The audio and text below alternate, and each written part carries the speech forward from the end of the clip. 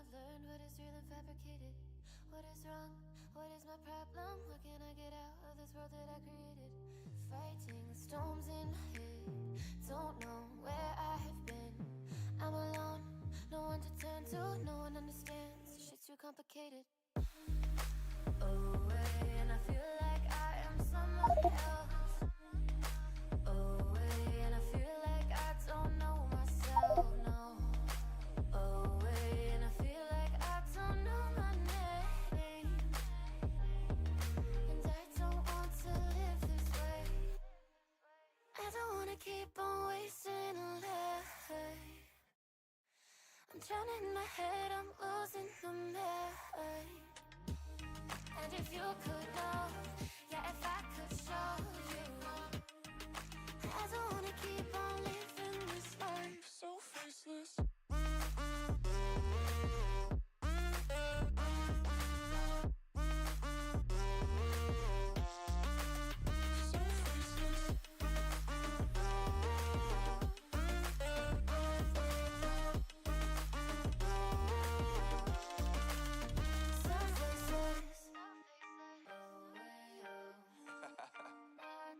Yeah, Unknown Brain, Marvin Divine, and we back. Can't nobody tell me nothing. Made it through the rain and rain, I turn nothing into something. No more dealing with their assumptions, cause I do what I gotta do and I know, can't nobody do it like me. All they do is judge me for who I might be. Maybe if they took some time to pick my mind to see that I'm cooler than lemons and iced tea. All I wanna do is live it up with the homies. Everybody really talking as if they know me, but I guess I gotta face it. I'm so tired of being faceless. I don't wanna keep on wasting life. I'm drowning in my head, I'm losing the mind. And if you could know, yeah, if I could show you, I don't wanna keep on living this life so faceless.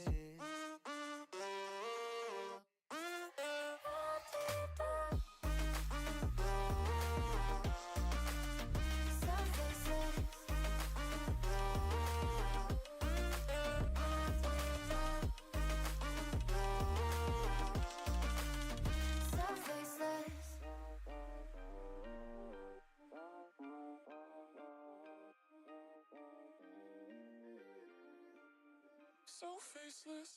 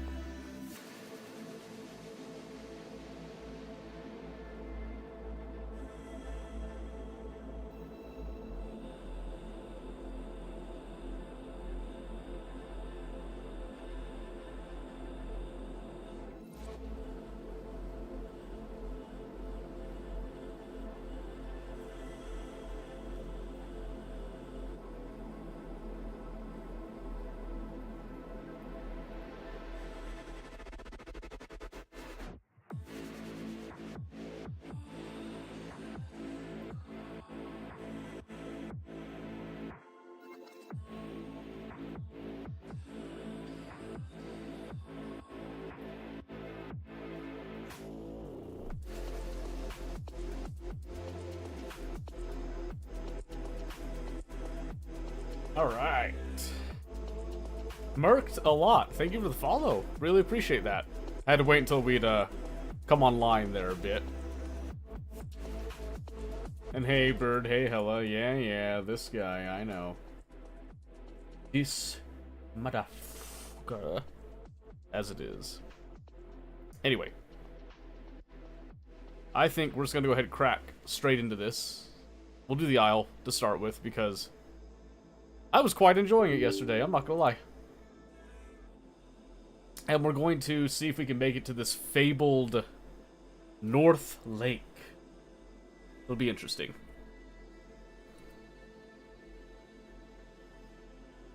Generic. Yeah, much better. Much better. And then we see the sea.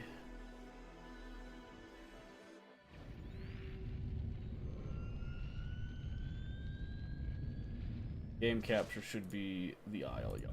Perfect.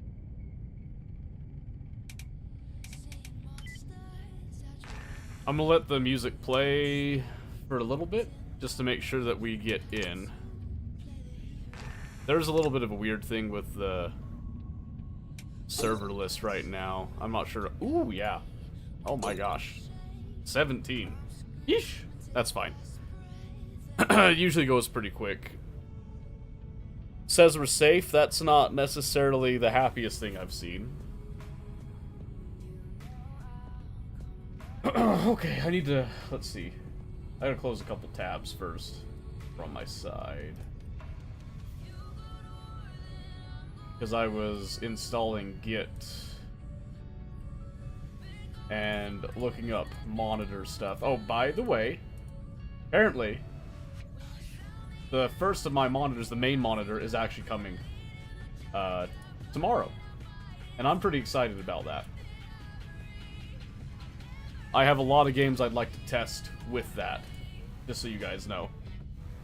And that'll be exciting.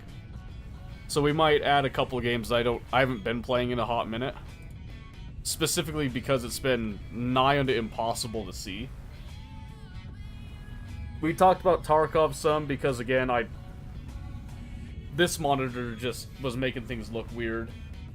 On top of a few other things. I'd like to play some more Arma Reforger as well. You know, get a couple more of those, like, tactical shooter type of games back into rotation for me, but we'll see. I did say I would probably play Oxygen Not Included tonight as well. So my plan is, if we go for a while, it's whenever I lose my adult Deinosuchus here. If we lose him too quickly, we might start growing another one for some time. We'll see how that goes. Yeah, I've been wanting to play Arma Reforger, specifically the WCS mods. Because I've only ever played vanilla Arma Reforger, and that's with, like... I gotta check the hours on that. Oh, I guess it's only 17 hours. Dang, it feels like a lot longer, but it's probably my Arma 3 playtime, and Arma 2 bleeds into all that quite a bit. I used to play a lot of Arma 2 and 3, my gosh. Good times, those. But yeah, my plan right now, I did look up a map to see what this North Lake was that was mentioned to me yesterday. You haven't? Really? Really, Mercs? I'm actually really... Well, I guess I'm not that surprised. It's... So, it never really got much marketing to it. It's kind of a weird... It's kind of a weird beast on its own. I guess I'm not super surprised. But it's a lot of fun. I highly recommend it. If you haven't tried it yet, definitely give it a shot. It's worth it, in my eyes. So here's the map. So I found out I've been exploring, I've been down here in this swamp and crawling all across these rivers. I've even been up in water access coming down this way. Someone told me I should head up to North Lake. That North Lake gets a lot of activity. So what I'm going to do is, well, this is the plan. We want to try to head up. I'm pretty sure I recognize this bridge. So we're gonna head up here, and I've been kind of in this area. I think I've actually even traversed some of these. I think there's some waterfalls here. So what I'm planning to do is we're gonna try to get kind of the end of this, and then try to connect right there. But once we go past this bridge over here, I'm pretty sure this is unfamiliar territory. I'm probably thinking about this for the waterfalls that I've gone up, because I think I remember that rock, that mini mountain specifically. So we're gonna try going to somewhere new, and this is the only reference I have of that, so I know that I need to go past the bridge this way. The rest of that I'll just play it by ear, basically, like I've been doing this whole time. Because I only looked at the map to see where's this North Lake they keep talking about. But our stomach clearly is not hot. So, Merc, by the way, if you have any questions about this game, I am more than happy to answer them. I'm not an expert, but I will answer. Hey, DJ. My gosh, are you hanging in there?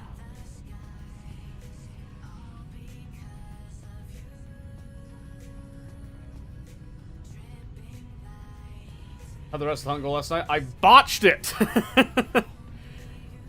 There was a frickin', I think it was a juvenile Maiasaur. And he saw me moving in the shallow water, and I whiffed it. So I lost a perfectly good meal. You're feeling a lot better today. Awesome. Awesome to hear. I'm really glad to hear that. Yeah, it was all my bad. I've never grown a Deinosuchus to 100% before, because I'm used to playing Legacy. So that's the other thing that a lot of people need to know if you're going to try this game. There's two different branches of it right now. There's Legacy, and then there's Evrima. And unfortunately, the default version is Legacy, which is not the real Isle anymore. You can still go play it. It still has a lot of the older dinosaurs that they had and stuff. But Evrima is the one that is under development and being supported. So this that we're playing right now is Evrima. You just find something to eat or starve? No, I found a couple of fish. Not enough to really be happy, but I didn't starve. So, I mean, as you can see, I still have my 100% grown Deinosuchus, so I didn't die and have to start over. There's a good chance that we starve and have to start over tonight, though. So, keep an eye out for that. The first thing we're going to do, we're going to crawl the rivers around us and try to find at least some fish. I might have to eat another croc, though, so be prepared for a bit of cannibalism tonight. I try not to, but yesterday I was being overly nice. I think today, if I really need it, I'm just gonna have to chomp another croc. I think we're just gonna have to do it.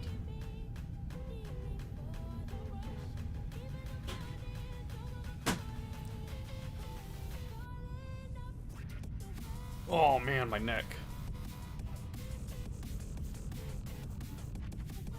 Dang, I don't think I've heard this one before. What is this? Running away, yeah, I'm adding that to my likes. That one's bopping. I've usually heard most of these before. Let's go on to the queue time, though. So I'm joining a just an official server, and it's just full. That's it. It's pretty normal at this time of night that I get on. Most people are on playing by now. I'd probably get better queue times if I was playing a community server, but I'm playing just the official raw vanilla right now, so kind of gives you like the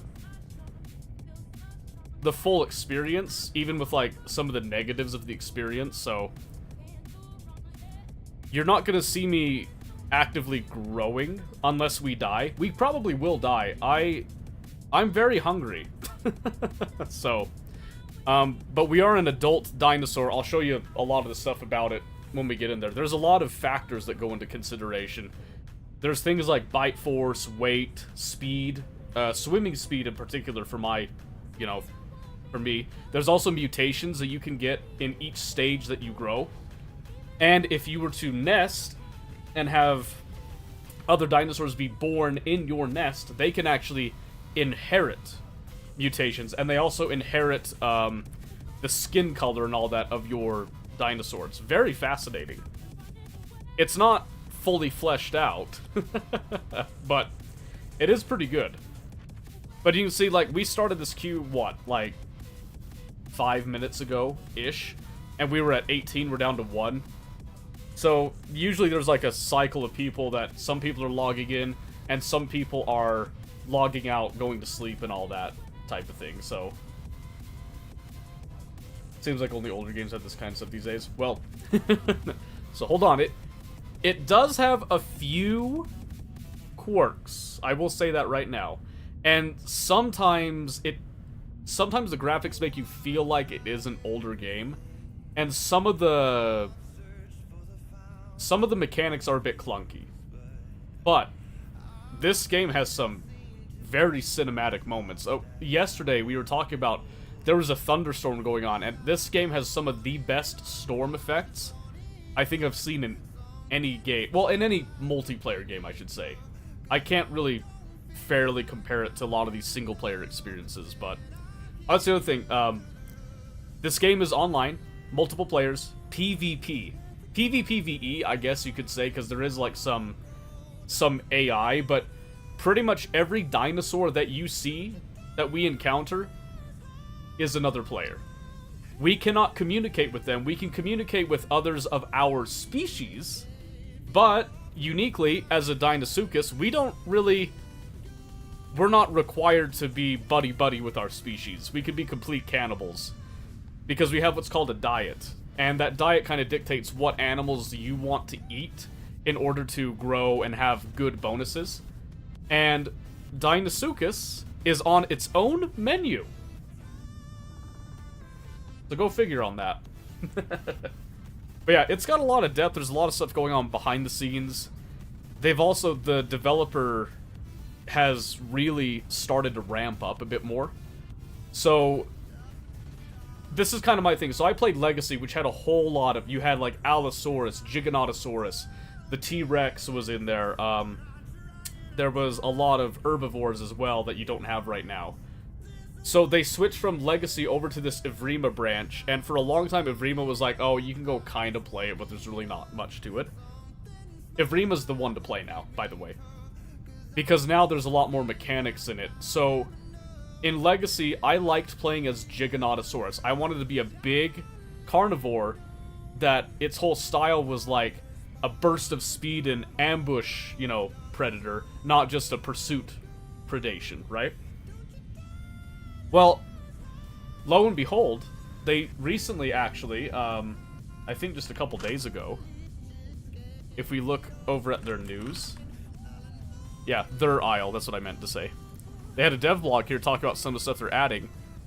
You know, like a little bit new locations, because there's going to be a human faction in here eventually. Eventually. Which is going to be an interesting thing. There's some of their old concept art for some of the weird things that they had as well. There's the Rex right there. There's Venom stuff with it. Triceratops is supposed to be coming up really soon here as well. But they had some images of like Giganotosaurus. Anyway, super fascinating. Super fascinating stuff. Let's get into this. Oh. There was a... there was a goat, like, right next to me. Anything dead near us? No?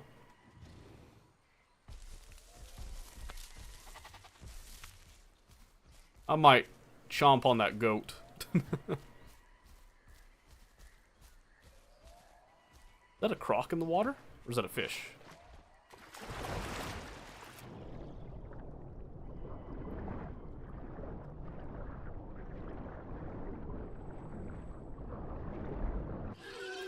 There's a bunch of crocs here.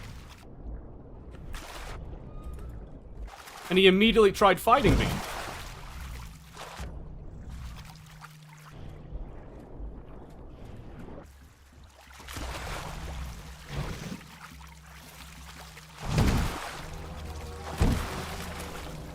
I think he underestimated how big I am.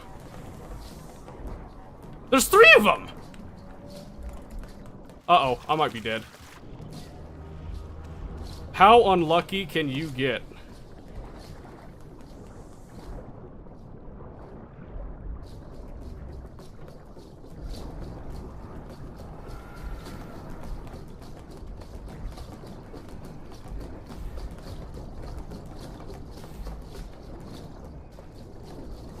Seriously, that's so unlucky. I'm trying my hardest to hit him.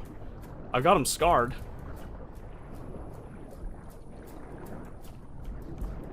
I'm either going to eat like a king or I'm going to die like a king, dang it.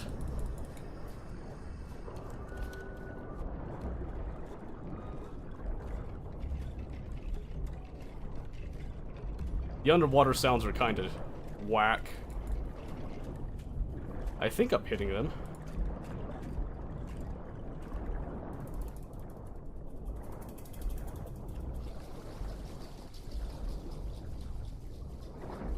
Yeah, they're all queued up together. It's so stupid. 3 of them, that is wild.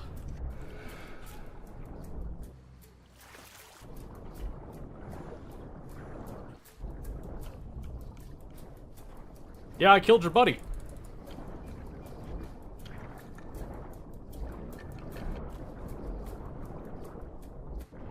I'm much bigger than you kids. Come here.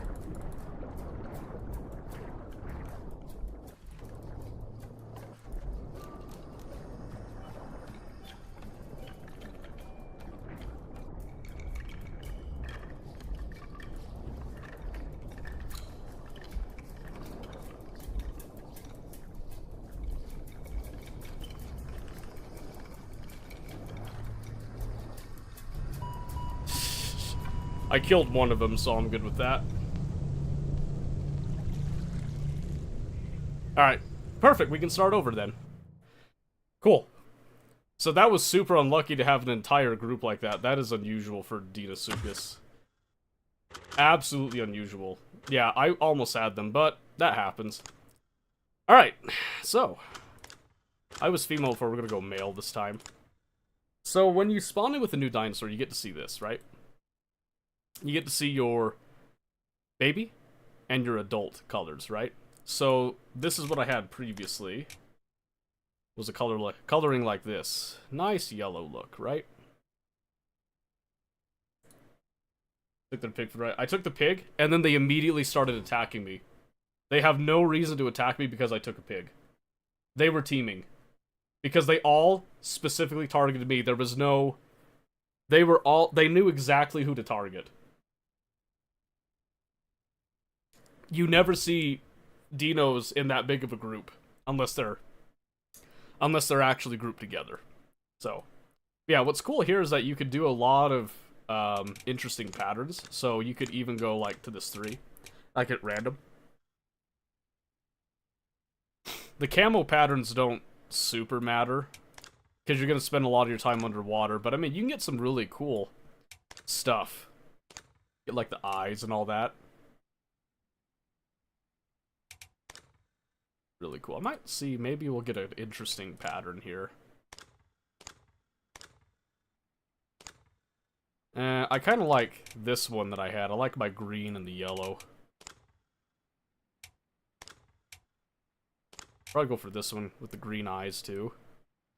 So that'll give us like a much more yellow coloring right there when we're young. Alright, now you get to see what we look like as a baby. Oh, we're in the swamp, dang it. Dang, that sucks. Okay, so here you can see this is our growth level. So we start about 4.5%.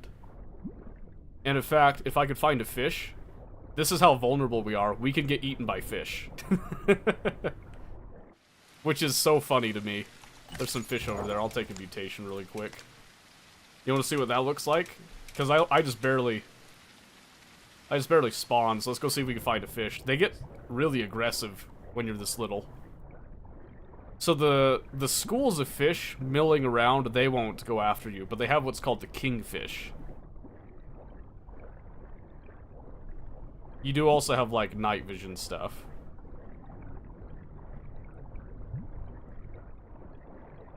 Let's see, big fish, big fish. I'm willing to grow up in the swamp if I need to, but...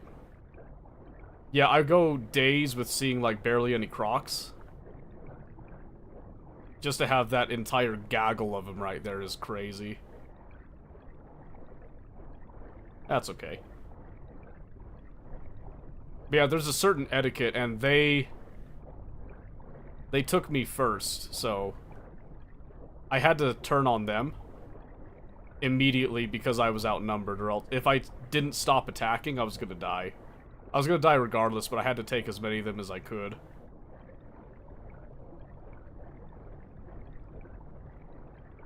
The good news is that they get to eat like kings. Just a cycle of life. The other interesting thing is that crocs take a while to grow. I'm not seeing any... I'm not seeing any of those big fish around. That kind of sucks. Alright, let's assume we're going to be surviving this then. So I'm going to start with...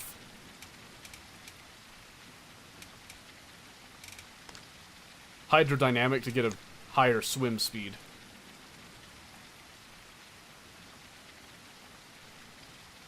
That comes in handy a lot of the time, so I take it early. Some fishies over here. Can I see... I just want to show you what it looks like when a big fish comes after you.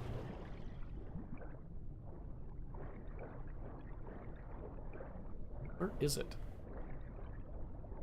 Where are they? Huh. Can I get these fish at this size? I'm not sure I can. Oh, I can. Kinda.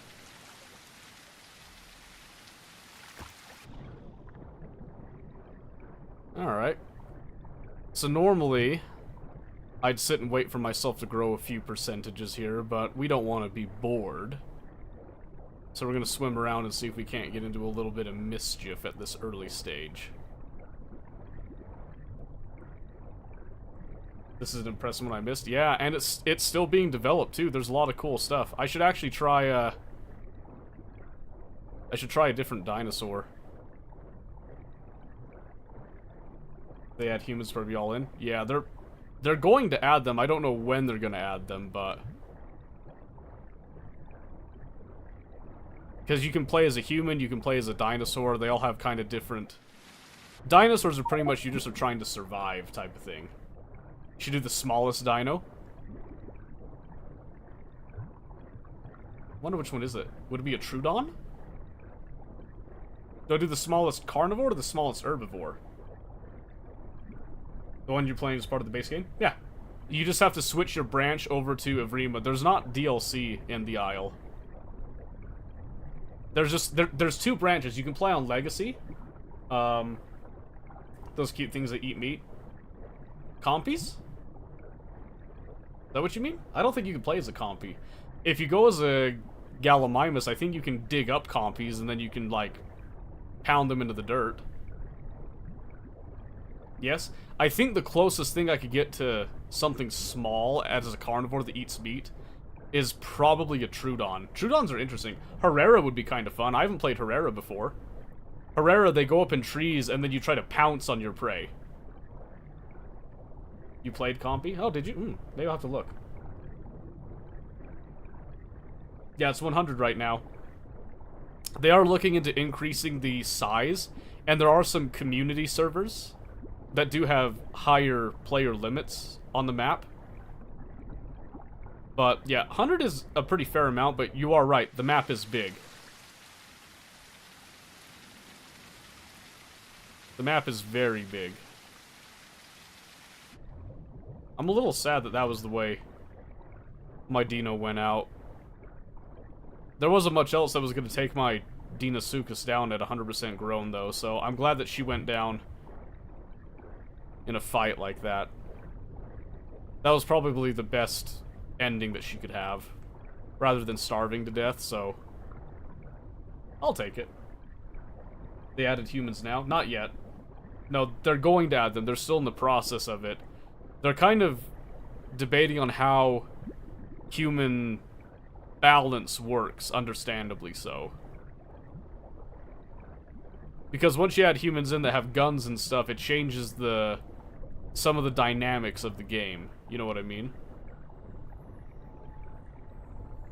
Let's see, let's come up, let's snag. Now, it's harder to grab this fish when you're a tiny guy. I'm right here, come on! Give me one! Doesn't want to give me one, that's sad. Alright, let's see. So, right now you can see our growth rate is at 23%. That's terrible. If we want to actually grow, we need to get our diet up. The way that we do that is we look down our list. So, as a little guy, I'd want bullfrogs for my S, and then elite fish for my bars. And then if I can find rotten corpses, that'll do my dots. Be like Arcus at Dinos players. Exactly, yeah. Exactly. Starting to keep using it out if they end up with any balance issues. Yeah. That's the thing, though, is like... The one drawback, if you get this game, that you will find, is that development is slow. Trying to see if I can just grab, like, one fish, and then I'll move on here. Try to find a bullfrog. Easiest way I've... Oh, I did get one. Easiest way I've found to find a bullfrog is to do this. You go down low. Then you just look up like this. Just look for a frog going across the water. At least in the swamp. Yeah, the real challenge with this is balancing your risks in going for food and then trying to survive.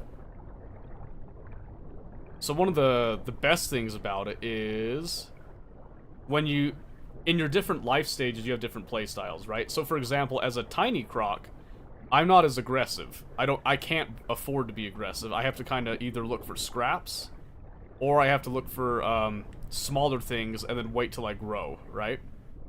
As I get bigger, I can kind of bully off other carnivores and even steal their food right out from under them, walk away, or I just, you know, hunt bigger animals, so to speak. Am I too big for you? Oh, here we go. See that? He darted at me. Watch this. Swallow me! Swallow me! Swallow me or I eat you! He's not running from me. I might be just on the edge. That's really funny. I'm gonna eat the big fish. Come here.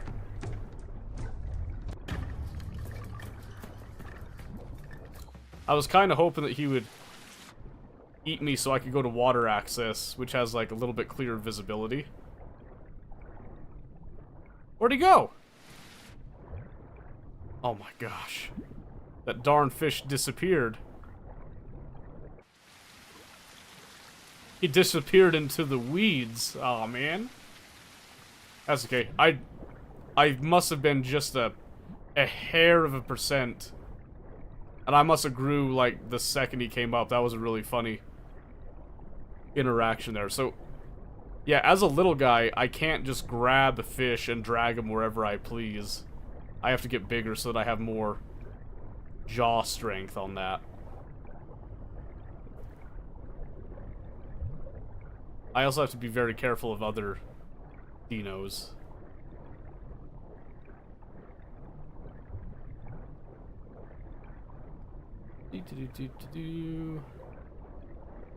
What's funny is, Swamp is kind of funny. Sometimes other dinosaurs will spawn here, they don't want to be here, so they'll actually choose to drown themselves, then you can just go feast off the corpses. And that's another interesting thing. Deinosuchus is actually okay with eating rotten corpses. Another kind of unique feature of them. But you are largely restricted to water sources, for the most part too. So there are disadvantages to it. But it's very interesting. Very interesting style of survival game. I don't want to eat that fish. I want to get my stomach to be a little bit more empty so that I can eat a bigger fish and get a better diet. I'm also kind of watching the water top here, looking for an errant frog to come my way.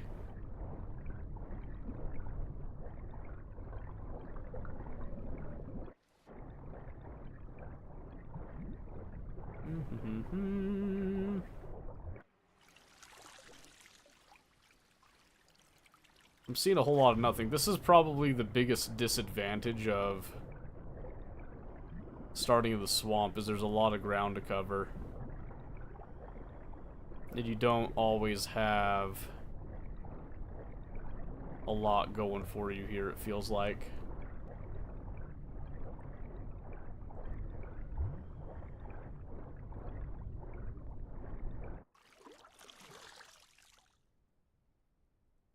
You can see that there's a migration zone, but other players just don't want to be here, is really what it boils down to. So if I want to hunt anything significant, I'm gonna have to move out. So I'm thinking...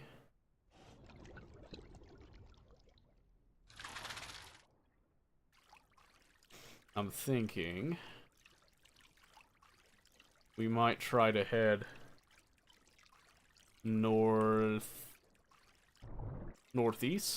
when it gets darker, when it's a little bit safer. Try to get back into that river a bit. Is there a map? There is a map. I've just been trying not to use it too much. Maybe back sometime. Yeah, sure thing, Bert. I hope you have fun wherever you're going. Okay, this is the other thing I hate about Swamp. See this weird little lighting texture thing? I don't know what causes that, but it is intensely annoying because now I can't see very well down here. I don't know if that's what it's supposed to be, if this is what it's supposed to be, but it's really annoying. If it was just one or the other, I'd understand, you know?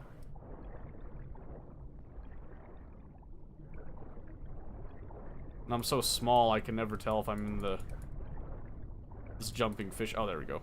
Hitbox thing. Yeah, so the small fish don't give me any diet. But they keep my stomach up so I'm not dying, at least. But I need to get a hold of a bigger fish.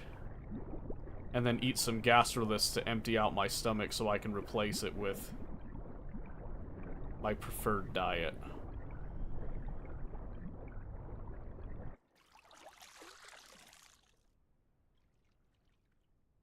I heard something.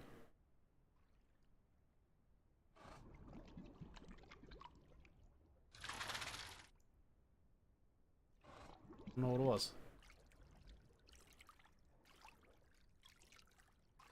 Yeah, I like to explore organically, but there is a map available if you would like to use a map. I did have a glance at the map to see where North Lake was, so I had a plan about where I was going to go with the fully grown dino. But that clearly, that didn't last long, so. The second I had a plan of where to go is when it all went pear-shaped. But 7%, I want to grow faster. And I think the best way to grow faster is just to get out. Get out of the swamp and start doing the river stuff.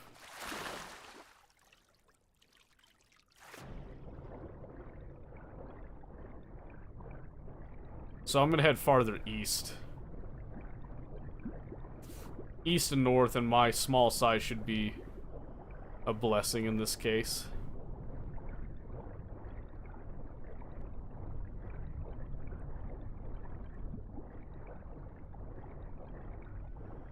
And if we die quickly on Dino, I'll switch up the dinosaur a bit just to get a little bit of variety on it.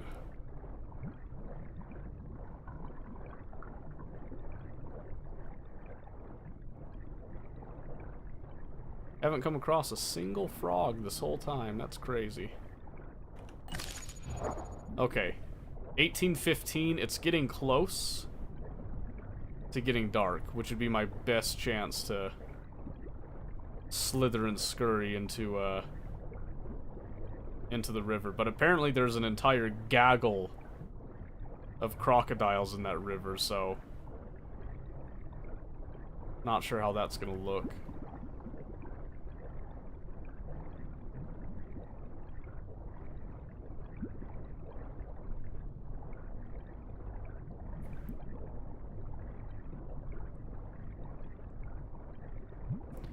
Well, so lesson learned. Don't just spawn in and immediately go in the water like that again.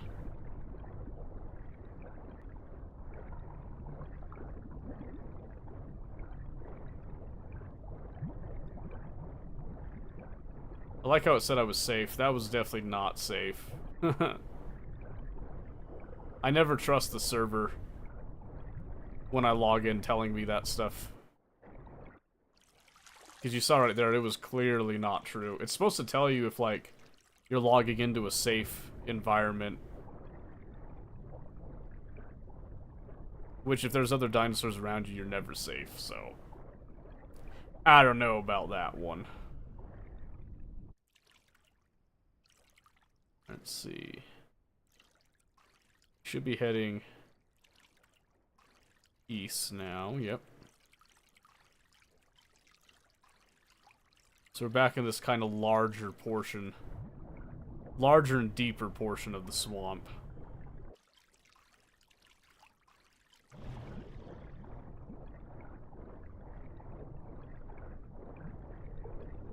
This is where it can get kind of boring at first, is when you're too small to do anything. You kind of just want to eat and grow as safely as possible. But if you don't get a good diet, you can't grow very fast. I could just find one fish. One little fish, I'd be small enough to make it worth it.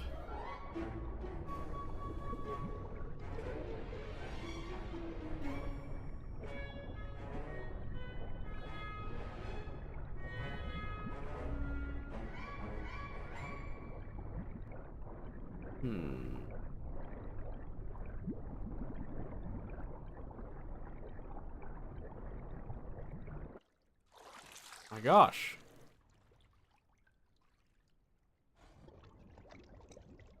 For some reason, it just feels like there's a whole lot of nothing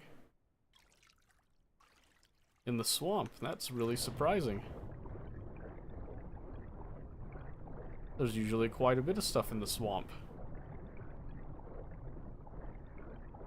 Not good. I think we need to get to that river sooner than I thought. Because otherwise I'm not going to be growing at any significant pace.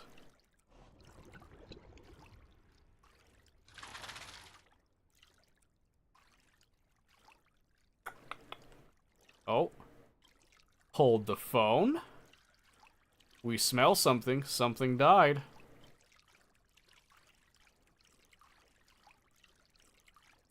That usually means someone drowned themselves. I'm small enough I can just kind of wade through all this no problem.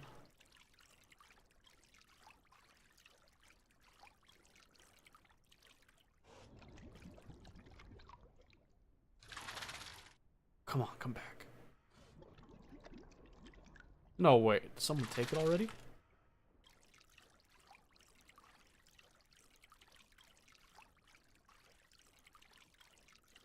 There might be a couple of crocs or something around.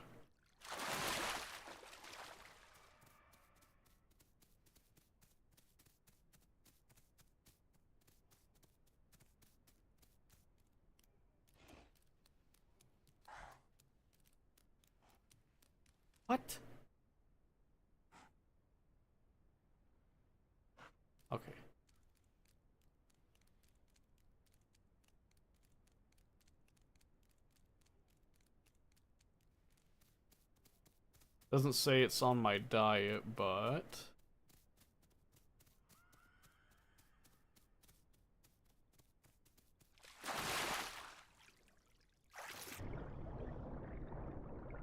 I want to know what it is now.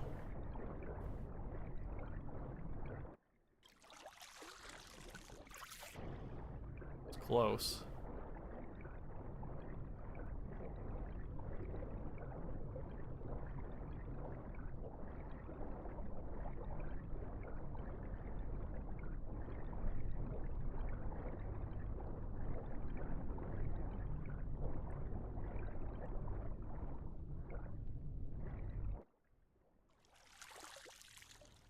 I think it's something dead in the water.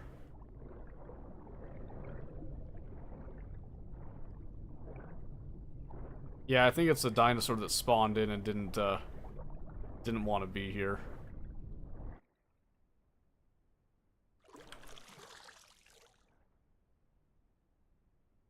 Is that a raptor?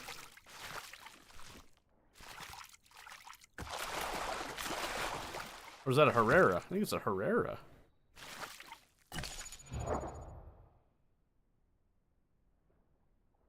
Is Herrera on my diet?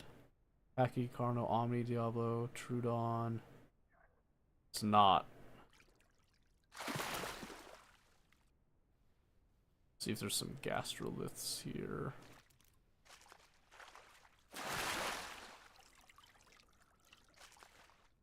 Just want to make sure. I don't think it's 11, 0, 0. Well, corpse looks like it might be slightly damaged. It's freaking dark. Oh my gosh. My vision.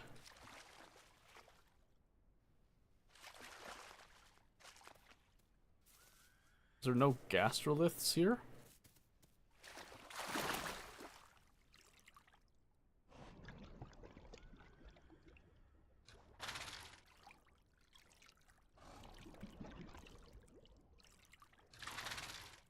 I can kind of answer a couple of my own questions here. So if I come up here, 11.00%, right? So if I eat,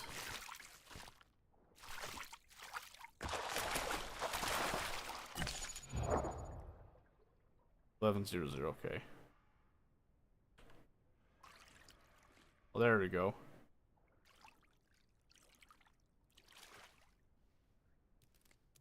What I'm hoping to do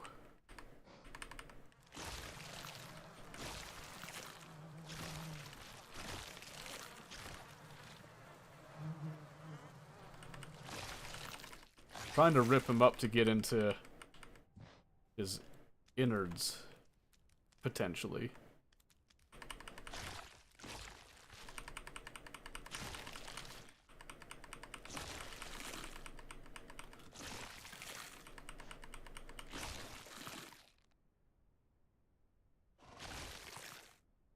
See what I get.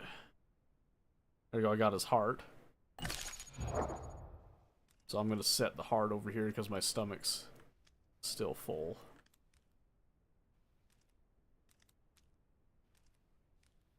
See if I can get.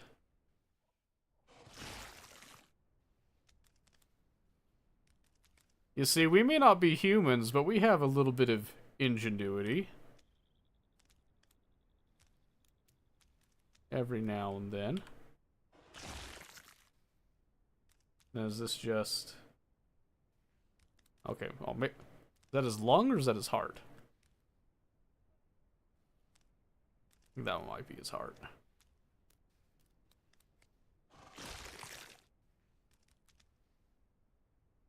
Okay, now this is just a piece of meat.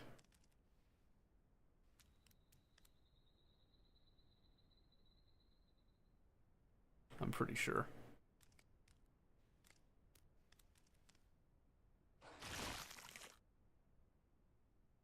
Ooh, wait a minute. I think I did take off a good chunk right there. I think those are his lungs, actually. Okay, That's right. So the floppy pieces are just the regular meat. That's the difference there. Alright, so I have an assortment of different nutritious bits to eat now.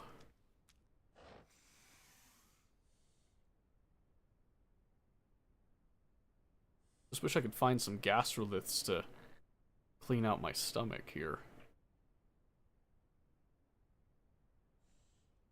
That was a nice find.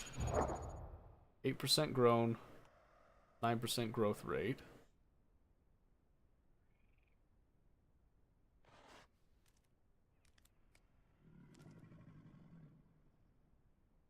Uh-oh.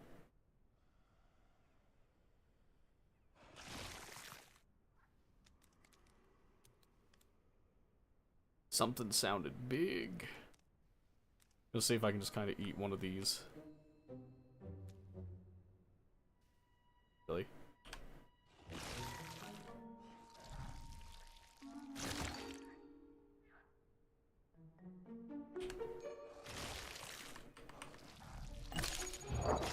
There we go. See, now that I'm eating some of those juicy intestines, we're getting a much better growth rate because we now have a much better diet.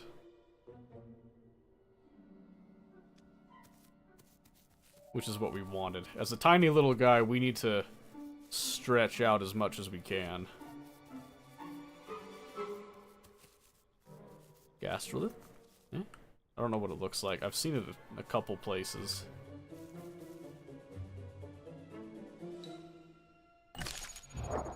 Okay, so it's not huge, but we upped it to 25% at least for a bit.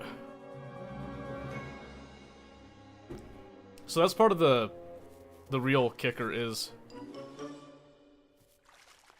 especially early game, you're going to be a lot more concerned about making each animal kind of stretch as far as nutrition. So doing that technique I just did right there where I rip open and get to the insides helps a tremendous amount. And it doesn't seem like there's anyone that I really care about in the swamp right now, so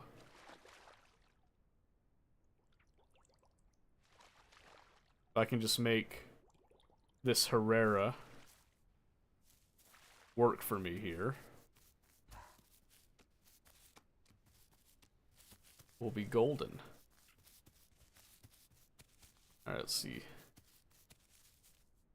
Yeah, I just want to grab this piece next. So again, 23% right now. Gonna go ahead and eat this. 29% off that. So we'll grab the next piece. It should be a lung. And I'm gonna wait till we get a little bit more percentage down. I want to try to make this stretch out as much as I can. Now, ideally, I'd like to be growing at like 100% rate. 100% increased rate, I should say. You're still growing. You can just make it go faster.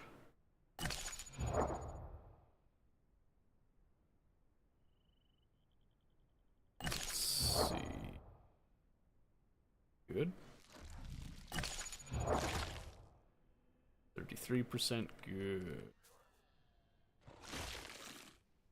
You can't do this little technique on the NPC animals, if I recall.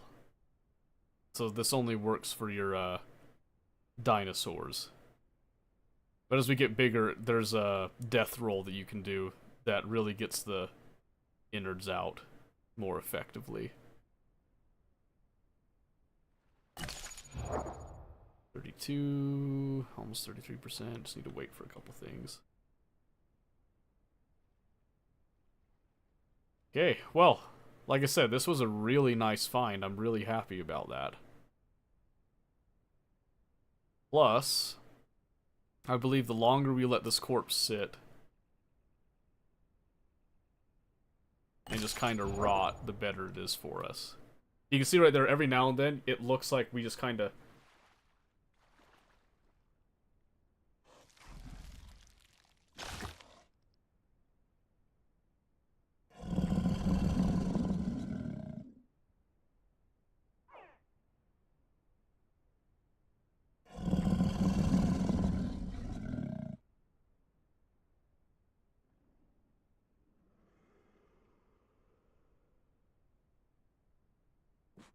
Sounds like it's a small something that was in the water next to us.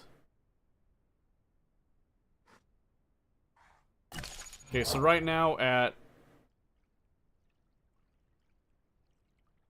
maybe like close to 10%, we only weigh 100 kilograms. Eventually,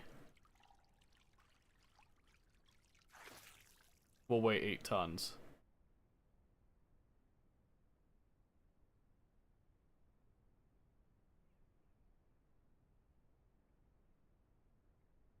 You coming to...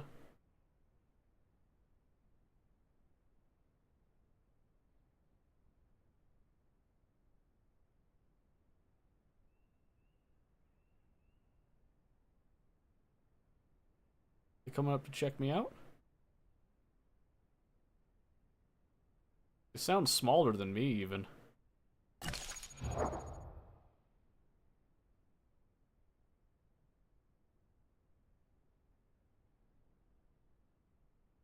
Trying to decide if I want to fight, though.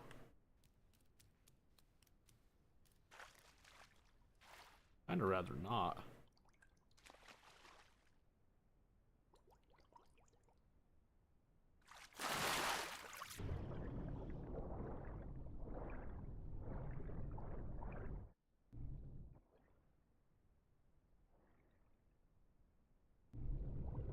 But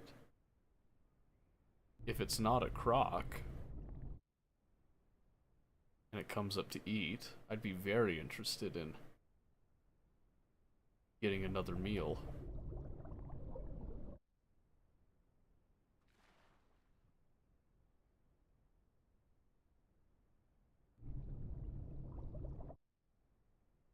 Can't tell if it's just ambience I'm hearing with the water or if there's something actually out there. Cool. 10%, I feel a little bit better already.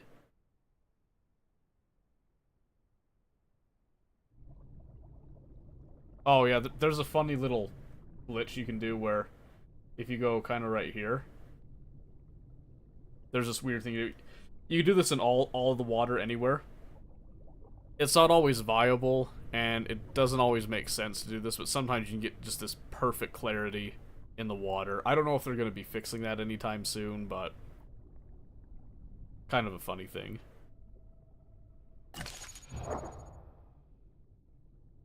Okay, what I want to know...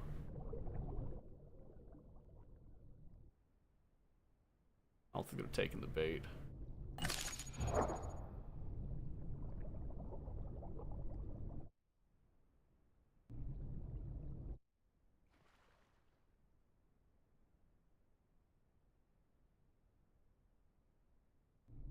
Must just be ambience.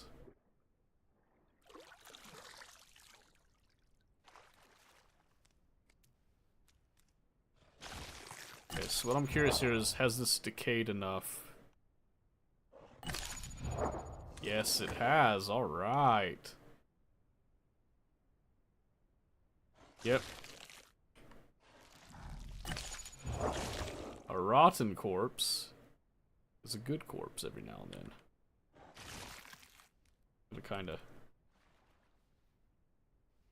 peel off some pieces here.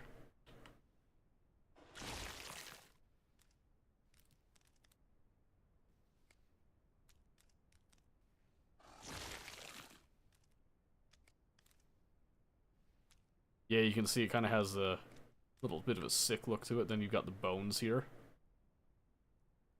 I don't know if the bones give you a specific diet trait here. We'll find out in a moment, though. But we've already improved our situation to 43%.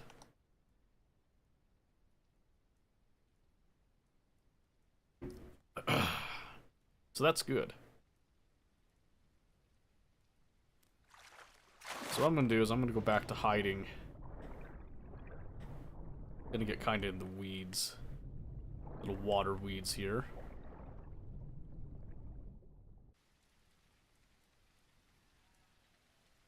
Just like that.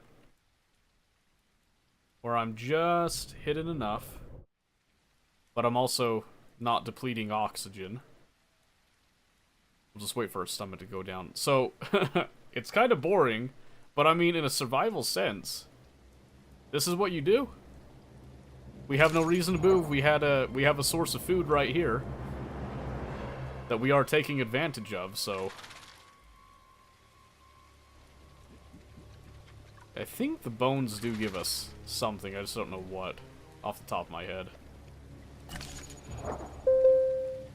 Oh, we have an ad break coming up. This is not a game that I can pause, unfortunately, so we just have to kind of roll with the ad breaks. But I will try not to do too much until the ad breaks are over.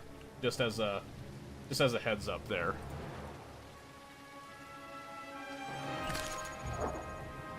Okay, let's see. 32, 5, 2.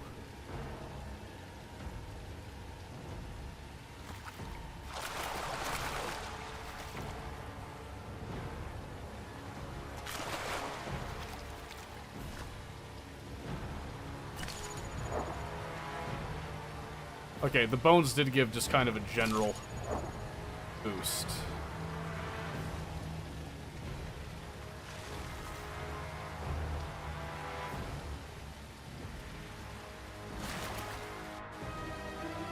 Alright, we're almost done with this corpse. 48%. Okay, so at 96.8. That topped us off right there, basically.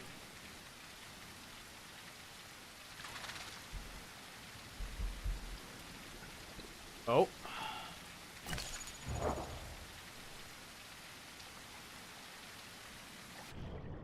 Well, we might as well go check that out.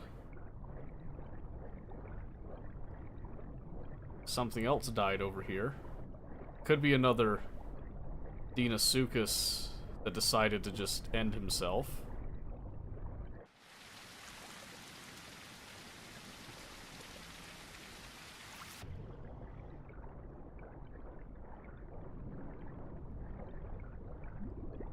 This could be very interesting.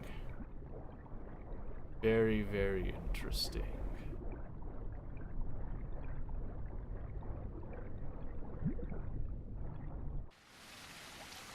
Well, it died out here, so...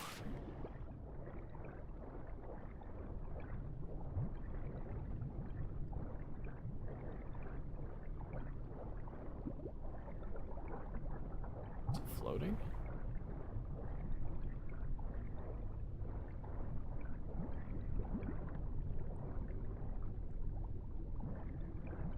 Oh.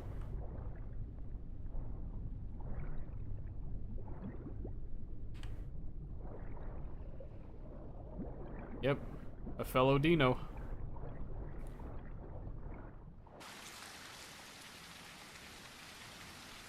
Alright. He didn't want to stick it out, I guess, so... We'll just bring him back to... Bring him back to the stash, so to speak. We'll give him the same treatment that we did to the Herrera.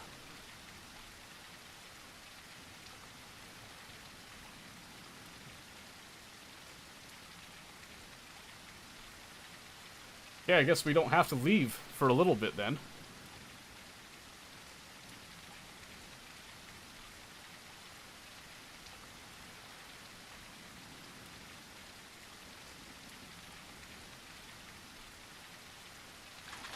Alright, just coming back to where we've stashed everything else here.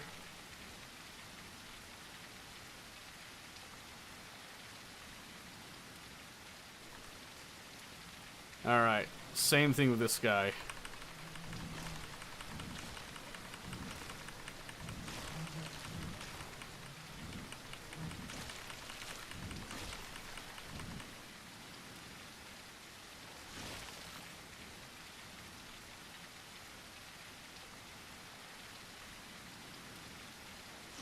Oh, not what I meant.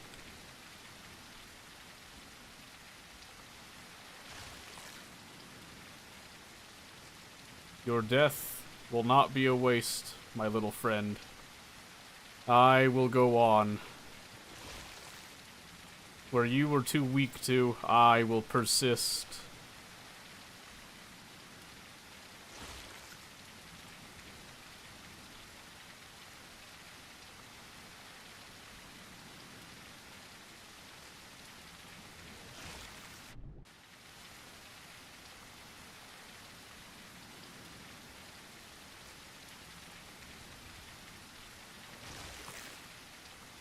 Alright, now we're just down to kind of the regular meat bits.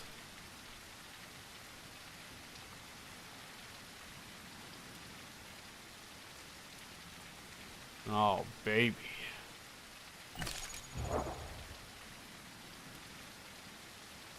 Let's pull off the corpse first here.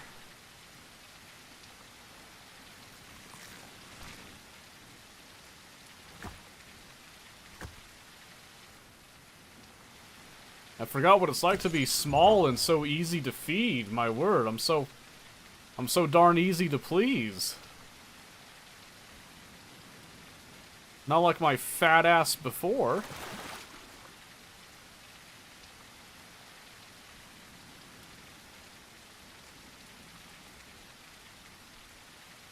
There is the chance that another carnivore in the area comes over to have a look at what I got, but doesn't seem like it's going to be the case. So we got another collection of internal organs there. That's good for us. Got some raw meat. Well, some rotten meat. Help get the rest of our stuff up here. It's very nice as well.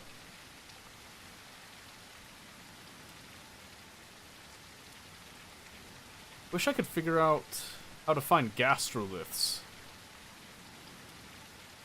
Let me look around a little bit. There's gotta be something somewhere.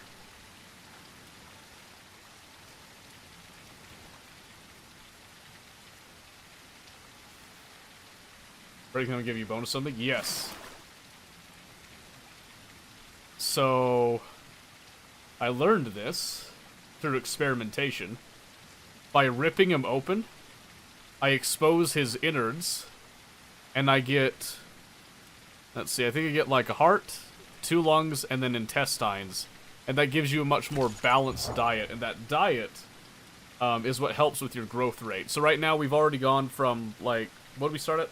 Like 6-7% to 12%? And that was at like a 10% growth rate. We're ramping it up to 54%, which is just 50% bonus on top of your base growth rate. I've also got some rotten meat, because we can eat rotten meat. That gives us these dots, which are carbs. Better values on that. I'm also kind of ripping up his body to expose the bone. So you can kind of see like some of the differences here. Because the bones will also give a lot of happy nutrients as well. There we go. So now I'm just going to come over here. I want to target the bones here. There we go.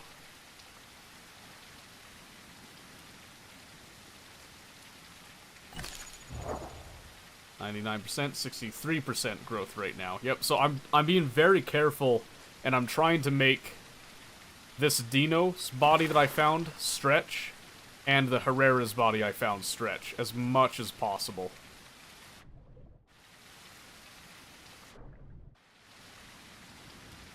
Because my goal is, with this bounty, I want to try to get out of the swamp and out into the rivers with a little bit more weight on me. We've already grown 33 kilograms. Which is really nice. I just wish I had gastroliths around that I could kind of empty out my stomach and I could just get my diet up here, but that's okay. I don't remember how long it takes. Some of this might have already... I think the rotten meat already despawned a bit. That's unfortunate. I can get the important bits, which is going to be our organs.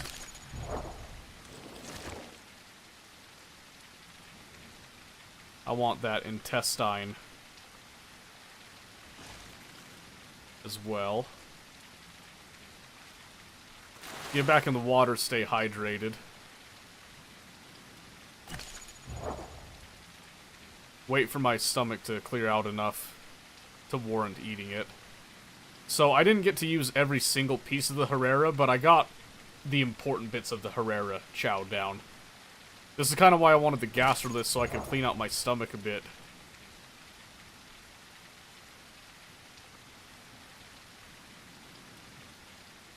That's okay, though. We're still growing at a decent rate.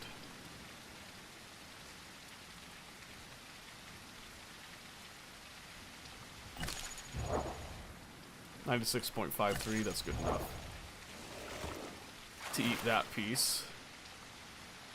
Then, I don't think 20, 36, 9. Yeah, if I eat it too quick, you see, right? I just tested it right there. I don't get anything. When the meat's gone gray, it's gone bad, which means that you probably need to eat it relatively soon, or else it'll be gone.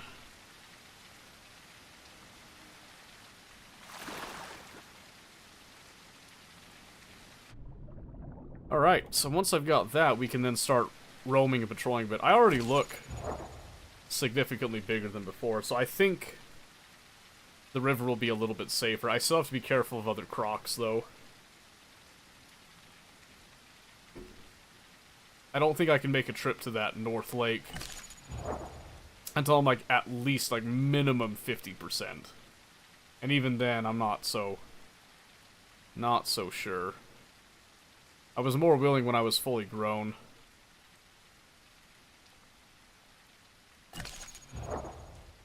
Alright, let's see. 35, 19, 19.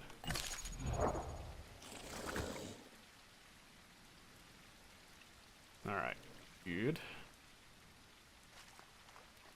Last organ. Come on.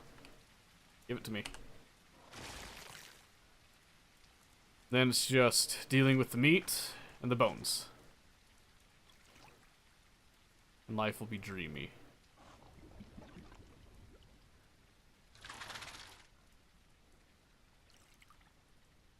Yep. Pretty lucky to find 2 dinos that just kind of decided to kick the bucket like that. Yippee!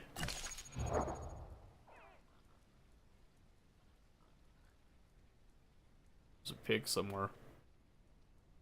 That's not on my diet, so I'm not interested. So that's the other thing, is that you don't always want to eat just everything that walks, unless you're desperate. It's better to get something that fits your diet, if you're a carnivore. But sometimes you just need to fill your stomach, too. We're not in that situation right now, by any means.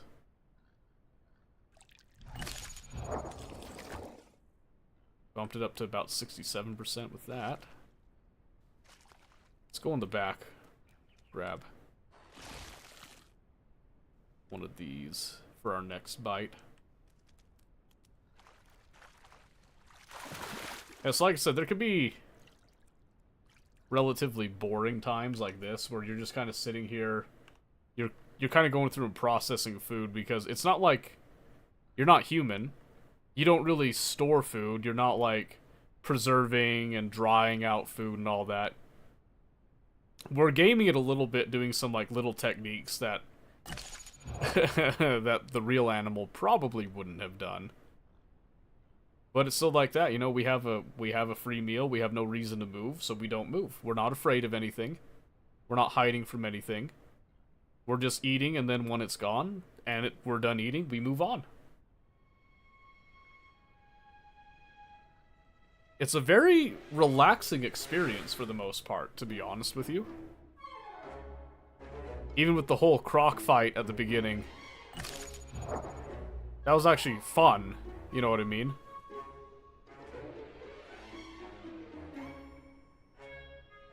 I want to see. 33, 24, 7. 28, so 32, 27. Okay, yeah. So that was a piece from the Dino. Let me just kind of want to target that piece, because I think this is the last from the Herrera.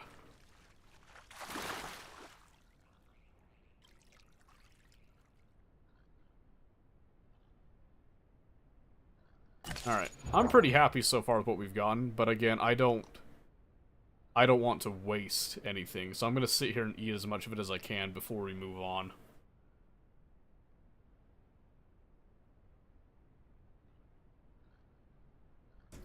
Because you better believe we're going to need it. And unfortunately, that did take away our, Oh, there's another thing over there. Let's go check that out while we're waiting. This other stuff might rot out while we're gone.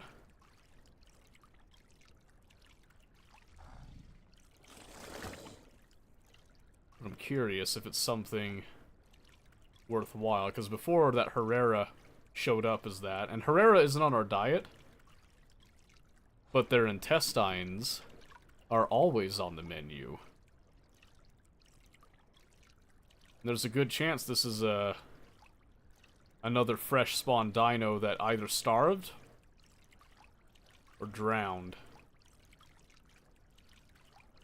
And since I took the swim speed mutation, I might as well come over and see.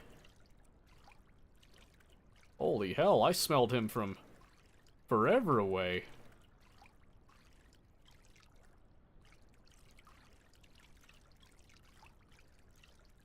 In fact, he may not even be on the water.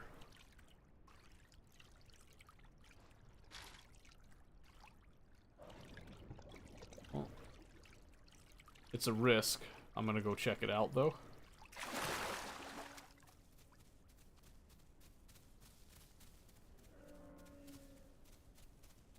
I'm small and I'm fast. Just have to watch the trees.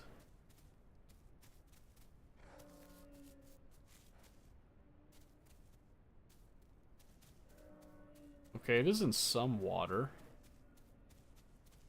I did eat most of that other dino, so if this is a significantly sized dinosaur corpse, I'll probably stick by it. It looks like he came in the water still. Where's this mud?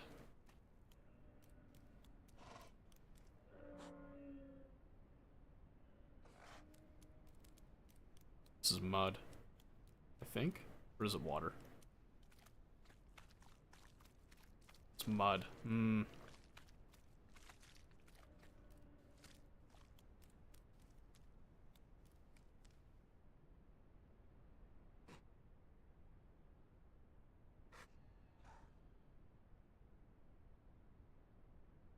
Mud bath, yeah.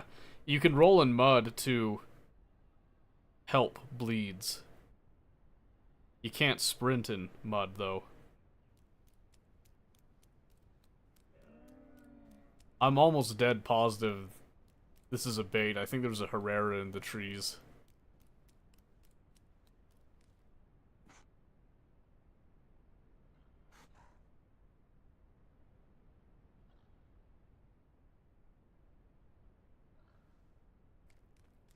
Holy crap, it's all mud.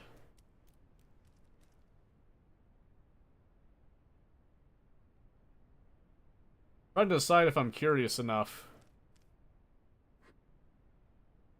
Because that one's really close, whatever it is.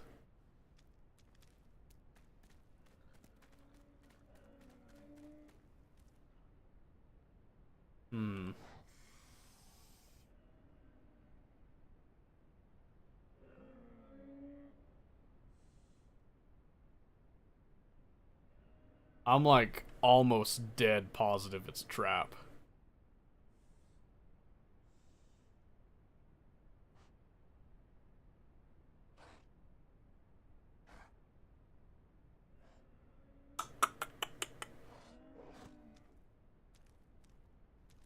But it might not be. You know what? I'm not that big. F it. Let's go risk it.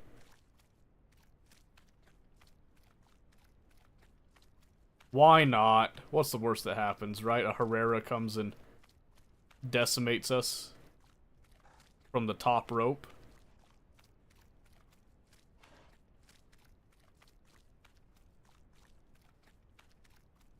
It'd be an interesting experience.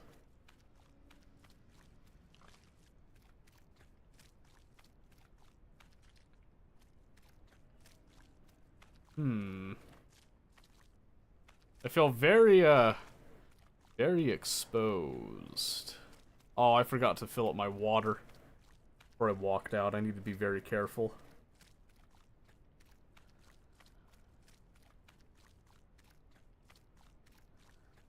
Worst thing I can do is get dehydrated. I can go around that way, though.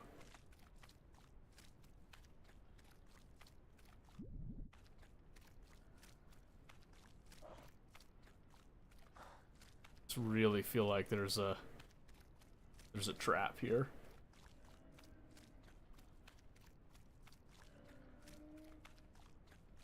And I think even a young Herrera will eat me alive. If they're up there crawling like that. It's not far, whatever it is. Might be on the other side of that broken stump.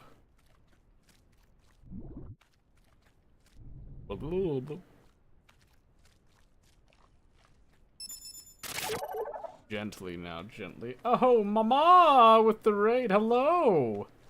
Welcome. Welcome. Nice to see you. What a nice surprise. Oh my gosh. What were you up to? What were you playing?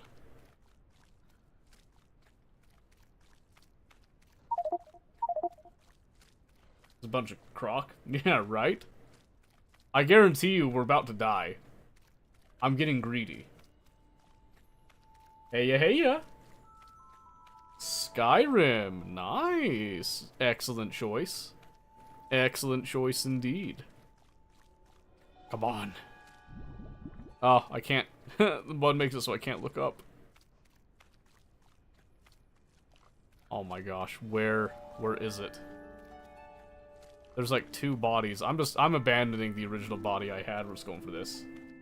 It's always great, yeah. Were you doing like a heavily modded deal, or what did you have going on?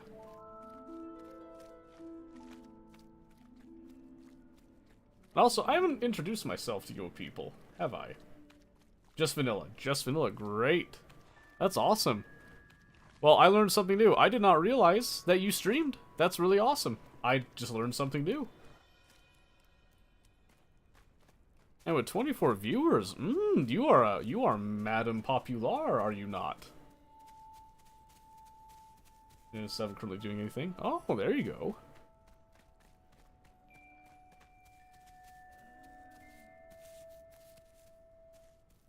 Oh my gosh, it's a boar. This wasn't worth it.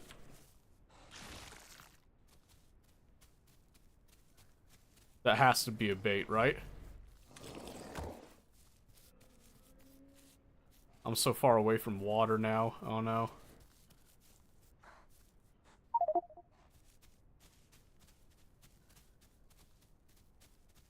Drop off the word anything. Oh, water, quick! I thought it was a dead dinosaur, I'm so sad. Maybe this other one might be, but I'm not positive on that. Woo! Alright, we're just gonna wait here. About to be jerky? Negative, Ghost Rider. I made it. Look at that. Well, just to introduce myself really quick while we're sitting here resting. Hello, Mama Potat family, as it were. My name's Seto. As you can see, my name's also Ryan, or Bradley. You can call me whatever you want there. I play a lot of games. I recently was playing Kingdom Come Deliverance 2. Finished it. I'm very sad about it. Waiting for hardcore mode. We're going to crack at it again. Been playing the Isle recently. Love the Isle. Absolutely just slamming the Isle. I play a lot of games. Simulation games, strategy games, factory building games, city building games, strategy, tac shooters, all that stuff. We play a whole lot of different things, so nice to have you around. Very nice to have you around. Welcome in. Just always, I have to remind myself to do that every time. Gotta get Bobby lurking. Booyah. I hope you eat something very nice. Okay. I'm almost positive this is another boar. But I have to know. What else are you playing this game? Quite a few, actually. All dinosaurs. We're playing as a Deinosuchus right now.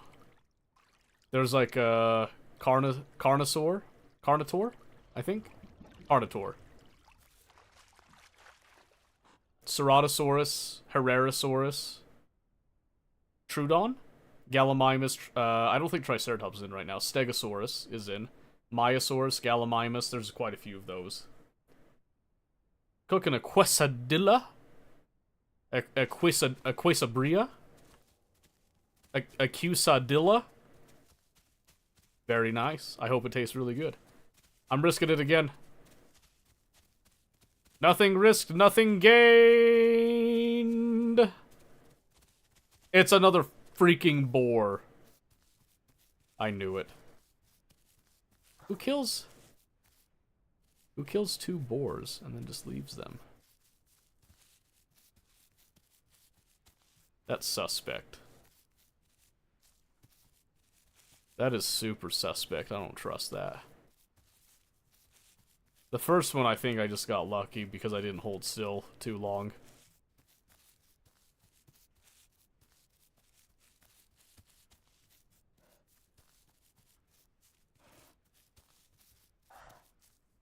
No, I'm not.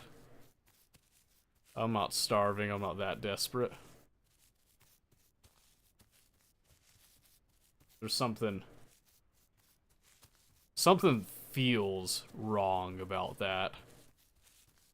And it's not on my diet anyway. It's not worth the risk. I'll just go back into the swamp. We'll swim around. Try to circle around towards the river. River access. I'm almost positive there's a Herrera somewhere in these trees just waiting to jump on a free meal. Part KCD because a friend dragged me to play Mecha Break was to it, then I just knew when I was with boxes. Oh man, I'm sorry. I didn't realize you injured your knee. I hope it gets feeling better soon. I know I'm playing way too smart for the croc. It's just, you know, my survival instincts are tingling. Normally it'd be like, oh, someone is lining up a shot on me. That's totally like a sniper's trap. This one is like, I am positive that there's a tree monkey up there waiting to jump on me. Or a squirrel. The carnivorous squirrel is up there waiting to pounce. And I just want to grow, okay? I lost my adult dino because there was a freaking army of crocs that decided to attack me. And now we're recovering. In a new life. New life, new croc. And all that good stuff. Alright. Time to patrol a little bit. We'll see if we can find something that's not suspicious.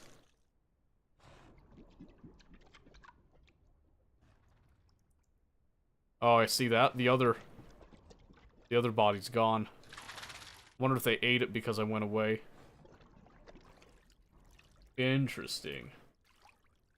Is there a pterodon you can play as? There's a pteranodon. And I think on the roadmap, Quetzal is coming too. Giganotosaurus is planned again. Legacy has a lot bigger dinosaurs you can play. Evrima's got the more polished ones as they're releasing the new ones, though. Kind of hard to scale. You're either tiny or those are huge lily pads. Well, I got a scale for you right here. That's a human. This is basically us right now. So they are decently sized lily pads, but we're still pretty young. We're not very big. Just starting out, yep. I started with my adult dino, but again, I died to an army of crocs that were all teamed up. I killed one of them. I think I might have mortally injured another one. They were pretty low. I got some really solid hits in. I think if they'd had one less croc, I would have just annihilated all of them, but it is what it is. Sometimes you get goon squatted. And then you just start the process over again. But yeah, so we found two dinosaur corpses of people. I think they just were respawning or something. I don't think they wanted to stick around in the swamp. I can't blame them entirely, but... Uh-oh. My name with No less than 4 dots. What did he do? What did I do? Actually, that's the safer question. What did I do first? I'm gonna go with the safer question. Redact the original one. What did I do? And if I did nothing, what did he do?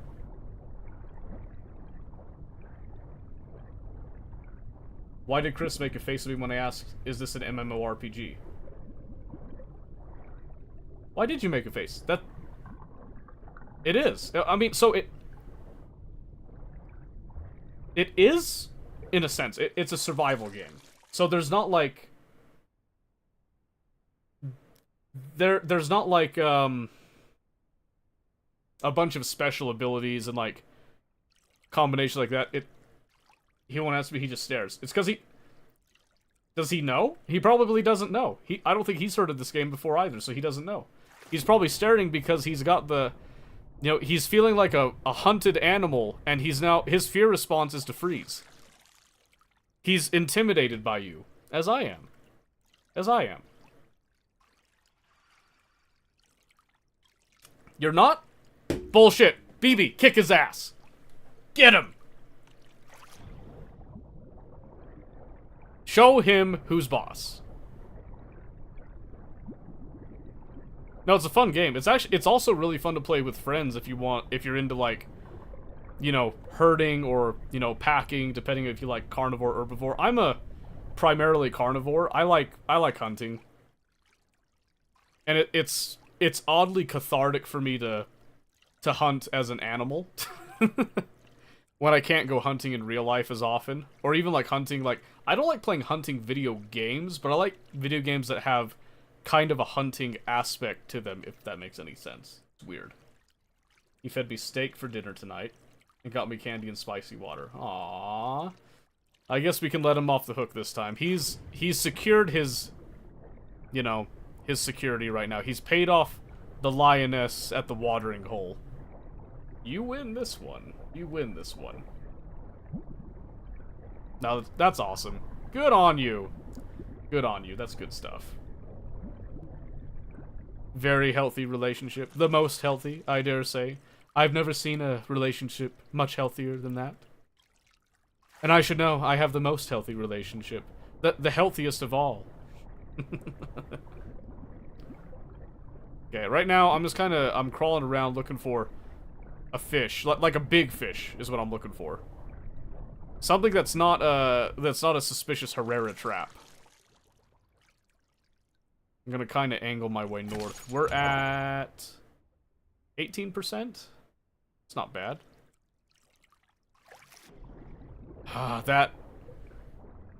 Hopefully that boar despawns, or he just goes and eats the boar and moves on. I'm dead positive that is a trap. I think the first one was like the first trap, and then they decided to go make another one. I think I just got lucky when I ripped off that piece. I'm like dead certain I got lucky there. But I was curious, I wanted to try. You gotta take a little bit of risk every now and then, you know?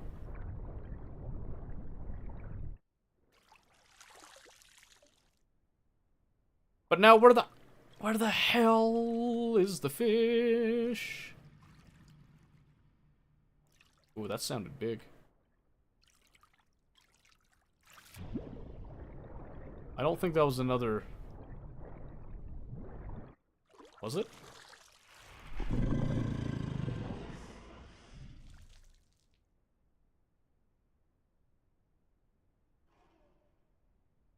Shit, it's a raptor.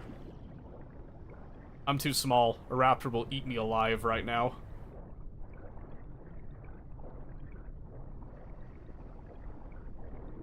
Although that ooh, maybe the raptor's the one that set the trap. No, that makes no sense. If he set the trap, he would have came over and ate me. He would have pounced me while I was out of the water. I was literally a free meal right there.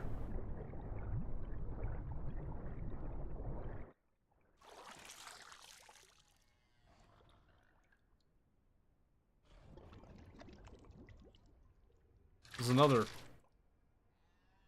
raptor call. It was sounded farther. There might have been a response. If I could just get one fish, then I'm more willing to go into the river. I might have to move to the river anyway, because I'm literally seeing no fish jumping at all. But yeah, so it's kind of part of the reason I really like games like DayZ, for example. I like that whole aspect that you're surviving against the elements, you're surviving against the zombies, which are your, you know, your environmental hazard. You hunt and fish for food when you can't find, like, you know, canned goods and all that. And then you also hunt down players for security, for yourself, safety, additional equipment and all that. But you can also, like, team up with other players as well if, you know, if that's your desire additionally. So, I find it really entertaining. And this one, it's the same survival kind of formula, but it's a twist on it. You don't have guns, you don't have tools, you're an animal, and you have to survive on, like, animal instinct and ability, you know what I mean? Oh, well, there's a boar. Those are some extremely... Yeah, there's I think there's 3 out and about. You can hear them calling each other. That could be really dangerous for us.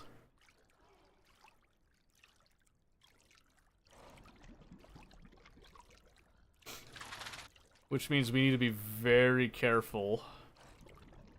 But I think we can try for this crossing. I'm pretty sure the river's not too far, the river access. And we're small enough we can move pretty quick. So we're gonna go for it. Because they're all a pretty fair distance, we're gonna try it.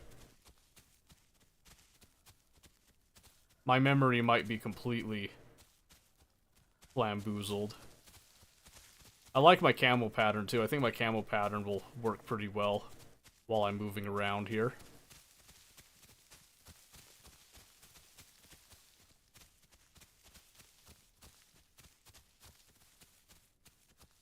I'm gonna run out of stamina. Try to get up here where it's a little bit of bushes. And then we'll get our stamina back. Stamina's not going to be the big killer. It's if I'm out of the water too long. Because crocs will dehydrate much faster than other species.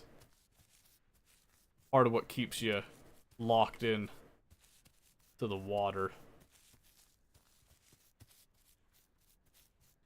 That's probably good. Wait here for a bit. Yeah, so it's things like this that I really like. I like that your whole survival thing, you're not building a shelter, you're not trying to get fire, trying to get supplies, resources, you know, crafting tools and all that. It's a very simple premise, and yet it's wonderful. I don't know. It's really interesting. The music's also fun when it kicks in too.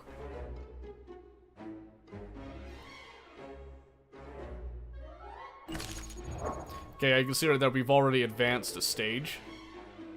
And we went from that, like, 100 kilograms to 238. When we get much bigger, we start to gain much more weight. And weight is extremely important.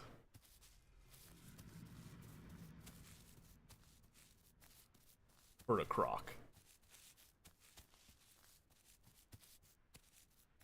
Right now, we're still nice and small.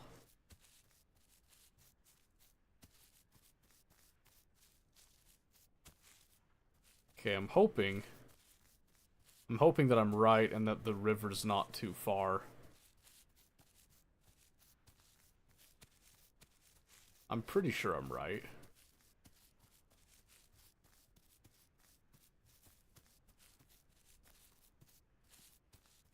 I think that's the ocean. Yeah. I don't want to be in the ocean. I haven't, I'm not cut out to be a saltwater croc, unfortunately. Can't do it. Which makes me think I might need to head slightly more inland. If I go kind of in this direction, I should eventually meet up with some river access. And right now, I am so small, if I get found out, I'm toast.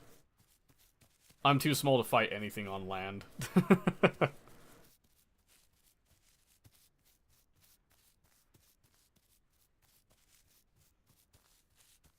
So we just carry on.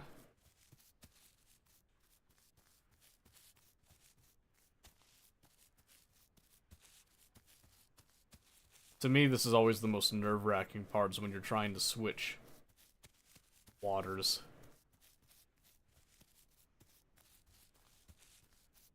Even as an adult Croc, I get nervous.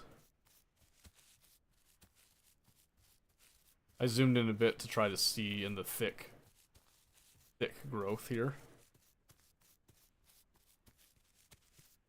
Oh good, a patrol zone. That's not always a good sign. We'll see though. If I crest this ridge, I'm hoping to see the beauty and joy that is water ahead of us.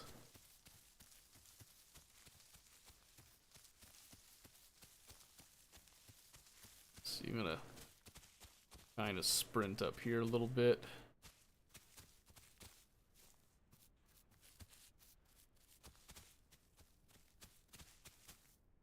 Ooh. Might be farther than I thought. I think I'm close.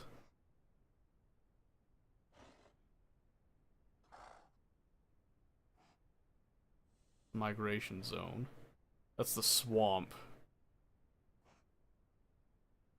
I'm gonna stick it. I'll just get some more stamina, just in case we have to run.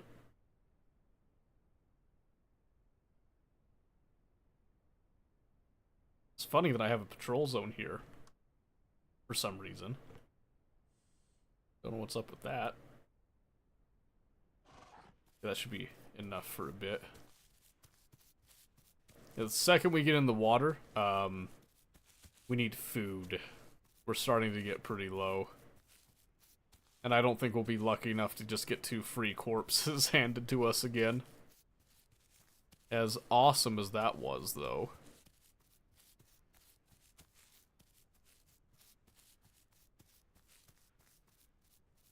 I think I see...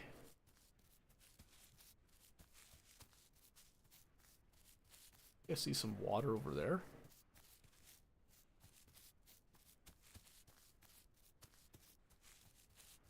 Maybe not. I want to get over to the edge here. I'll be able to see a little bit better. That we can determine if we're going the right direction. I'm pretty sure we are, though.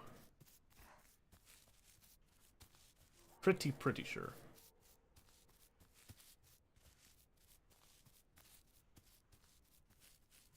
Well, that doesn't sound good. I'm not equipped to be on land. Be gone.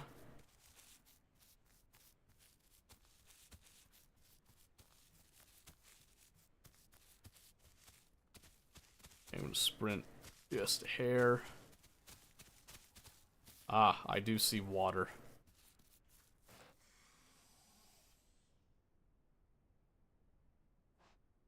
Looks like it's still a good chunk of swamp here.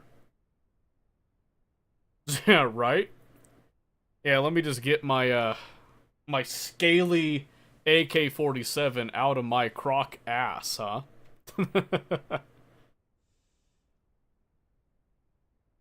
Let me just whip up a quick little 50 cal. I'm gonna go post up. I'm gonna go post up and wait to snipe out a little meal every now and then, you know? Although when you become a fully grown Deinosuchus, you do become a prehistoric equivalent of a tank, at least in Avrima, because you are the biggest carnivore in the game, like, at this time. That's gonna change pretty soon, but Pretty big. Is that water or is that mud? I think it's water.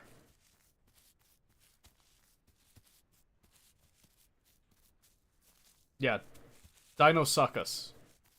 Dino suck me dry is what I said. That's exactly right. That is the exact scientific terminology for what I am playing. Ooh, man. None too soon. Water's looking a little bit sparse. You want to meet that dino? Yeah, dino want to meet you too. Want to meet all over you. And then some.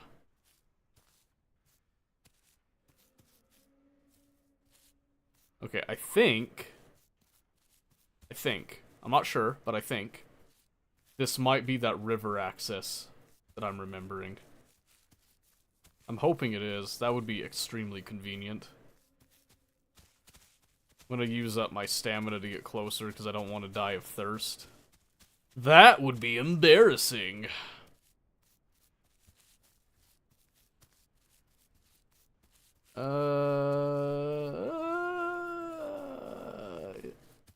Is this where I'm thinking it is? I'm not sure it is, actually.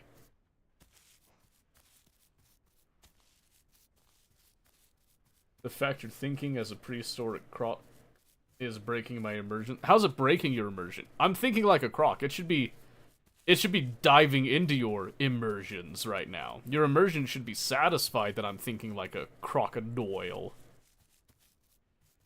Come on now, give me some credit. I'm trying here. Water? Please. I'm so thirsty. I'm so dry. Have mercy on me. Spare me this pain. We're just gonna get a couple gulps real quick here.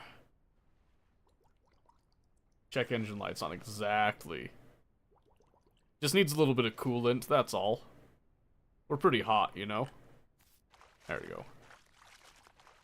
And then get us back in the water.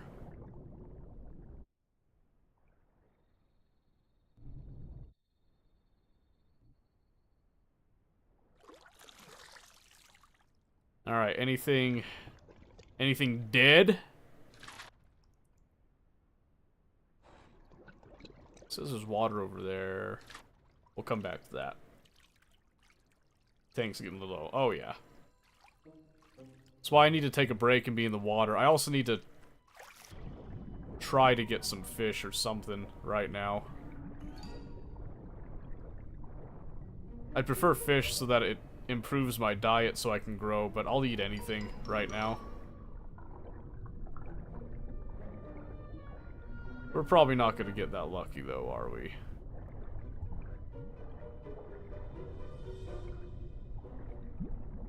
Oh, good news! You're in a patrol zone. This is exactly where you should be. Frog. Chomp.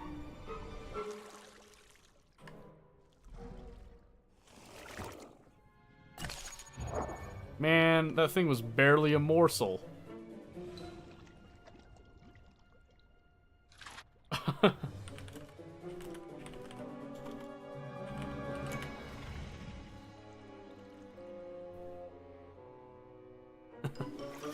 Okay. There's a friendly dino in the water. In theory.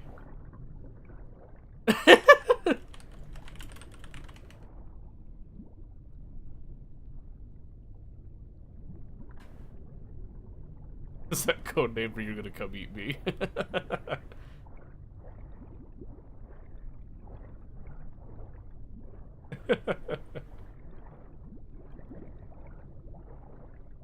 Let's see, so we got a bullfrog.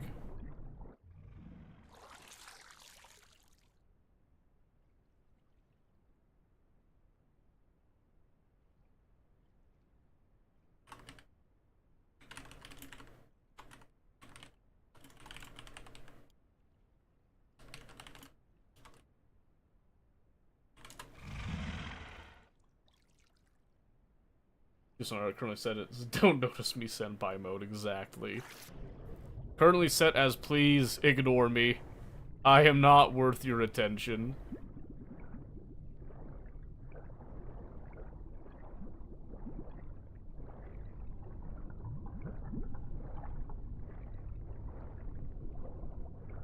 Let's see.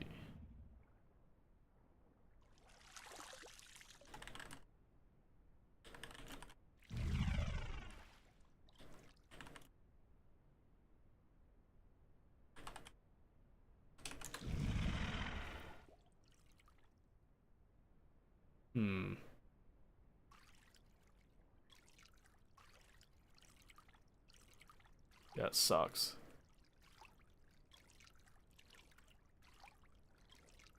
Well, I'm in the right place because they said they wanted to head upstream, so that's good.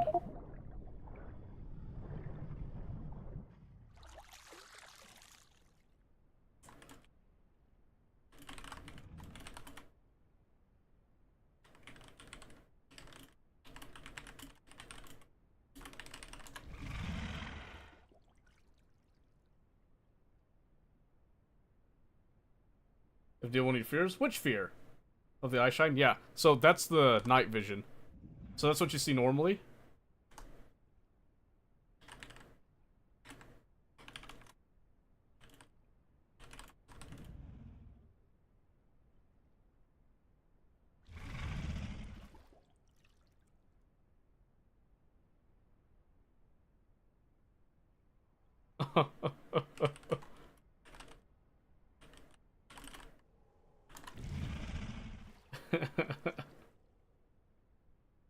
It's the overcast. It was always like, no, it's not always like that. No, the weather does change. I'm hoping that we get like a thunderstorm again tonight, because that's really cool.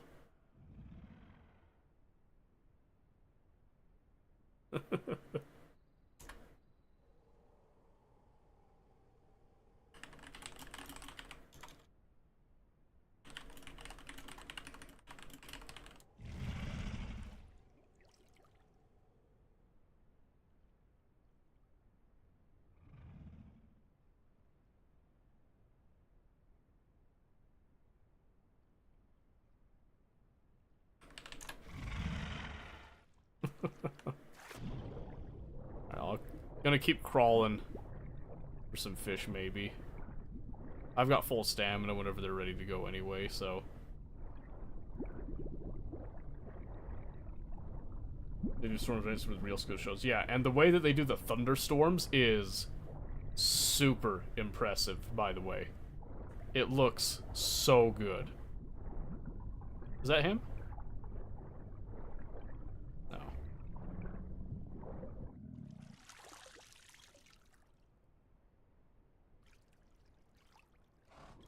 What is him?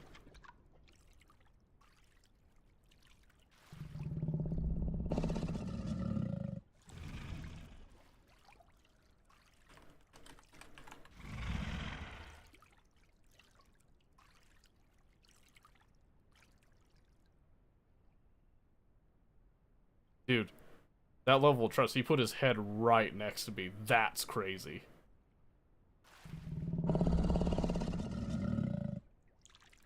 No, I think I'm bigger than him, actually.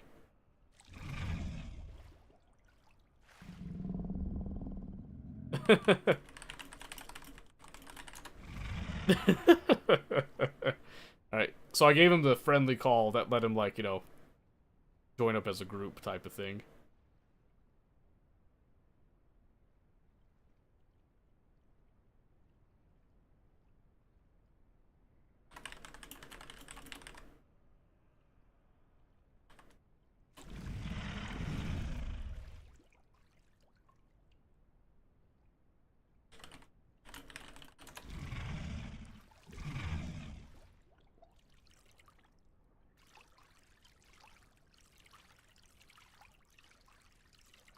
Oh yeah, I'm way bigger than him.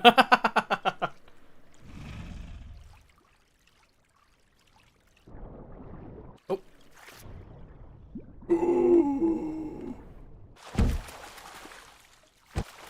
No!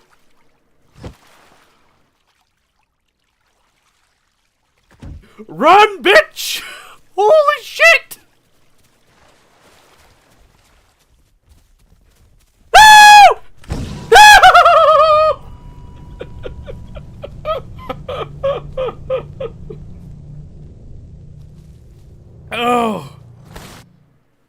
my ears, my heart! Oh man. Alright, well, now I can show you guys what other dinosaurs there are. See, there's Diabloceratops, Dryosaurus. Oh, you can play as those? I didn't know that. So, Hypsilophone, Maiasaura, Pachycephalosaurus, Stegosaurus, and then Tenontosaurus. That's the one I botched the hunt on. Then you got Carnotaurus, Ceratosaurus, Deinosuchus, which is what we've been playing, Dilophosaurus, Herrerasaurus, Omniraptor, Pteranodon, and Troodon. Then on the omnivore, you've got Bepiosaurus and Gallimimus. No compy. Yeah, I got. Yeah, by 100%. Came out of nowhere. I know, right? Yeah, super sad. Super sad. So that's what sucks. Most Dino players are nice. Some of them are not. Most of them will not eat fresh spawns. A few of them will. Sucks me. Galacinus? Oh, Gallimimus? You want me to play that? I don't think I've played that in a hot minute. Sure, we can try that. I don't remember all of Gally's, like, mechanics here. So this is our young and our adult. So let's look at our adult colors first, huh? Let's do some random stuff.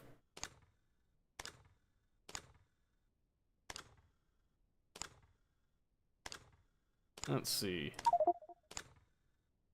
Hey, Jiggly! How's it going? Yeah, they get really tiny. When do we get to eat Dr. Grant? I don't think we get to. I think that's not a privilege that we're afforded. What kind of color scheme do we go here?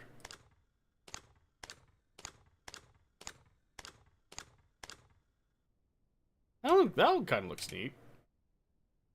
Eh. Ooh, I like that one, actually. Let's do that one. Aw, shucks! Look how tiny we are there. Alright, let's go with that. I don't think I've ever played Gallimimus, actually, so... Oh my gosh, it's dark. Ugh! My night vision is terrible. Let's see here. Gain some water when eating plants. That might be nice. Hypervigilance. Yeah, give me hypervigilance so I can have better angles while drinking.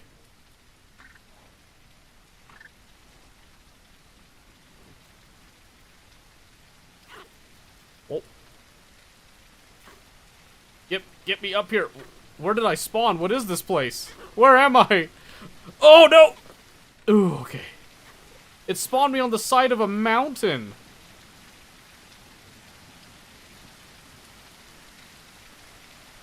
Place an FN.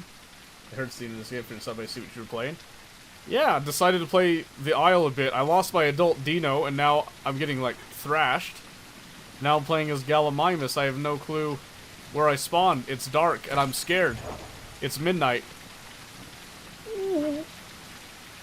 I don't even know how Gallimimus works. Holy crap, we're fast!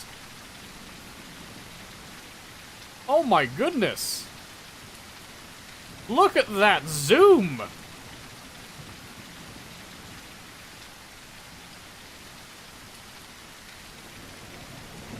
Oh yeah, there's the thunderstorms, by the way.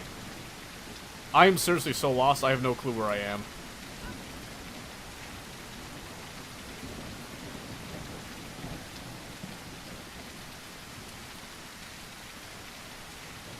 Just a baby dino, how cute is that? I know, right? Cute right now.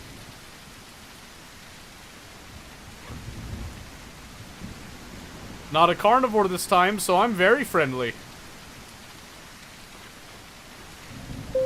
How do I get... There's an ad break coming up, but this game's not pausable, I'm sorry.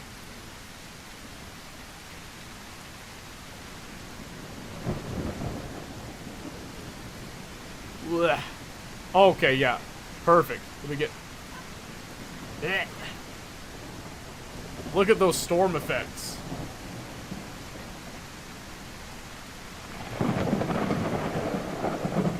Oh, that's right. I'm an omnivore, so I can actually eat meat. Right? Crab, marigold, agave, bullfrog, sunchoke, cashew, pumpkin. Woo! This is a cliff, isn't it? Woo, dear! I didn't mean to go off!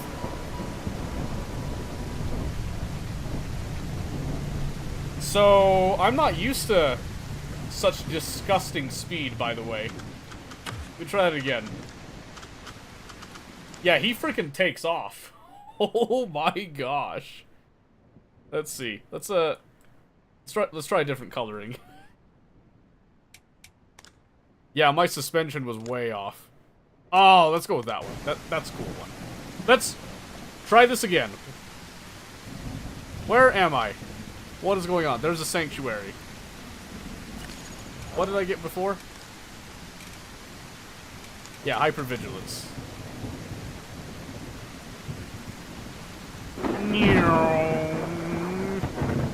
Man, look at the zoom!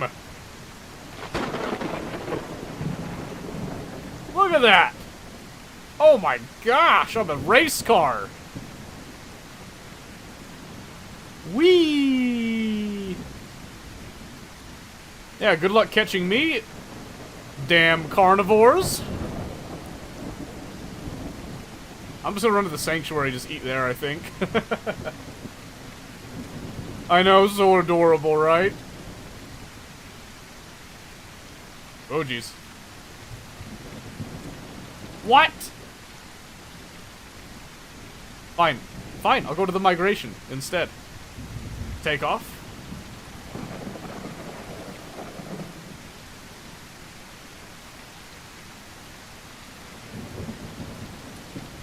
In ads, I got you. No worries.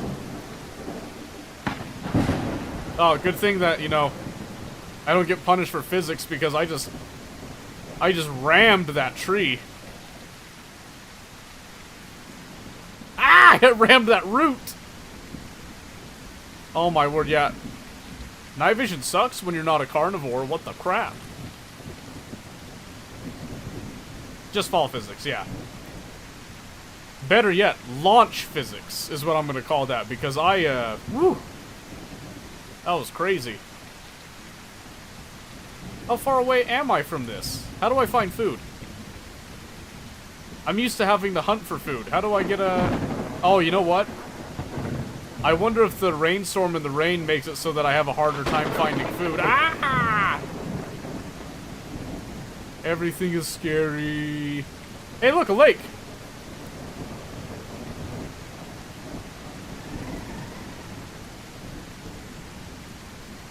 Hello? Anybody around? Friends, family? Did I run into a few? I didn't even see them. There are probably ones... Let's see. If I could actually see anything... I was too busy trying to get out of where I can't see anything.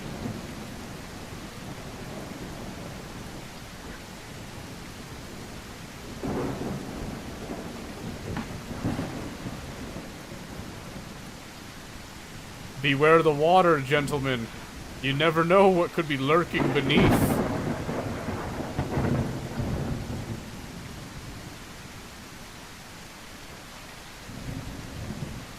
Oh, there's a sanctuary up here, apparently. I think that's what you were seeing is the forge for gastroliths. That actually empties your stomach, by the way. Get me up here! Let me up! Let me up! Oh, okay, fine, I won't go up there.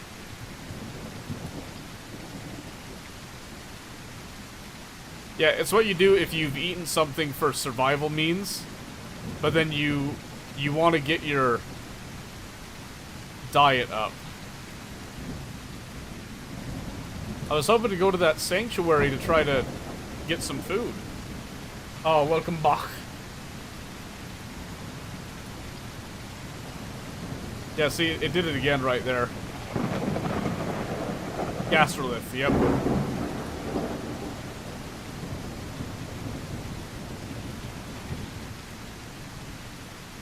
I don't know, maybe I'm not cut out to be a herbivore. Maybe that's what it is. Am I enjoying it? Of course I'm enjoying it. I enjoy every game I play. Without a doubt. I do like this game in particular, though.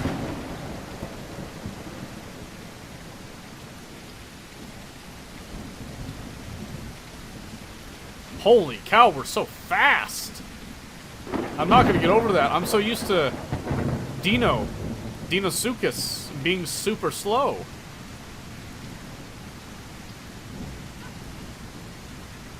I don't even know how to get to that migration zone.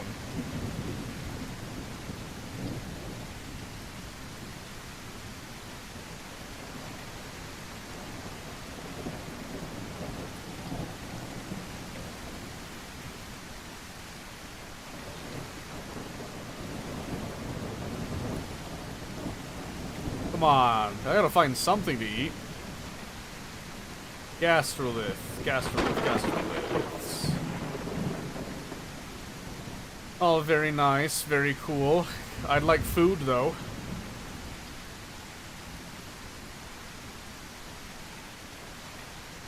I can't smell anything, even, though. I don't know if it's the rain, or if it's just that the plants just don't smell.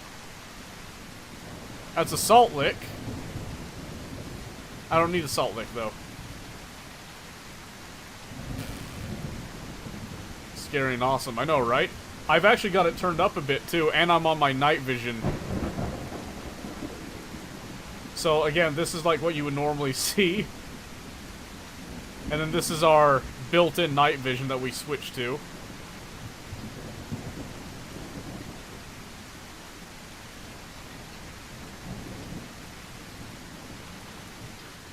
Man, come on. I'm gonna be so sad if I starve out. I do know that physical activity doesn't drain your stomach faster, so it's better for me to sprint around and try to find some. I'm trying to find a bush I recognize. I could have swore I saw some different bushes when I was playing as a Dino. So,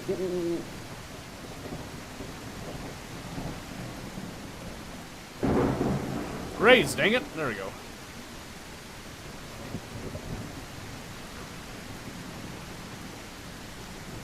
Alright, that's something at least. That's probably not going to help my growth, but... An out-of-time bridge, huh?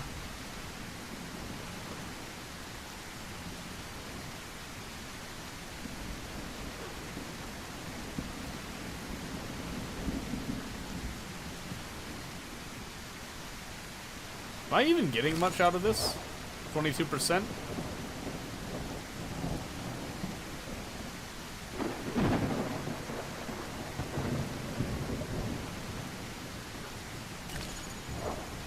No.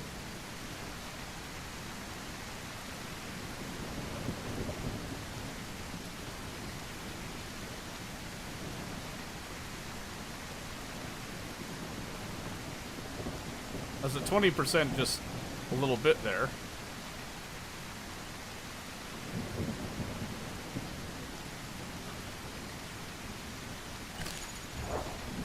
%. Okay, so if I just move around. Move, graze, maybe?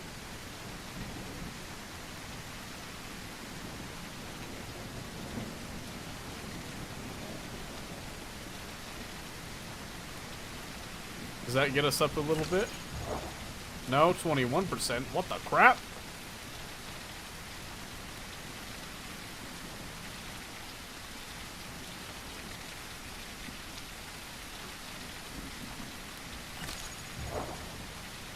It's not working. Oh, patrol zone. Sure, that's a good sign. Surely something will catch my fancy there, right? The grays might just keep me at a certain level, is my guess. Wow, so fast. The sun's coming up. There's a sanctuary. That might be good. Run to it. Run to the sanctuary. Get me in. Let me through. Oh my gosh, please. Is it better to run this as a pack? Depends. You are encouraged to play with other members of your species. You could totally play solo. It just depends on, like, what dinosaur you're playing. Like, Omniraptor has some of the lowest bite force in the game for the carnivores. But they have, like, really good bleed, and their pounce mechanic is meant, like, you're supposed to play with other Omnis and be like a pack hunter. Ooh. Ooh.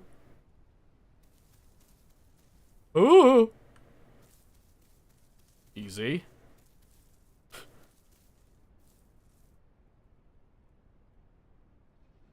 Oh, that looks familiar.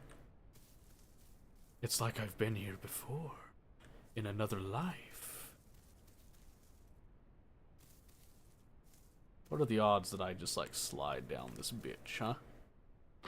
Aha. Oh. No sprinting, okay. Easy. I know I haven't evolved wings. We can play as a pterodon that does have wings, though. Wow, and we might be playing as it. Never mind, I'm sick. I'm a gamer. What can I say? Let's see, we're at 12%. Anyway, not even worried. Not even worried. What can I say? Okay, let's see. Okay, so it looks like the grazing just kind of prevents us from starving. That's about it. I know he's not appreciating the salad bar. Can you believe that? I know there's crocs down there. I've seen them.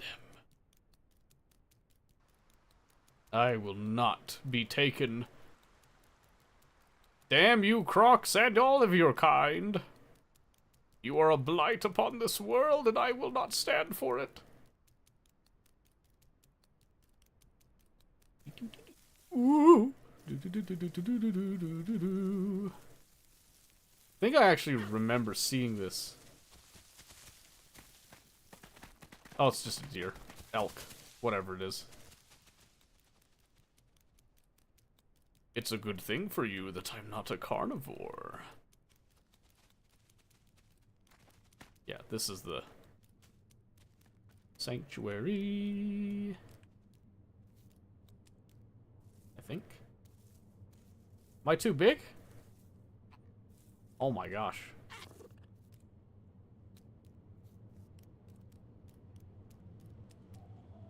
Yeah, there should be a...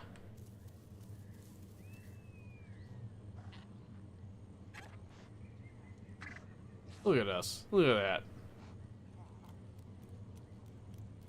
There should be stuff that I can eat here.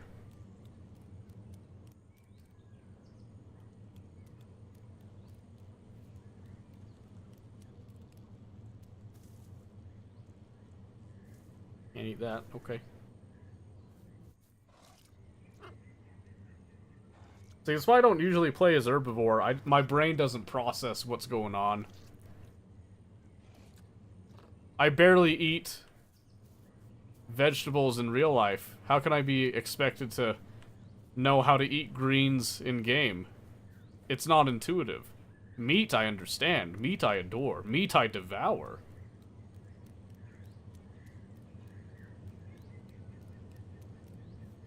Meat is my, you know, my everything.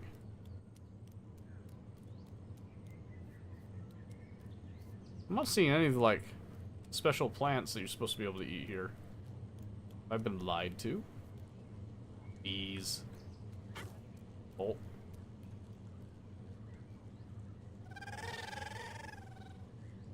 Hello? Anyone?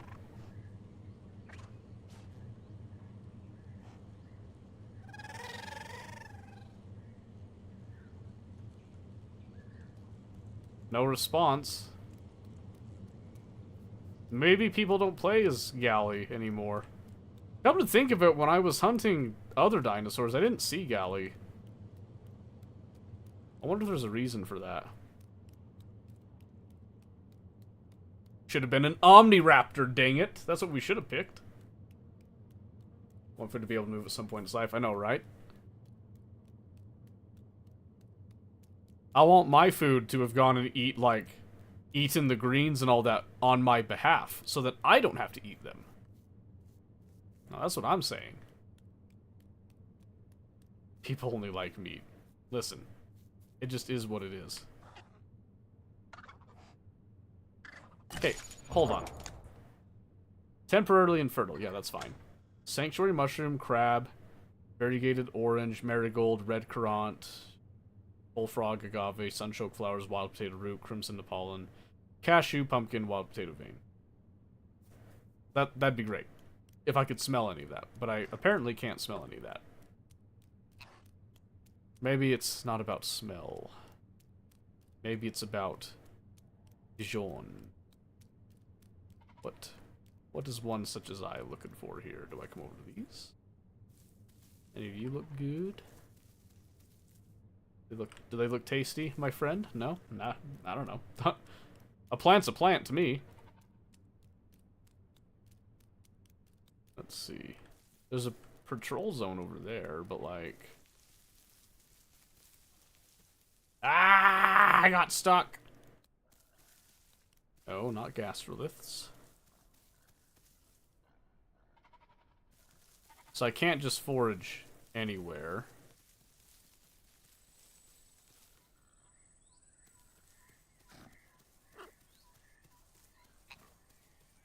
So weird. So in Legacy is the only place I played herbivores, you could always sniff and find, like, those smells of the plants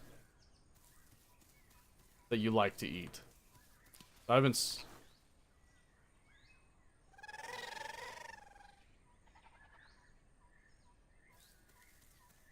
been sniffing.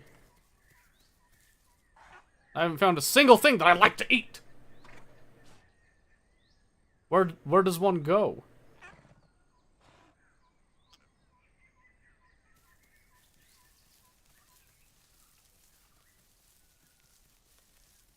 Maybe that's why you can move fast, because because your food source is apparently a rare thing.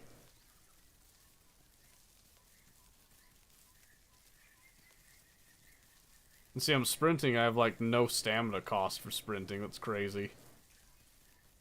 Crazy.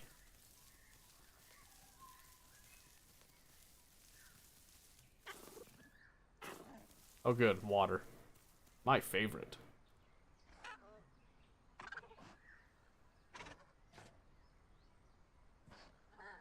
I'm sure there's nothing in that water, right?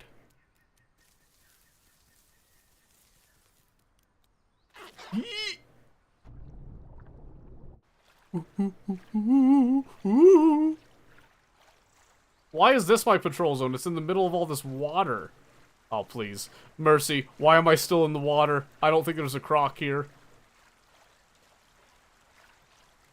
Please, this is so scary. I want to get out. Please, I don't want to be here. I'm gonna get eaten. I'm gonna get eaten. I can't believe I haven't been eaten yet. Please. Ooh. Graze, dang it. Oh my gosh. What a nightmare. Is that what it feels like? Is that what I do to people? That's crazy. That's horrible.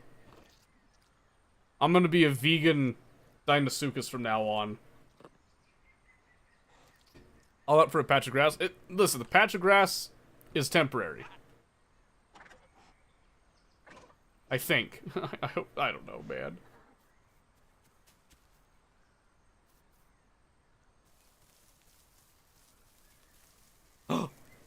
That looks like a neat bush. Can I eat you?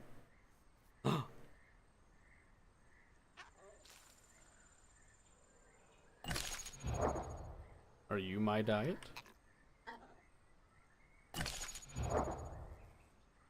Yes.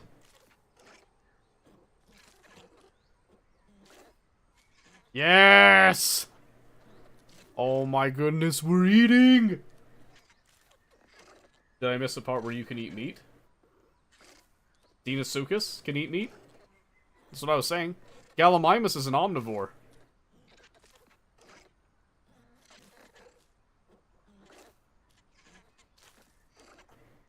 I think galleys grow pretty quick, too, so not nearly as long as a Deinosuchus. Awesome. Growth rate increased to 88%. Yeah, we're already at like 18%. Hello?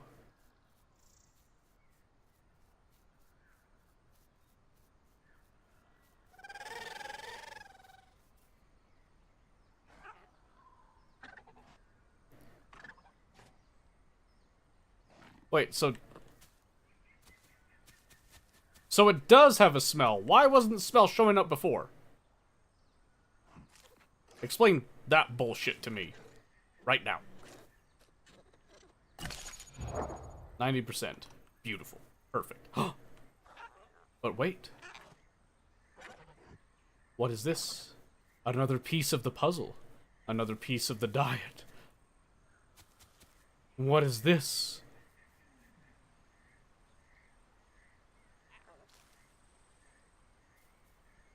I don't know, but it is now mine. What I got in my mouth?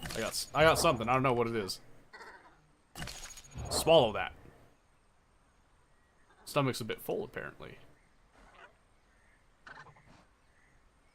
Where did the... Come on, there's gotta be... I played carnivore to make friends! Where are my galleys at? Come on, guys. My nostrils just opened up. Yeah, just barely, huh? Oh man, I'm getting thirsty. I don't want to go down to the water. There's crocs down there. That's crazy.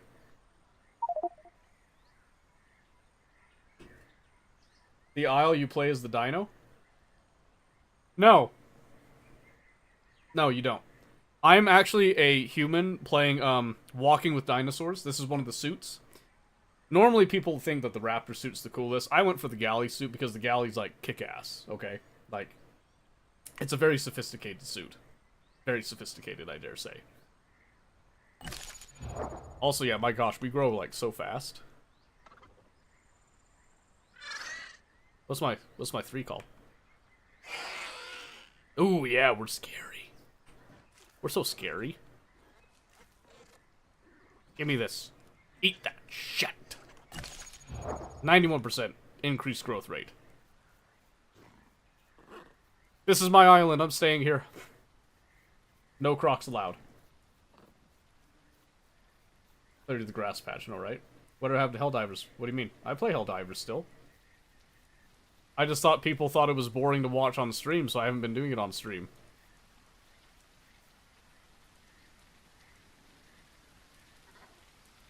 I'm so suspicious.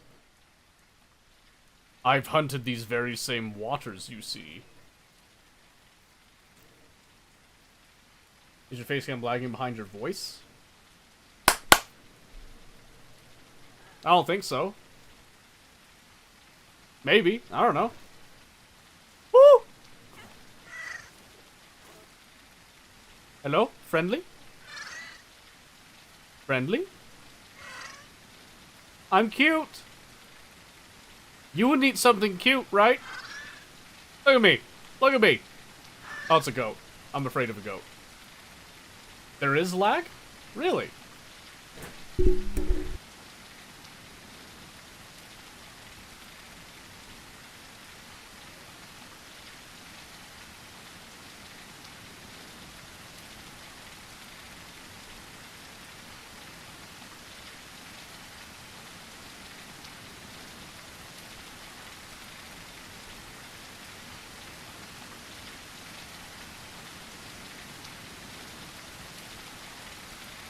What about now? That any better?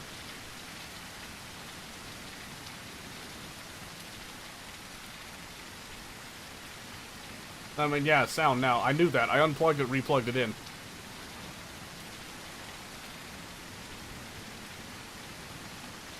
Ooh. Let's see it. See what? I don't know. Oh. Ooh, ooh, ooh.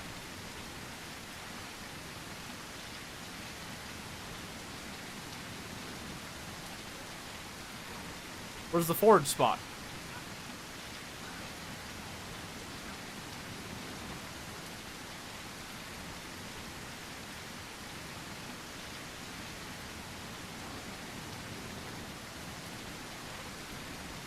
Thought I was gonna get like a crab or something there. Oh, wait.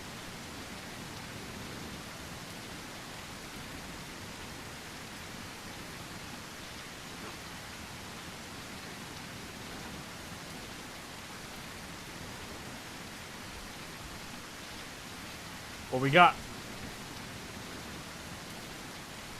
It's a compy! I missed it.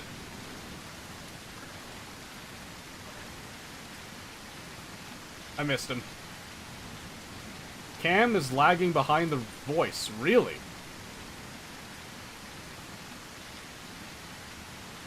Strange. I don't know why it's doing that.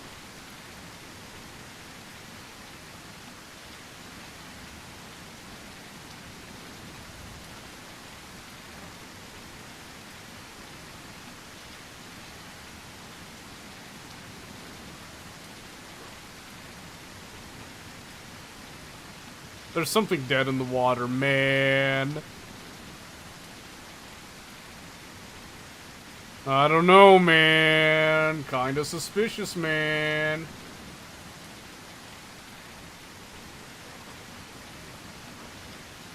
I've heard there's some dirt nasty crocs in there, man.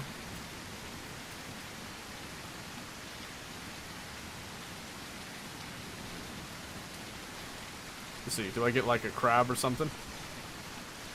Maybe another compy? Why is it so fast? I don't even get a chance to hit it. Lame. Whatever, eat this.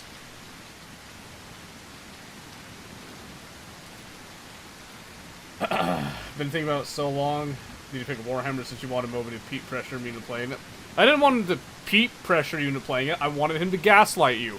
And clearly, if he told you about it, he failed the assignment. Just saying.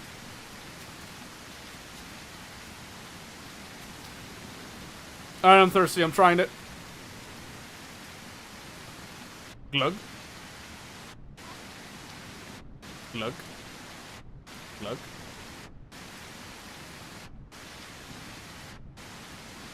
Yeah, I think we're safe.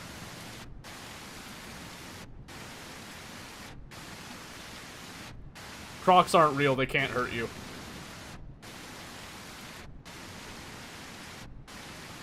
I like how my head dips below the water and it cuts off, like, the rain sounds.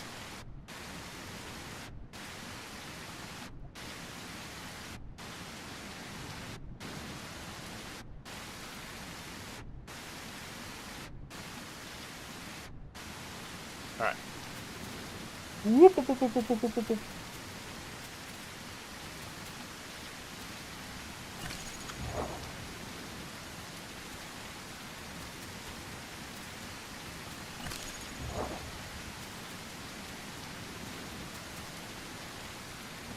Oh, you're thinking of picking up anyways? That's fair.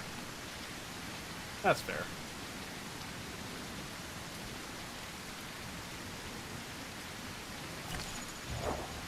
We're already at 26% grown? That's crazy.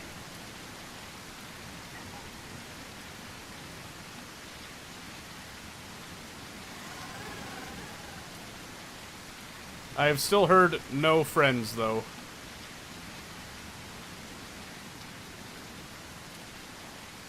Kinda want to head towards the migration zone. They will do that. I ate a good amount. Hero leap! Oh, it's so dark, please! Woo! Woo! What?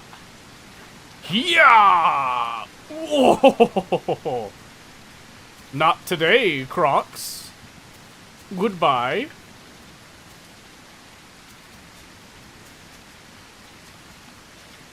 Man, I'm like the best herbivore player in the world. I have survived every encounter with a croc that I could have had in that river. Basically a big deal. Now I can head to the migration zone. Yay, I can find friends. I got stuck on a tree. Oh, now I'm having stamina drain. That's crazy.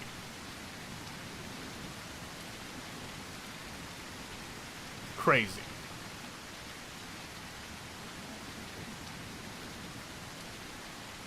The video itself is behind your voice? Really?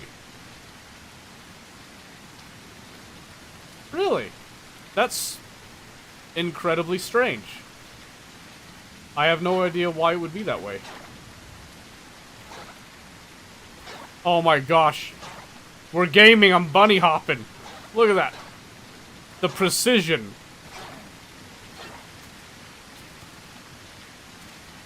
The stamina drain.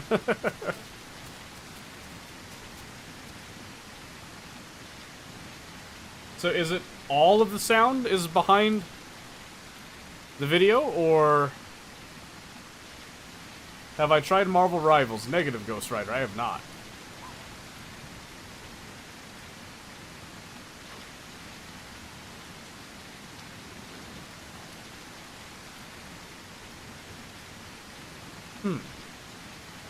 Just the mic. Crazy. Now I don't know what to say. We could try another game.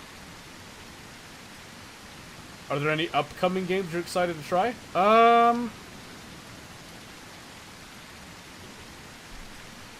Could have swore there was something. Let me see.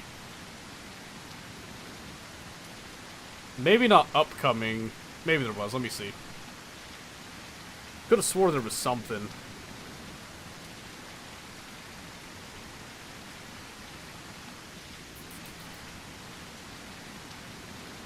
Nah, I think most of my, most of the stuff I want, like, I already have. There are some games I'd like to try. For example, I haven't played Stalker 2 yet.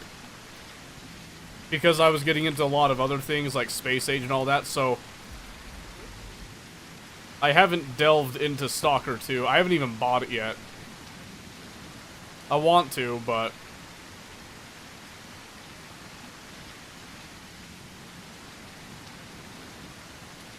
game audio's fine? Okay. The cam is... okay,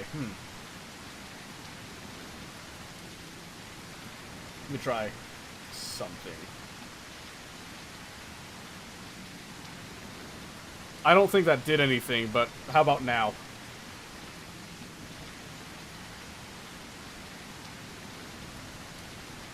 That help it at all? In any way?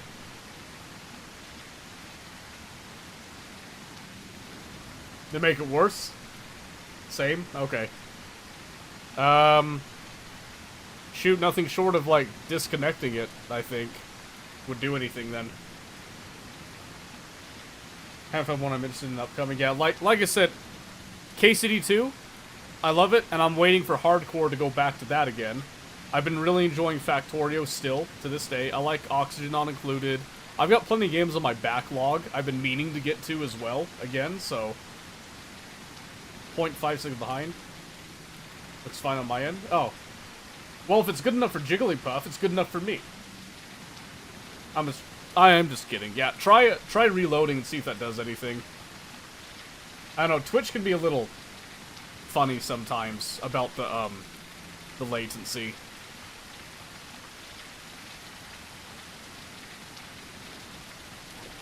Alright, I've had enough of this waiting. Onward to the migration zone.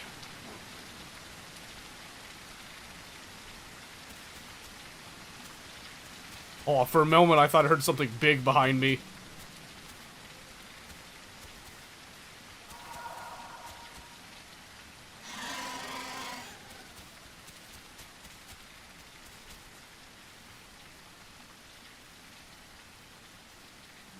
No change. Weird. We'll try switching games and see if for some reason the aisle's doing something weird with it. I don't think it would, but We'll check. Due diligence and whatnot.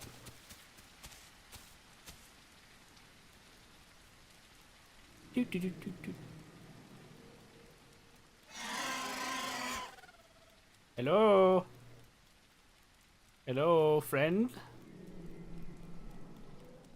Friendry?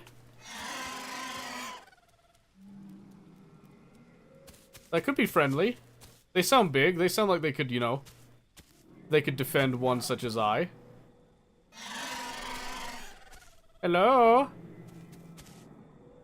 Might be too far away. Over that way. I'm not gonna bother with it.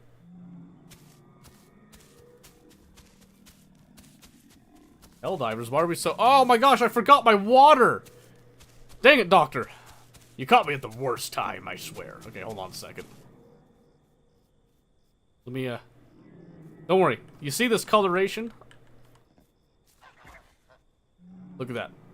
We're just a rock. A small, unassuming rock. Oh, we have a mutation. Let me get that really quick. Let's see. Excuse me.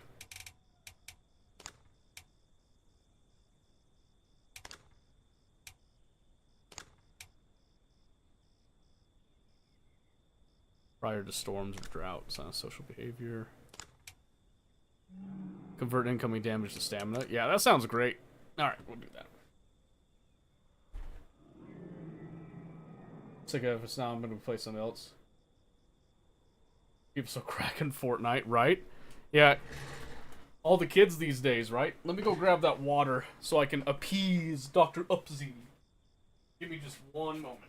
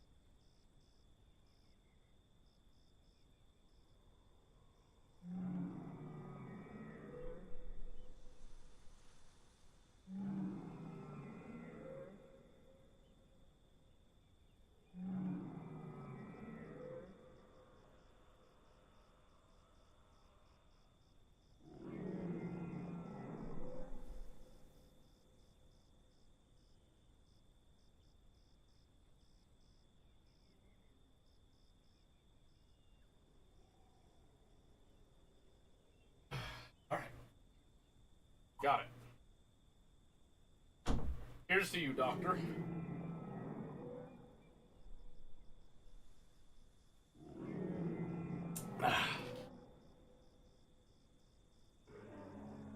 Yeah, what is with the focus on Helldivers, huh?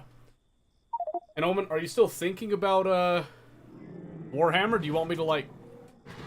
I could show you some of the gameplay to see if, like, you need to make a decision on it or not. Dude, I'm getting kind of chilly. Why is this week so cold? Give me that space heater.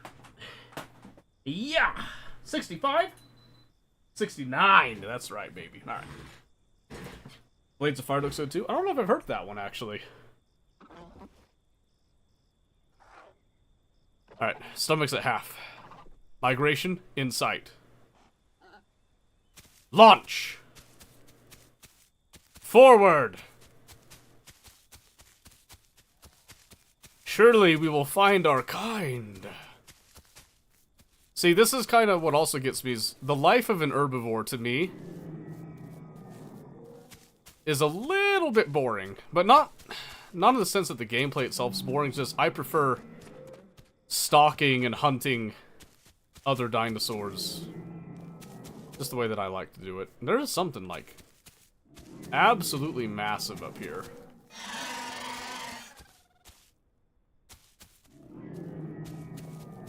And they're just like constantly broadcasting.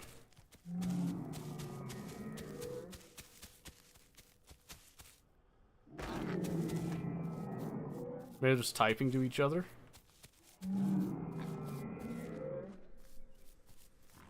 I'm just hearing, there's just so much noise. What is it?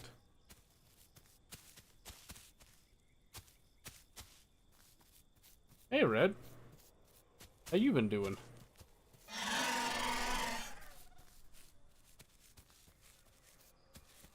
Hello?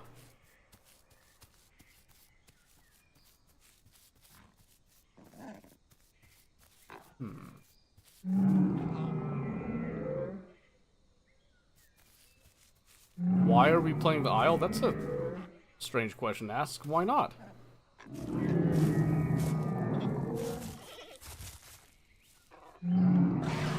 Dang it!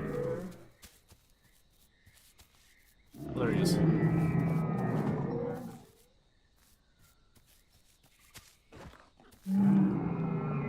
What? There he was. I can't see him now. Dang it, I was gonna eat a little compy.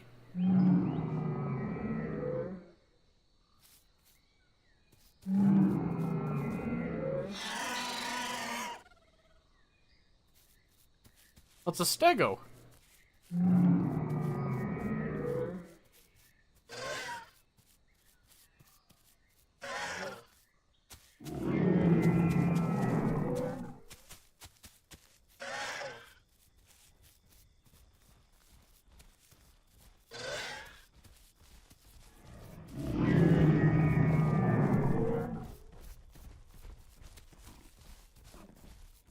That's cool.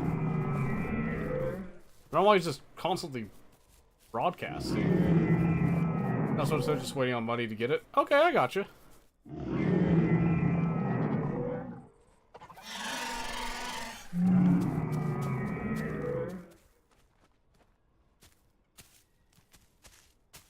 I think he's just like spamming his broadcast. I don't want to catch the smoke from whatever carnivore he attracts. Don't want it. But yeah, see, this is where I kind of get bored quickly on herbivores. I feel like even in Legacy I'd get bored. Yeah, right? I'm not sure why he wants attention so bad. He's probably a mostly grown stego looking for a scrap.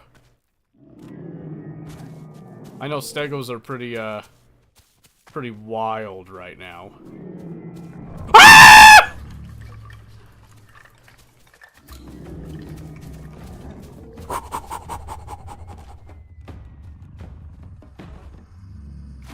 Oh gosh, there's probably a croc in here.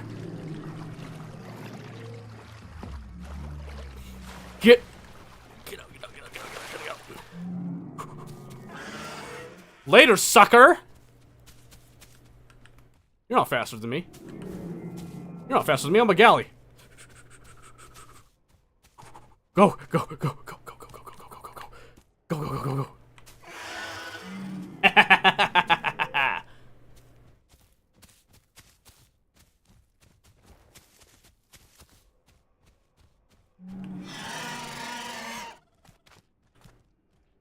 Peace out, bitch!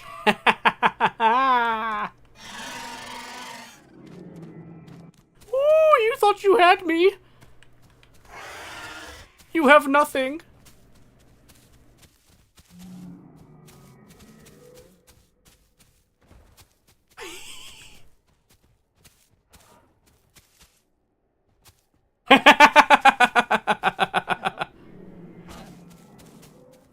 Goodbye, nerd.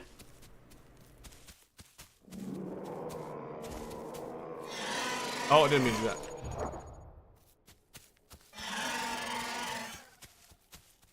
He thought he had the bleed on me. I ain't got no bleed. Later, bitch. You try very hard, but you are a very bad bitch.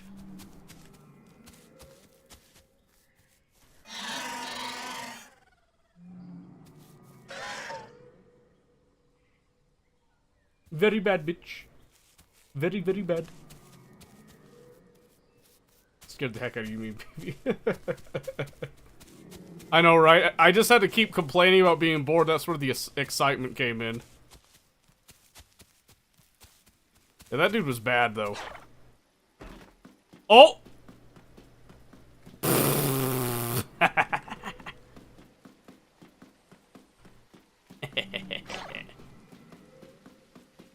Broke his ankles, I know, right? Don't do it! I don't think I'm supposed to be up here.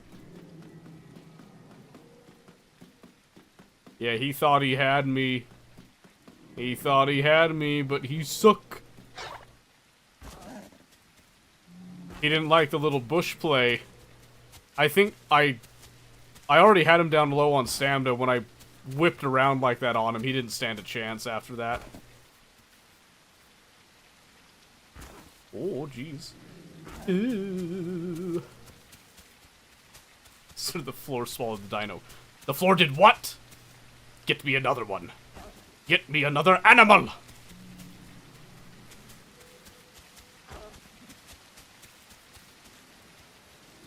He tried to get me because he didn't want to catch the smoke with the stego. Little bitch. I'm too clean.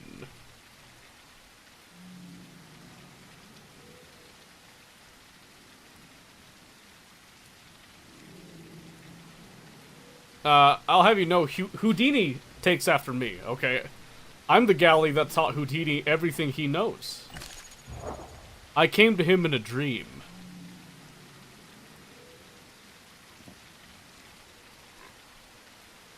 Alright, so we had the one moment of excitement. That was good. Alright. Off to the migration again. Dad joke. Ah. Stand by. Why did the banana put on sunscreen?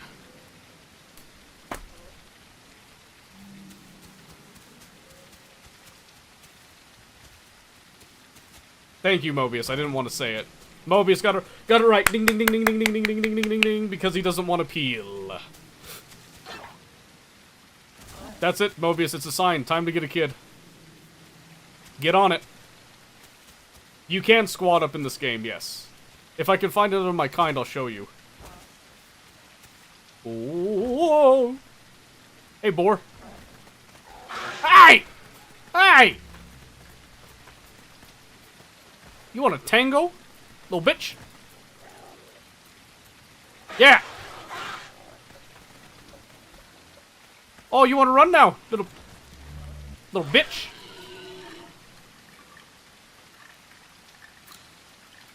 I was hoping I could eat him because I'm an omnivore, but I can't eat that. Stupid little AI boar. Get the hell out of here.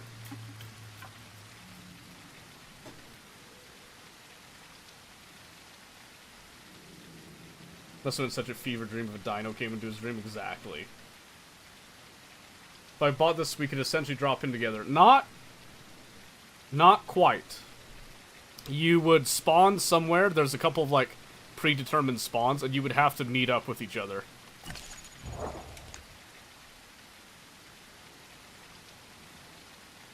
Hey, this bleed better go away right now, game. Come on now. So, like, Deinosuchus can spawn in the swamp, or can spawn at water access is what it's called. Yeah, kind of like Rust. Kind of like it's essentially. Think about it. Think of it like Dinosaur Rust. I think would be a good comparison. Like it's a survival game, but it doesn't have a lot of the conventional stuff. My yellow health. Ugh. Let me up. Alright. To the migration. I must find more of my kind. My fellow Gallimimus... Gallimimus? Gallimimuses? English. Can you pick your spawn dino? Yeah. I'll actually show you what the options are. In fact, Gallimimus is becoming rather droll. I'm gonna go pick a fight with the next carnivore I see. Excluding Deinosuchus. That's just a death sentence. I want to have a chance, you know? Ooh, that's a Carnotaur. Carnotaur? Carnosaur. Bet. I accept the challenge. Forward into the dawn. Galamimi. Is that a Serato?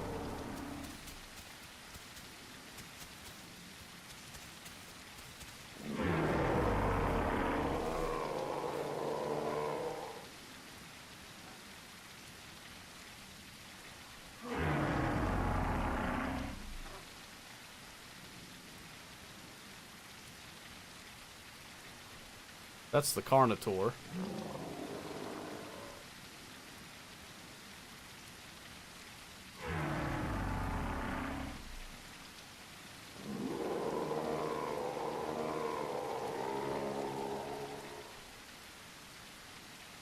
It's Gallimimus from Singapore.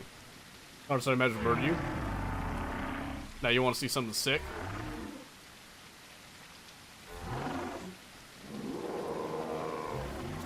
I'm a Gallimimus, I'm a Kung Fu master. Check this out. Watch this shit. Oh man. He's got the hill. Watch this shit. Bitch! Woo! Oh, he's mad! He's mad! Run! People hated Gallimimus in Legacy too.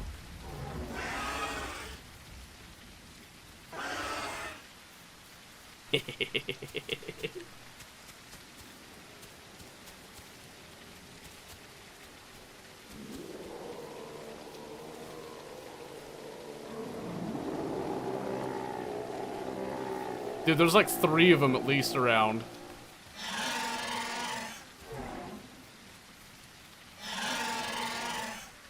Is that a player? Every dinosaur is a player.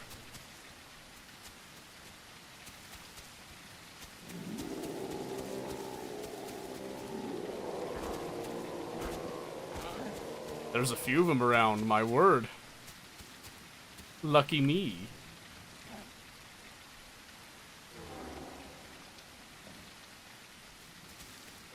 Go back and do it again? No, they're aware now. They're suspicious.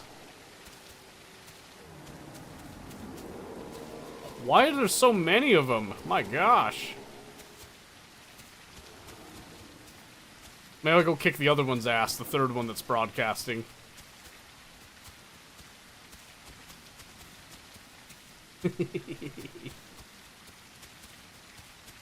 Kind of want this only night post. Yeah, it's super cheap. Super, super cheap for what you get.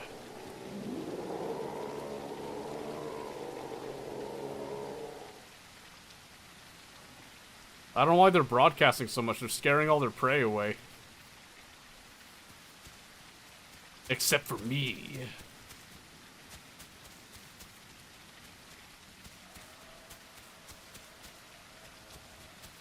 Ah, the mountain, please. I just want to go up. Please, it's so mean. Let me up.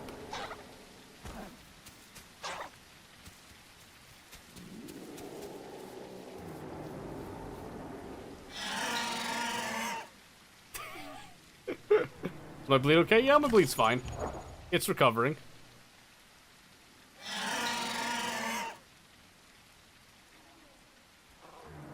Oh hell, there's raptors.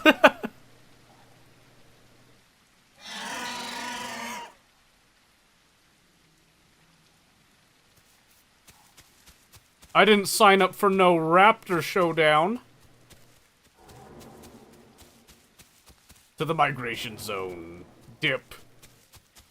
Nightfall comes.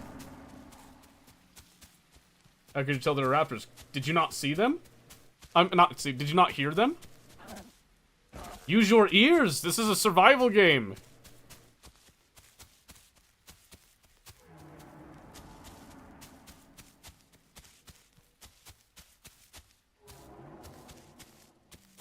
He was given a quick call there. My defense, I'm half deaf. Not you. You're not the one that was asking.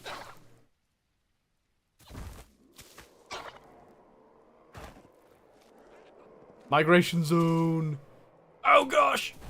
Nailed it. Easy.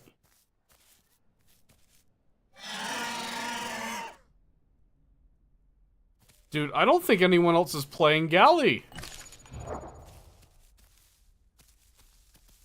Had to turn down them because of your last surprise. It's a scary game, okay?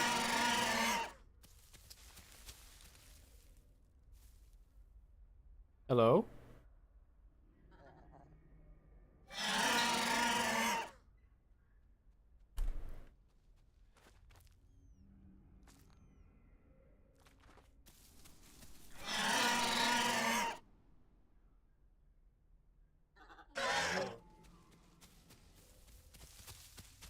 Ah! That's a raptor! That's a raptor! I misjudged! I misjudged!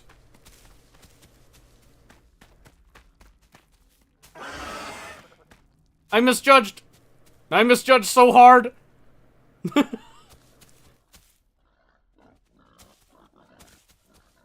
I misunderstood the situation. Where are all the other herbivores?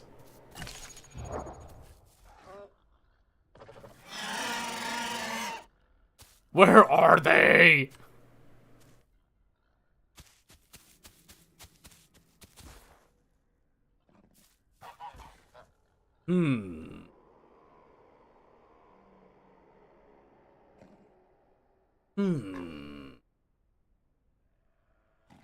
I've got sensitive ears. Listen!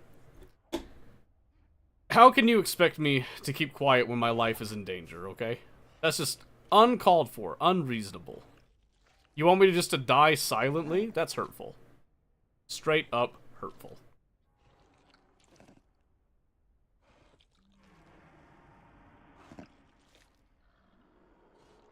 Like, understand my situation, okay?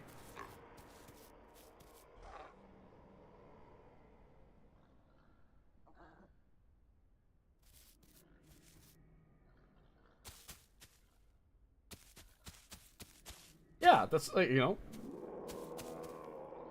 Add a limiter. Why would I add a limiter? Part of my charm is that I make everybody suffer with me. You suffer, I suffer, my wife suffers.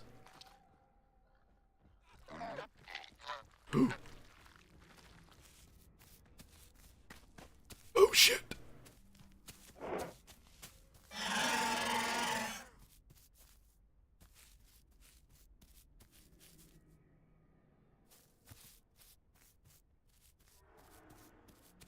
The hell are those all?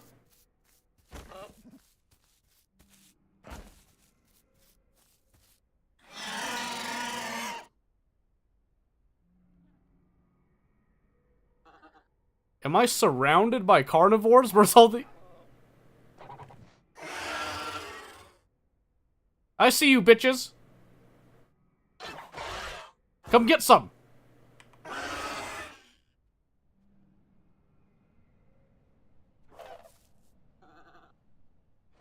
That's what I thought.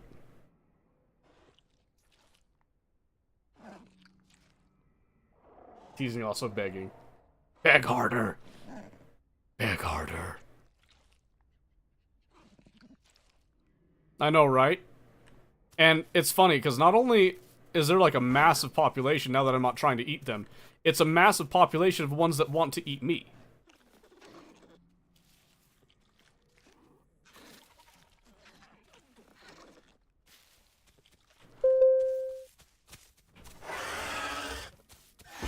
No! Ah! Shit! Shit! Shit! Shit! Please!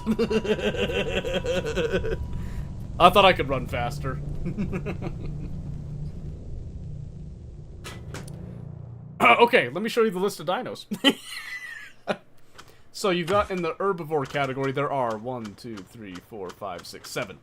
7 right now. So you can click here, it shows you like a little overview, kind of what they look like. Dryosaurus, Hypsilophodon, Maiasaura, Pachycephalosaurus, Stegosaurus, Tenontosaurus. Then you got your carnivore list. Carnotaurus, that's what we saw a bunch of those before. Ceratosaurus. Deinosuchus, that's what I was playing before. Dilophosaurus. Herrerasaurus. Omniraptor, which is what killed us. Pteranodon. And then Troodon. Then you have in the omnivore, you can see right there, Bapiosaurus, which is basically like a prehistoric penguin, if you will. And then Gallimimus, which is what we were just playing. There's also an option here for eggs, if people have, like a nest code you can put in, or if there's like an open invitation type of thing, but you don't see that as often. So there's not a Utahraptor, but there is the Omniraptor right here. So if we go to like male, you can see here, you can then preview right here. This is your, you know, baby stage to your adult stage with your coloring. You can also choose whatever coloring you want. You can randomize it. You can also do like pattern variations to do like a large variation. You can then do like a small pattern variation. Then there's like different pattern sets. Pattern A, pattern B, pattern C. You can do like a large variation on the pattern. So you can kind of customize your dinosaur however you want. What's also nice is you can see what it'll look like at its various growth stages. So you'll see that's your adult colors and your baby colors. So it's very, very fascinating. In ads, okay. Well, wait. I can explore a little bit more about this in a bit. Yeah, it's very fascinating. So you can do that with all of them, and then you can hit confirm. That's what actually spawns you in. So you could go through, like, this is what I was playing before I died. Deinosuchus with, this is my favorite coloring pattern right here. So you can see that's the baby. So you can also see kind of the scale. So we start way tinier than anyone else. We also get massive as well. Let's see, you can also do Ceratosaurus is another fun one. You can see Ceratosaurus can get decently sized right there. And then you can see also the crest that they get on the front. The various growth stages there with the coloring patterns and all that. Stegos are pretty large, yes. So if we come back and see Stegosaurus, you can see here baby and then adult, and you can see right there in scaling on the rock right there, yeah, they get pretty big. They don't get, these are actually I think the only adult dinosaur right now that an adult Deinosuchus cannot drag under the water unless they're already in the water. If they're in the water, they have way less weight. So difficulty of Raptor versus Pteranodon. There is, yeah. So think about it like this. They have their different advantages and disadvantages. So if I come back here to Omnivore, with Gallimimus, the advantage is that your growth time is way quick. You're not super, you don't take a long time to grow. You're really fast. You have a pretty powerful kick. You're flexible. You're an omnivore, so you can actually eat plants and meat in, various degrees. Your disadvantage is that you don't have a whole lot of defenses other than running when you're dealing with, like, other carnivores, obviously. So if you get caught, you're toast. Like, you're just super toast. Versus something like your Stegosaurus here. Like, when you're tiny, you're still, vulnerable, but as you get bigger, you actually have your spikes right there, and you can almost one-shot most carnivores when you're an adult, because you just have such a powerful swing with it. So, your time when I went to go fry some dinner style, you're huge. Yeah. So Gally doesn't take that long. Deinosuchus takes a while, which is why it's such an achievement to get one to 100%. So, you're learning to make browser extensions, Chris. Good for you. Good stuff. That's a good skill to have. Dryosaurus is another one that you don't get very big. So they're like, you just stay really small. Part of your advantage, though, is that you're small, so you're not as much of a target for most large carnivores. But you might be a good target for something like Herrerasaurus here. So you see, they start small. They don't get super big, because they climb trees and they leap out of trees. They're like they're killer squirrels basically. Quad wielding just one limb, pretty metal. Exactly, yeah. So there's different advantages and disadvantages to the different dinosaurs. Like Dilophosaurus, I think last I tried to play them, they were broken. You can see they're kind of a mid-sized carnivore. Their whole thing is that they inject venom, and then try to inflict bleed to get their prey. Another one that kind of does that is the Troodon. Troodon are, again, you see they're super tiny. They don't get very big. They are another pack hunter that uses venom to try to bring down their prey. So you get a well-coordinated pack of Troodon can take down pretty much any dinosaur in the game, even the big ones. So, just saying. You can squad up like in Rust, you have a clan. Yeah, so if you meet, like, you can find your friends and that, you can then do your friendly call. So there's 4 call, well, there's like a general call, a broadcast, a friendly call, a threatening call, then a help call. And if you do your friendly call next to another dinosaur, you'll essentially invite them into a group, but they have to be your same species. Right? That's the kicker there. There is such a thing, they call it mix packing. But mix packing is frowned upon by a lot of the community. Unless you're herbivores. Herbivores mix packing kind of makes a lot more sense, but having a pack of Stegosaurus with a Ceratosaurus pet makes absolutely no sense. But some people still do it, especially on officials. You'll see some mix packs like that. That's just not the way that I like it. Has been explained why the fan favorites like the Tyrannosaurus, Triceratops, and such aren't in yet, because they just take time. They wanted to focus on some of the smaller ones first, and kind of build up the ecology, so to speak, in terms of game balance, right? So, Triceratops and Tyrannosaurus Rex are right around the corner. They're not very far off from being put in. We've been waiting a little bit of time, but they showed some images of Allosaurus and Giganotosaurus as well coming in. And then I think, what was the other one? Let me go looking. There was another one I didn't think they were going to be adding anytime soon. But they were throwing it in.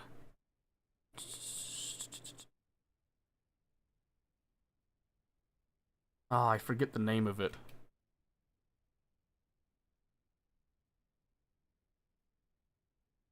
Yeah, here. Let me show you.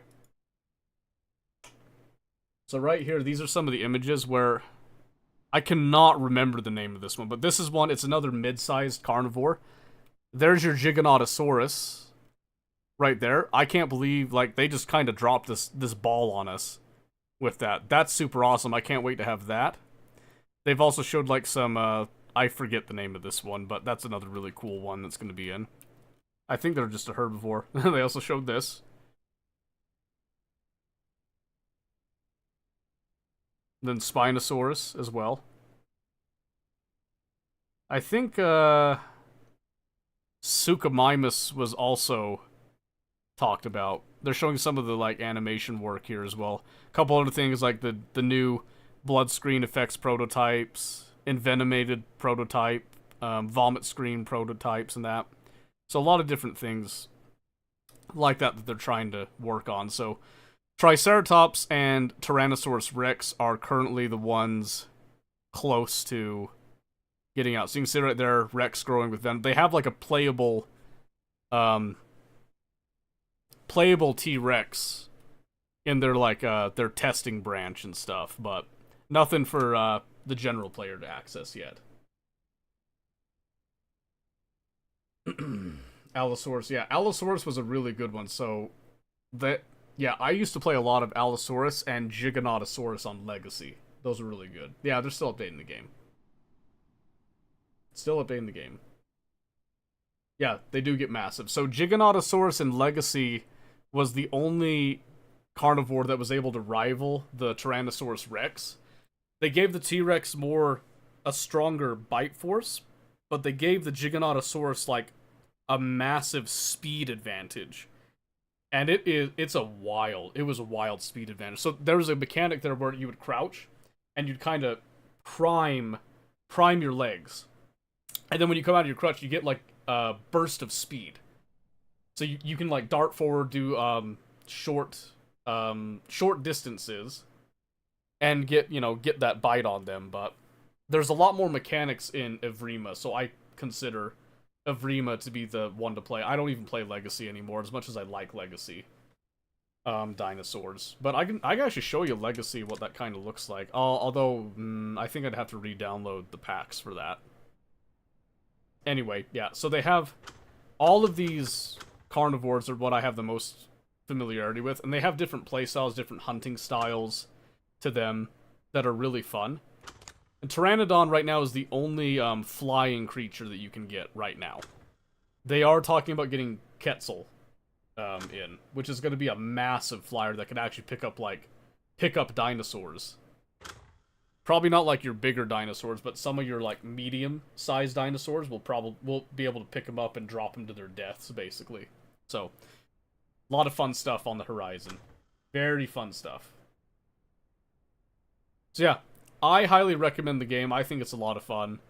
Death doesn't really feel all that bad either, because it's just part of the cycle. You just, you get to start again.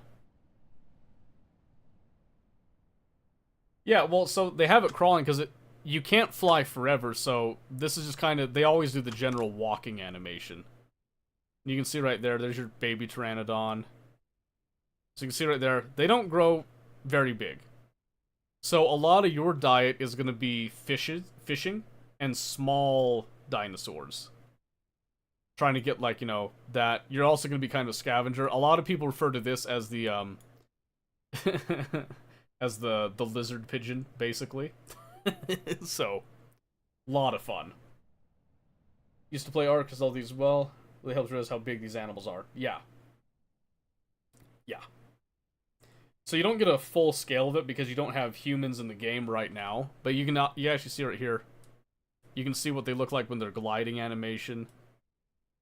With all the colors, so you can get the right colors that you want, and then you can see the vast differences. I love playstyle vulture then. Yeah, basically the only flying animal you have right now is a vulture.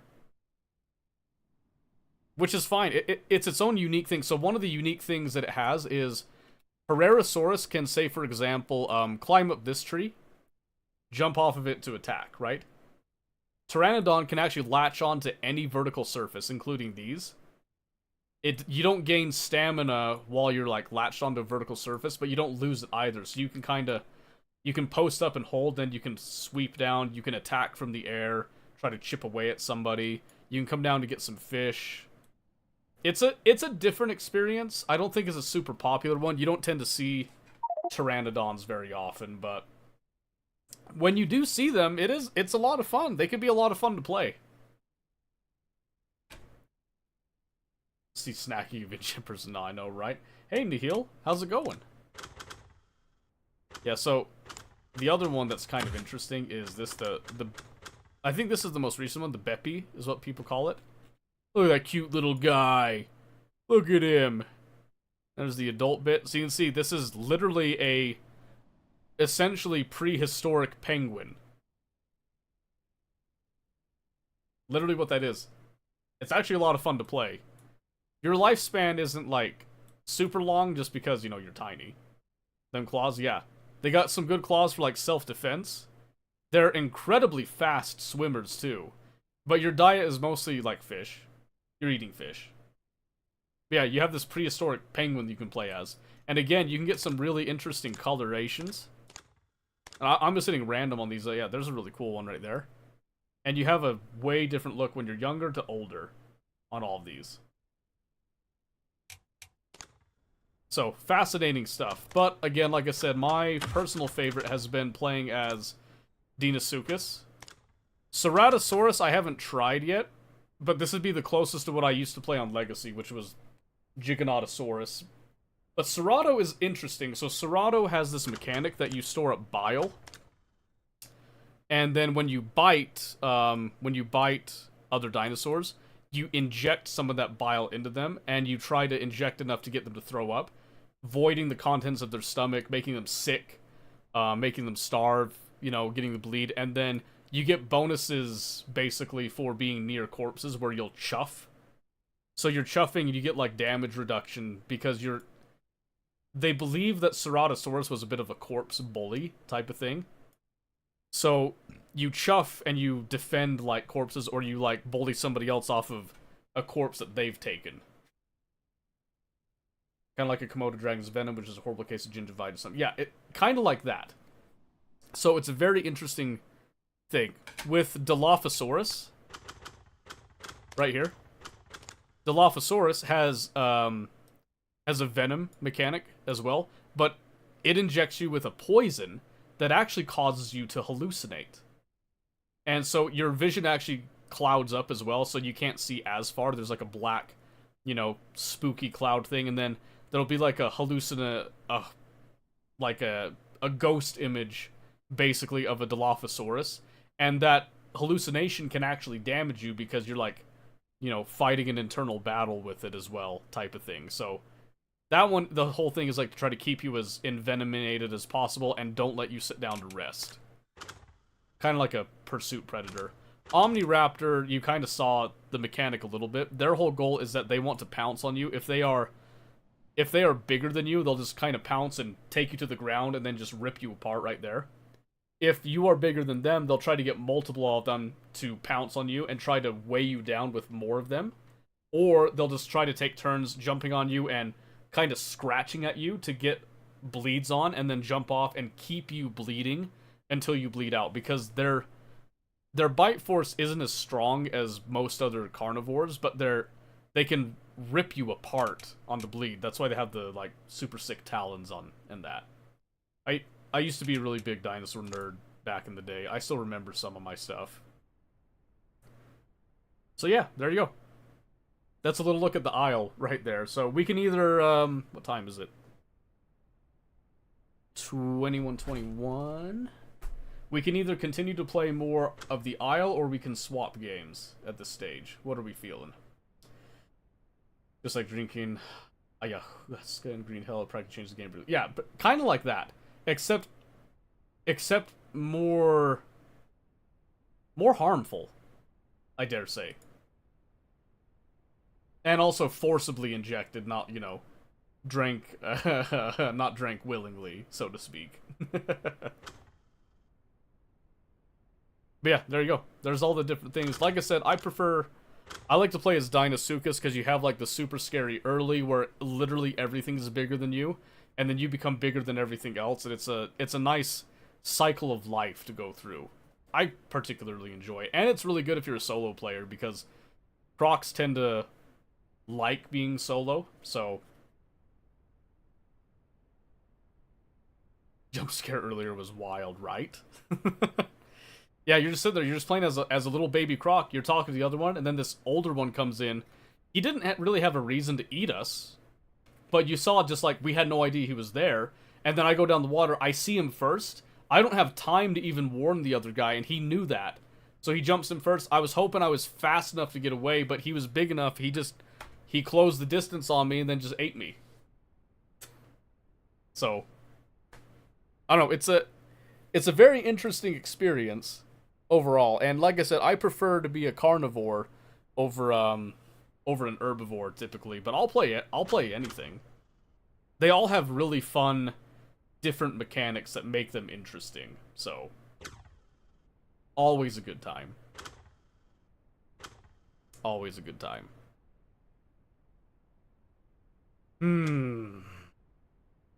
But yeah, I don't have a active dinosaur right now. So we could either start growing one, or we could... What else do I want to work on here? Let me check. I know we've got Factorio. We talked about Oxygen Not Included the other day. We do have RimWorld as well. I've thought about getting back into Space Engineers some. I don't know if I'll do that tonight, though. Good night, Doctor. Thank you for the hydrate and the dad joke. I appreciate it. Love you much. Mwah. Mwah, mwah, mwah.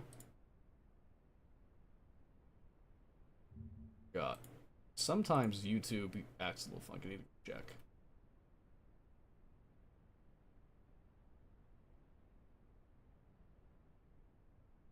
YouTube bugging on me? I think YouTube might be bugging on me.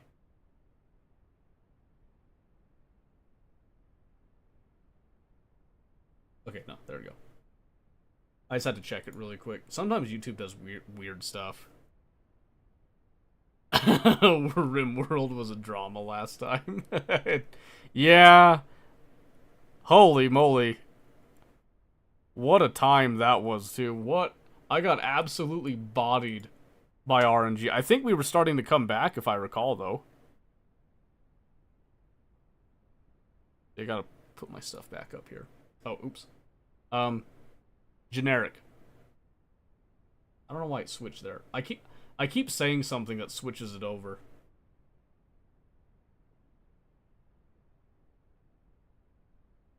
Yeah, I do like Space Engineers. I don't have Frostpunk 2, but I have the first Frostpunk. I've thought about getting Frostpunk 2, but it's kind of like Stalker 2. I just haven't gone and done it. You know what I mean?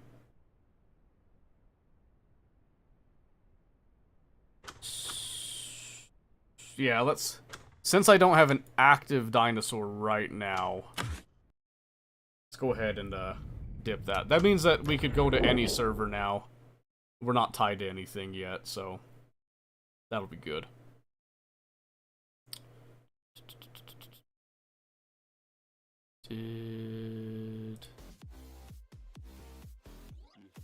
This was supposed to take it back to just chatting.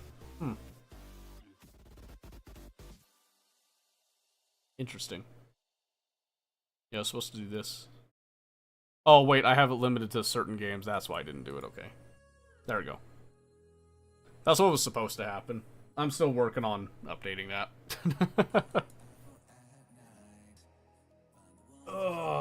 People say it's not Frostpunk, it's a completely different game. That's kind of what I heard, too, and I can kind of see it, because if you look at the, gameplay of it here, you can kind of tell a bit, just because it's a different scale. Like, I mean, oh, that shot there was a perfect example, actually. So you see, like, just how massive it is, and I believe part of it is that you're not really building individual, like, singular buildings anymore. It's like, I think you build districts. So it's like, it's the same universe, but you're doing, oh my gosh, yeah, that especially, that scale. Like a megalopolis type of thing. I wanted to see if there was an actual... Yeah, here's the, oh, more of the gameplay bit. Maybe I should actually, let you guys see the bare edges there. So you can kind of see... There's still the temperature mechanic and all that, but... I feel like it's just... Yeah, see how there's like... They had little dotted lines for the zones and all that. This in particular is what was showing me, like, okay, this is a different style on the game now that they're doing. Go play some Timberborn? I don't think I even have Timberborn installed right now. Do I? No, I don't. Not right now, I don't. Ixiom. I've heard of Ixiom. Never from a history of gaming made me so angry about the people I'm saving. I played Spec Ops: The Line. What made you so mad about Ixiom and the people you're saving there? Is it on Steam? Not idiot. Or is it Ixion? Oh, it's on my wish list.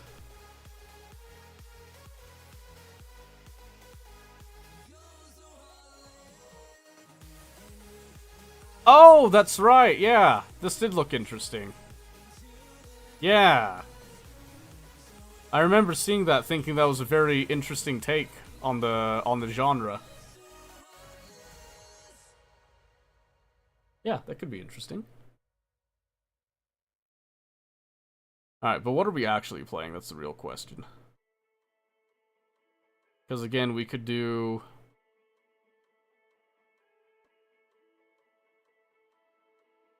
Let's do Factorio, and I could do some work on that. I think that'd be good to do. So do you guys like the Isle enough that I should add it to the regular rotation? Is that something that you guys would be interested in seeing more regularly, or was it kind of a, oh, it was a nice, like, you know, every once in a while thing? Because if you wanted the rotation, I'll do, I'll add it into my automatic scene swapping. Thinking of Ixie's already giving me high blood pressure. I'm sorry, man. Love Animal Planet.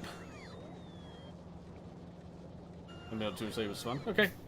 It just gives me, like, it tells me what I'm going to be working on the next while in terms of, like, stream upgrade-wise, so that's good. I will, I'll add that to the rotation, then. We'll put that on the list. Okay, let's see. I need to grab some more of these here. Okay, so what did we do last time? What did we do last time? I think we did a couple of things. So we did move radar around a bit. I remember that. We cleaned out some nests, not a whole lot, while we were discussing things. So I might come down, I might clean that one out. I think it'd be a good one to clean out. I'm not sure why I didn't clean it out last time. Where'd I put the tank? Tank's up there.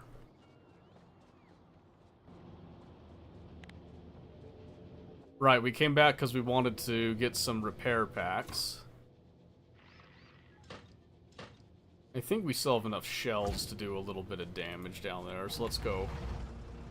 Let's go do that a little bit.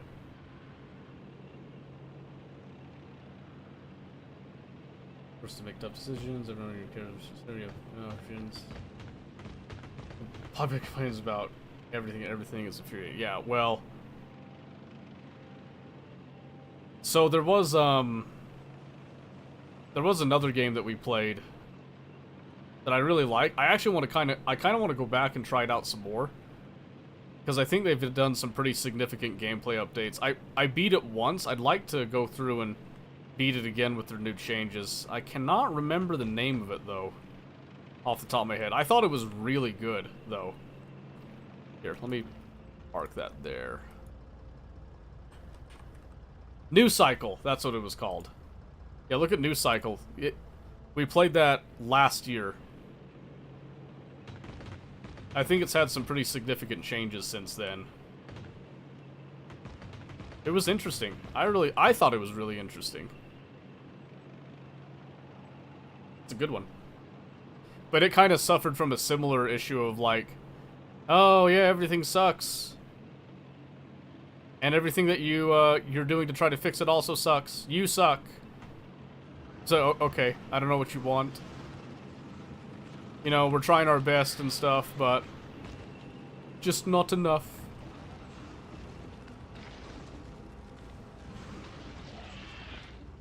Pew, pew, pew. Alright, did that. Saved some shells. Let's see. Just gonna let those radars continue to do their thing for a bit.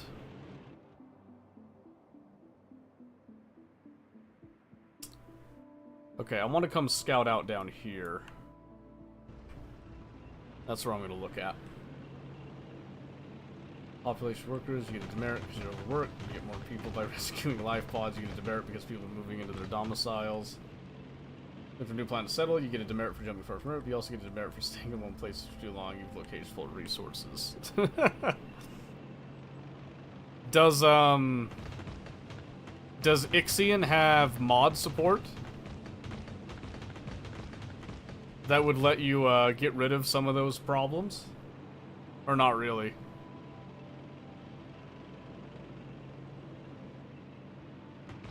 Because that does sound like it sucks a hot bit. Haven't looked it up yet. I gotcha. Oh my word, the one little patch of water right there just annihilated us. Okay, I think Graphics and gameplay is so nice, though. Oh, I believe it. Alright, let's take care of this one. We'll try to do it with minimal ammo to start with. Just because ammo packs are cheaper than the cannon shells.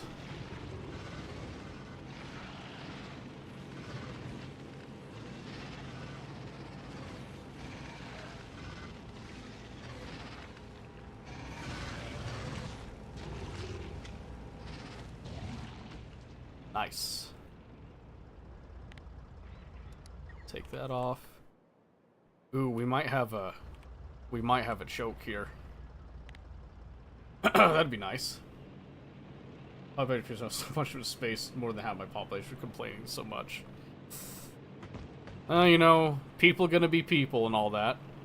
Okay, we do have a water barrier here. That is a huge relief.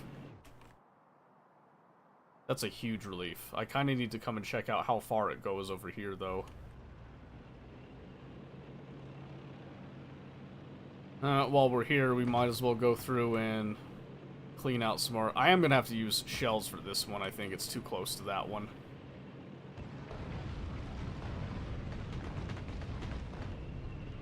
Yeah.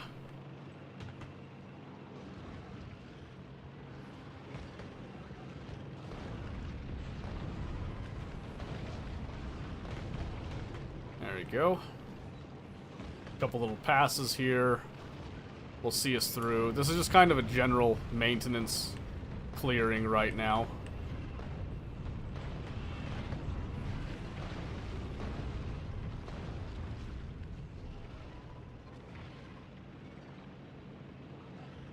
Alright, let's deal with the nests over here.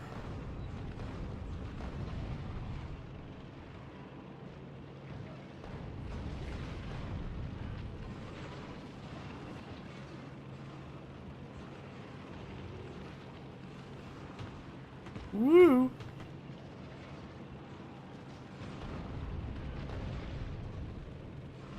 Oh. Thunked that wall. Alright, just a few more worms right there. That'll get cleaned up. Never seen you go postal before. It's refreshing. Well, it can always be nice, you know, someone that's normally calm to see them crash out a little bit. I think everybody needs a good, healthy, you know, crash out every now and again. Keeps people on their toes and whatnot.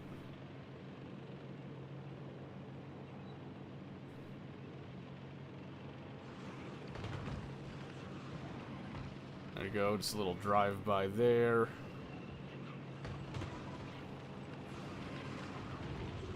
You say this one's small enough we could probably afford to get close and focus the worms down. Yeah, something like that. There we go.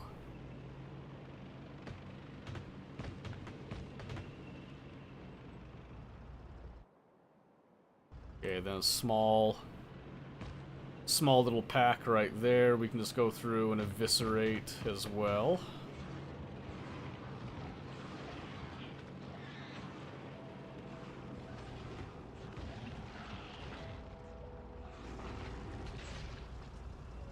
Just like that. Surviving more is fun. Way to get some dirt solid way. They're more reasonable. Good things to see in city games. Yeah, I could see that. I did look a little bit into Surviving Mars. It looks fun. It does look fun. There's always oh shoot. How come this isn't capturing Factorio? Oh, because it had an update. There we go. That makes more sense now. Yes.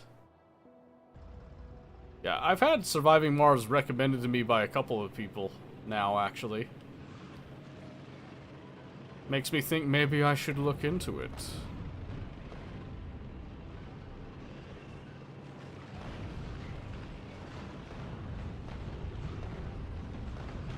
Ooh, man.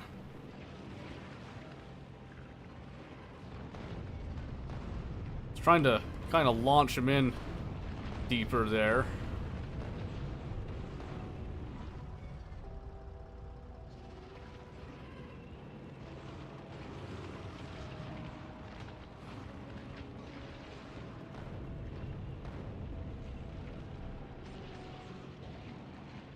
Alright, we got him.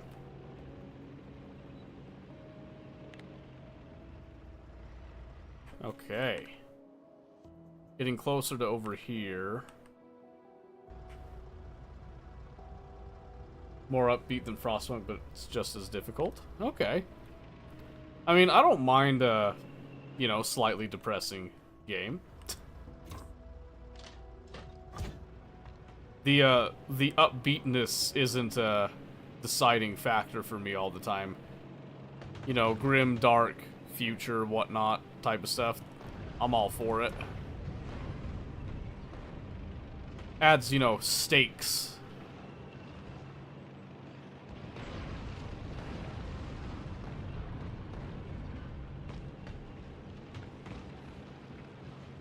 Starting some Delta Force, I like it. Really? I was looking at some gameplay of Delta Force, and I mean, it looks okay, but it's like Arena Breakout. It's like, yeah, I could play that, or I could just go play Tarkov. You know what I mean?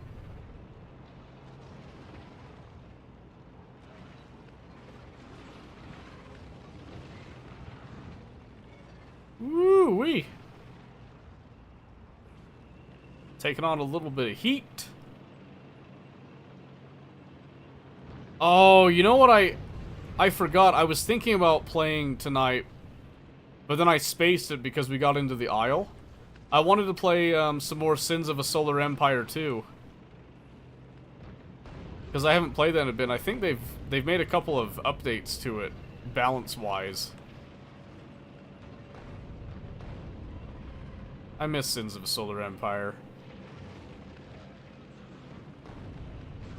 I do like the new models and animations that they have. They have done some balancing of the mechanics that I feel like has been beneficial too. There we go. Sins. Oh yeah, I used to be a huge Sins fan. I remember buying the very first Sins of a Solar Empire as a physical copy at my local Walmart. And then later I got Sins Rebellion with like all the previous packs, whatnot deal. There's like some mobile game menu with many quest lines. They have progress pretty linear. Oh, okay. Oh, it's good that the progress is linear. It's kind of part of my problem with like Call of Duty, for example, is the menu. To like try to get into all that stuff is just, it irritates the snot out of me. I can't deny.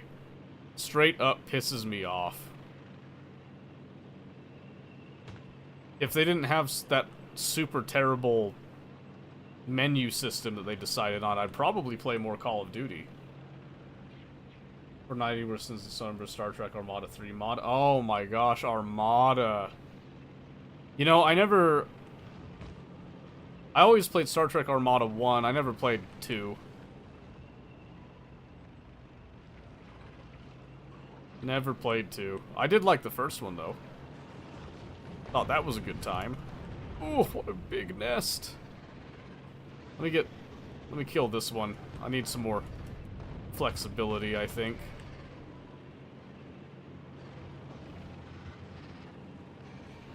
Holy crap. Yeah, I used to play... So, I kind of talked about this yesterday. That I used to have, like, various friend groups. That we would play, like, a whole lot of different games, you know, in each of those friend groups. And then sometimes there'd be some friend group crossovers. And one of the games that we used to play a lot was Sins of a Solar Empire. I have a lot of very fond memories of Sins because of that. There was Sins, Supreme Commander, Forged Alliance was another one. I still go back and play that occasionally, but I feel like I can't play that as much anymore. I just don't have the time to dedicate to it like I used to. Do I want to take on that big nest right now? I don't think I do. Not with all those other ones nearby. Alright. We'll head back. We'll probably work on actual logistical stuff now. Enough of this bug stomping. Oh, I need to get me another drink, too. We'll get there in a bit. But yeah, I used to play, that, Age of Empires 2, specifically, as well. And when they eventually came out with the HD edition, we would play that a bit, and then they had, like, Definitive Edition as well that we would play quite a bit. I tried to get my friends into Total War back in the day, and nobody would bite. So I played Total War from Shogun 1 all the way up to, was it 3 Kingdoms? It was 3 Kingdoms. All those in the series, all alone. Then they came out with Total War Warhammer. I started to get a couple people interested in the first one when it came out, then they kind of lost interest. Second one came. Third one came. And a lot more people got interested once they released the third one.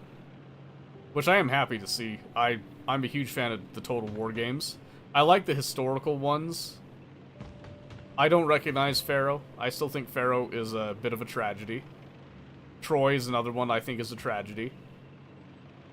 Troy was a disappointment in so many levels. But play a lot of Warhammer 3? Yeah. And see, it's a good place to be at because it's one of their more recent titles. It's got enough balancing and such with it. And Warhammer is really interesting because it adds the magic mechanic, which I think is very interesting. I think it's a very interesting mechanic that it adds to the table. Okay, so let's see. We know that Pistachio is planning to go to Fulgora, so I cannot go to Fulgora. I know that for sure right now. But I do want to get... I need to start manufacturing some other, I need to manufacture space parts, basically. Oh, man, I should. I don't own it, but I have been thinking about getting it for a long time. That actually would not be a bad... That would not be a bad one to add in, would it? It's $50 right now. I don't know if I want to wait for a sale. I might, How much do I have in my stream budget? Let's see.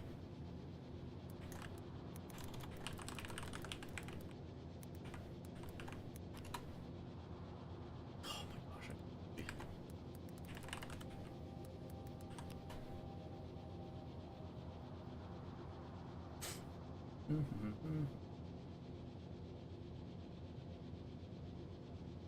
I do have enough to get one game right now. I could get one game to add to the rotation. So I have to think about it then. Because like I said, we were talking about a couple of games, so maybe we add one. Percent, do you really like that game? Yeah, and I like the original Mountain Blade games too. You know, like Mountain Blade, I bought that one as a physical copy as well. I still have the physical map that came with that one somewhere. I just have to find it again. Let's see, I need to make a couple things. I think one of them I need to make is... I need another space platform starter pack. Which takes 20/20/60, okay.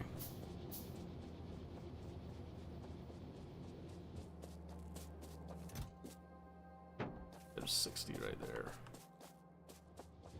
So 20 steel. Need 20 of the blue chips to go with that too. Okay.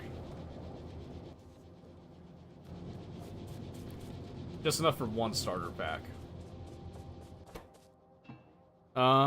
So yeah, like I said, it's on the menu. I mean, I've been meaning to get it for a while. It's right up my alley, you know, a medieval style sandbox type of thing. You can do whatever you want, and it's got a lot more freedom to it compared to Warband even. Just look at your raise armies, gauge politics, recruit companions, command fight alongside your troops, first or third person type battles, combat press to the test. And then it has like the modding scene as well, which I think is also really good.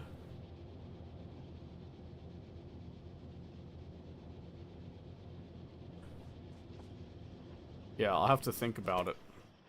Because at the same time, I could also do Stalker 2. Because I've been meaning to play that one as well. I don't know, it just depends. Hard to decide sometimes on what we want, you know?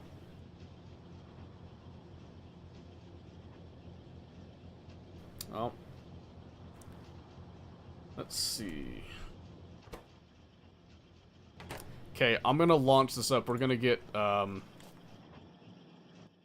my personal ship under construction, I think.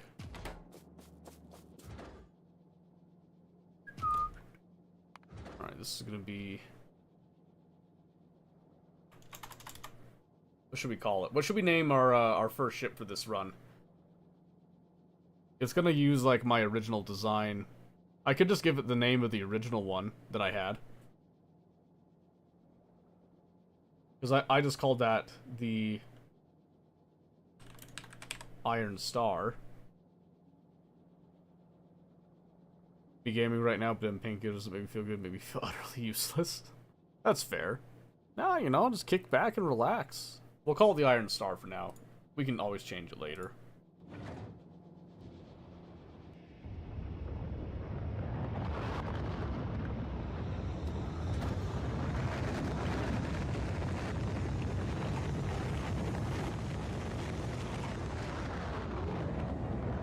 Alright.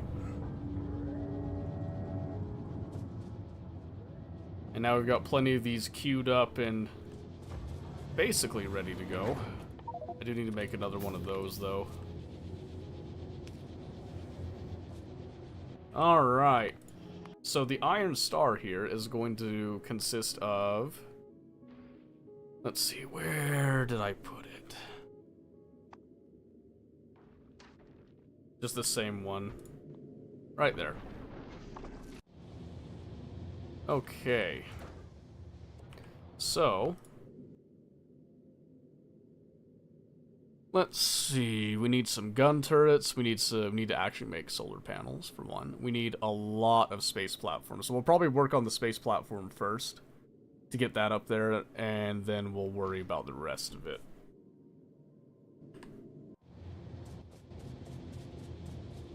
So I don't have to work tomorrow? Oh, that's nice. Good. Here's what I'm gonna do. I want to make... We're gonna make these available to the logistic network so that they can load up on the stuff. And we're also going to add walls, I think. Well, we'll let the space platforms go first here, so we do. This is going to eat into our steel quite a bit. Quite a bit. Long list of rocket names from Austin Powers. That is true. Maybe for the next one we'll do that. Okay, so we're gonna do that. Make ourselves another Roboport here.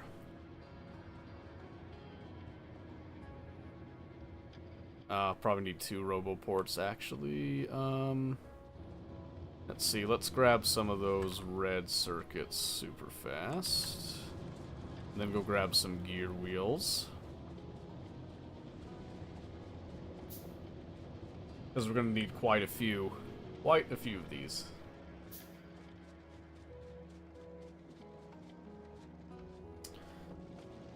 Oh, because yes, we're going to actually start construction of our first mobile platform.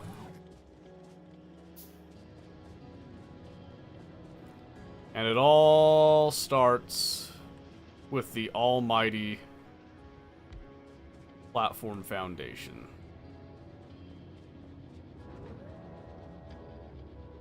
So all of these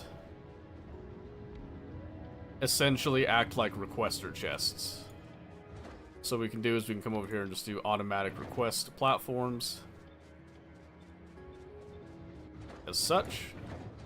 So some of them will take up platforms, some of them will take up belts and every, you know, other stuff, various things that we're going to need up there. And then we can begin that construction. So this one we're going to need like 5 thrusters, so let's see here.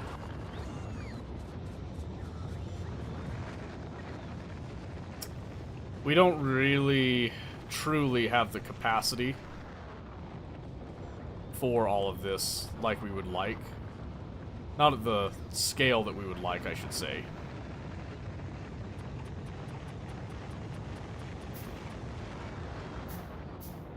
But we do have enough to at least get some of the basics up there, especially in terms of the foundations. We're still missing the asteroid collectors. Those are going to have to go up. And all of this is designed at normal quality, not like the uncommon and other qualities yet. That stuff comes later. So we need to make some of these. I'm going to do just a little iron chest.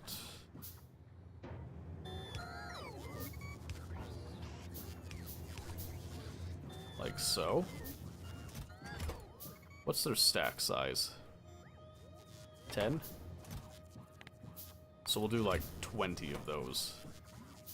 These stack size 10. So 20 of those as well. Should be fine. Remove that one for now. So thrusters just need some fairly basic components compared to a lot of other stuff. So we'll get the thrusters up there ready to go.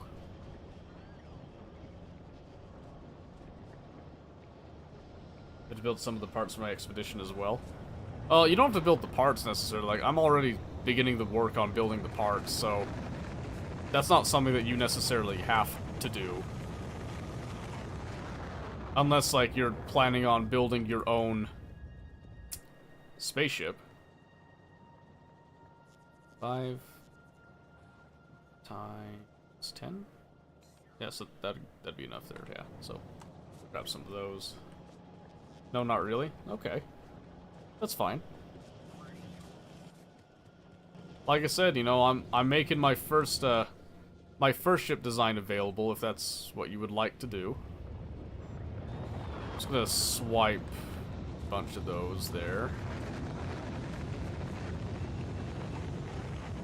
Same thing with those. And then we'll just add these.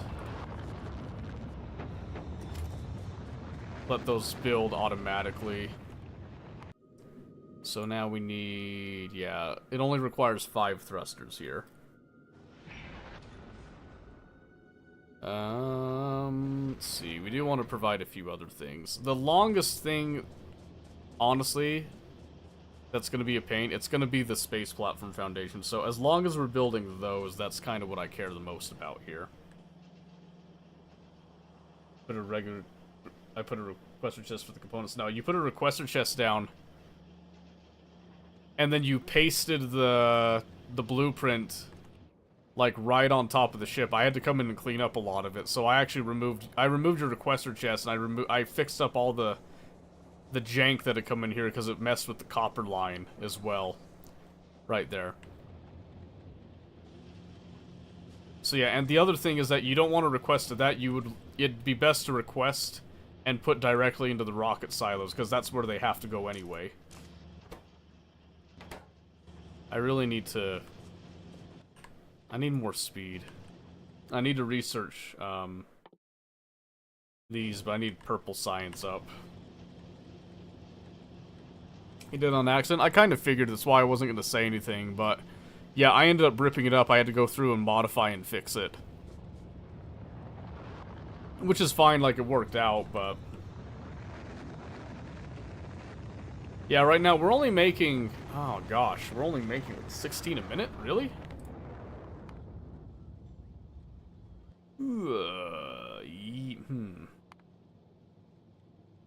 I mean, it oscillates a bit, but...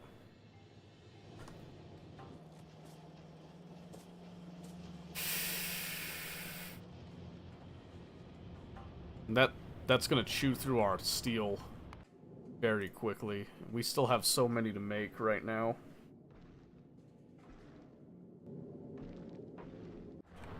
I should have been making this earlier, but I was trying to get some other things done. Trying to think if there's a way that I could speed up this process. I don't think there is right now.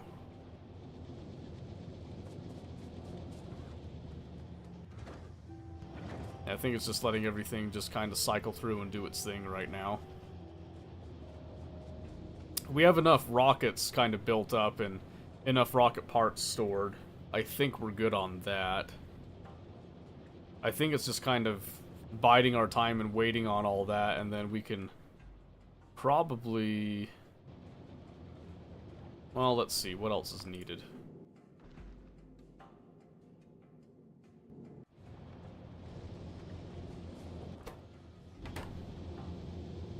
That's fair.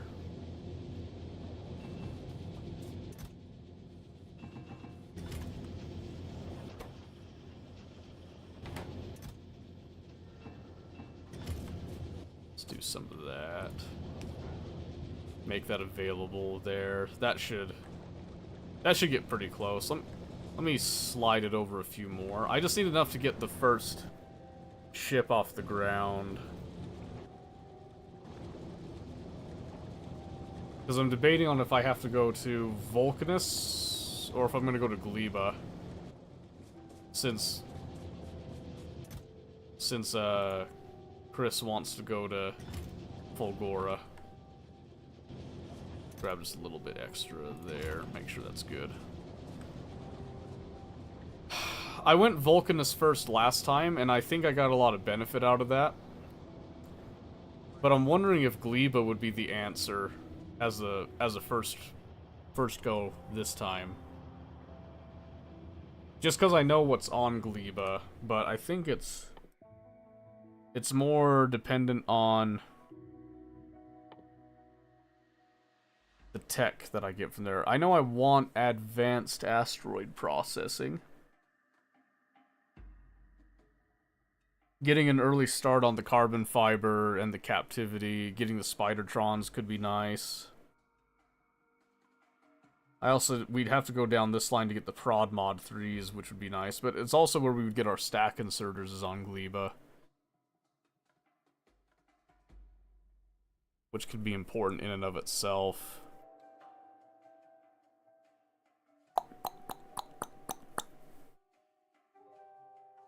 Any blind tips for my planet? I don't know what you mean, blind tips. Like what?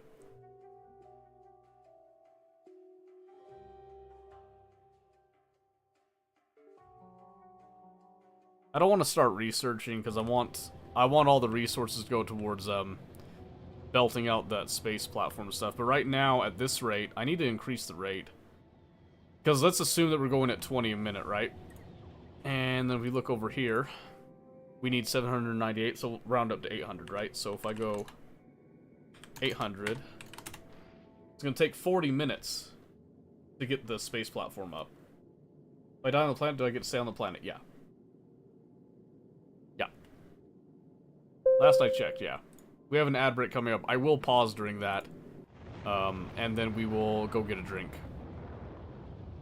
Yes, you will stay on the planet if you die at it. Oh, man. Okay, yeah, now we're gonna get limited by our steel, I think. So what I might do, nix this.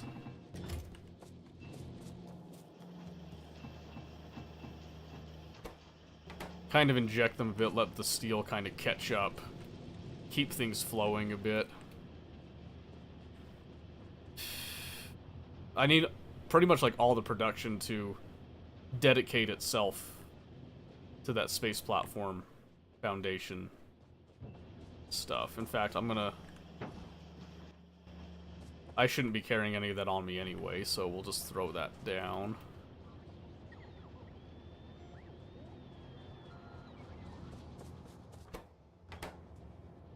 Okay, did we send up the thrusters already? We did. Okay. So it's got the thrusters that it needs. We could make the chemical plants and send them up.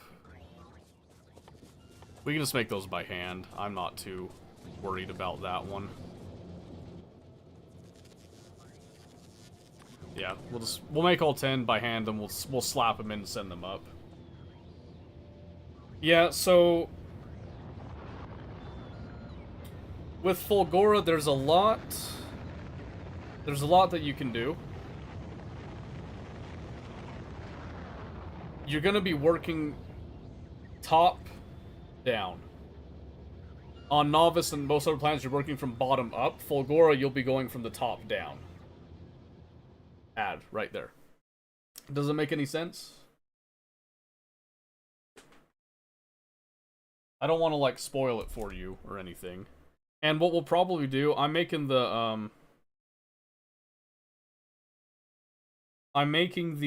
oh gosh, my brain. I'm making this ship right now. We can share the ship. We don't have to have our own personal ship. I will make this ship for me, and you and I will share. Oh, I don't need to pause this. Just let it run. What am I doing? So essentially what will happen, I'll control the ship. I'll send you over, and then you will deploy to the planet. If you would like the full experience, you can deploy to the planet completely devoid of resources, if you would like. Road trip, yeah. So my plan is that I'm going to go in with you. I'm going to drop you off at the planet of your choice, and then I'll probably either come back to Novice. Well, if I'm just going to stay on Novice, I won't even get on. Or I'll be heading towards a planet myself.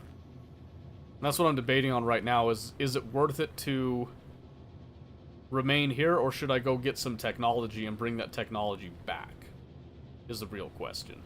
Because there is some useful technology I could get that would make my base design a little more convenient. Particularly, Vulcanus would be good, but in order for Vulcanus to be viable here, I need to get something off of Gleba. So I think Gleba would be the first stage of what I do. Why not bring tech back? That's how Coruscant started. I know, right? I know, right? And that's kind of what I'm thinking, but the issue is that I need to, I need to have enough infrastructure here to make it easy to integrate, right? So, so for one example, because I know most people here have not done Space Age quite yet, one of the things that I have to consider is bringing science back here in a timely manner, right? So this is where I'm deploying science right now. Which is all well and good, but the issue right now is... Let's see. How do I describe this? The issue right now is that in order to add more to this, I'm under certain restrictions, right? I'm just going to clean off this belt because I need to get this military science off, because that's where the next planetary science is going to go on for the time being, and then we'll get slightly better stuff. I'm just going to go kind of like that. And then we'll just do something like that, and that's fine. Medic's another underplay class second Battlefield. Yeah, that doesn't surprise me at all. That doesn't surprise me at all. Okay, let me go get a drink really quick, and then I'll kind of describe... I think Gleba's where we go, because I don't think anybody else wants to deal with Gleba. And I'm experienced with Gleba. I actually don't mind Gleba, and I understand its nuances. Particularly spoilage. Tends to kind of throw a lot of people off, so that's probably one that I have to take care of. So, we'll see. Let me go grab a drink really quick.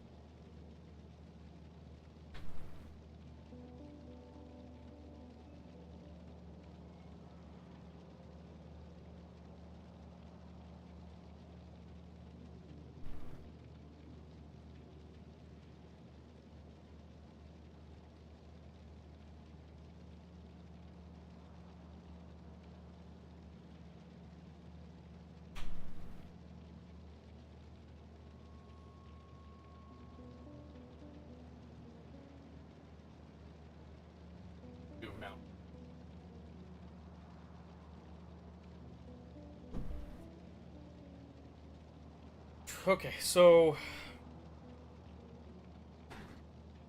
the main issue, and I can, if no one cares about spoilers, I'll talk about this. I'll wait and see. If anyone objects to spoilers, Space Age has been out for long enough, y'all shouldn't care about spoilers anymore, but just in case, I'm going to put that disclaimer out there, wait a bit.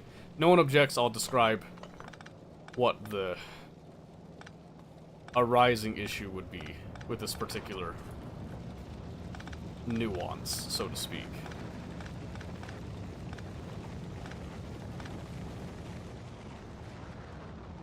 You're immune to spoilers. Perfect.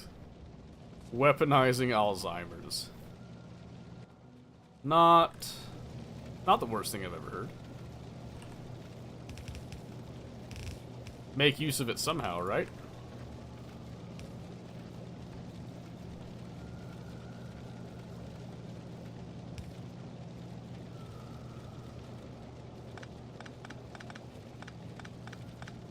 There we go. Gives us a little more space right here in case we want to use it. I don't think we'll be using it anytime soon, but it gives us the option. Alright, so for those people that aren't afraid of spoilers, keep your ears open. If you're afraid of spoilers, close your ears.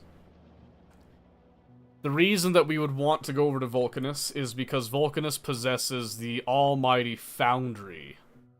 The Foundry is a wonderful, beautiful machine. Just like the big mining drill is. So again, those are two very distinct, unique technologies that we could get from there.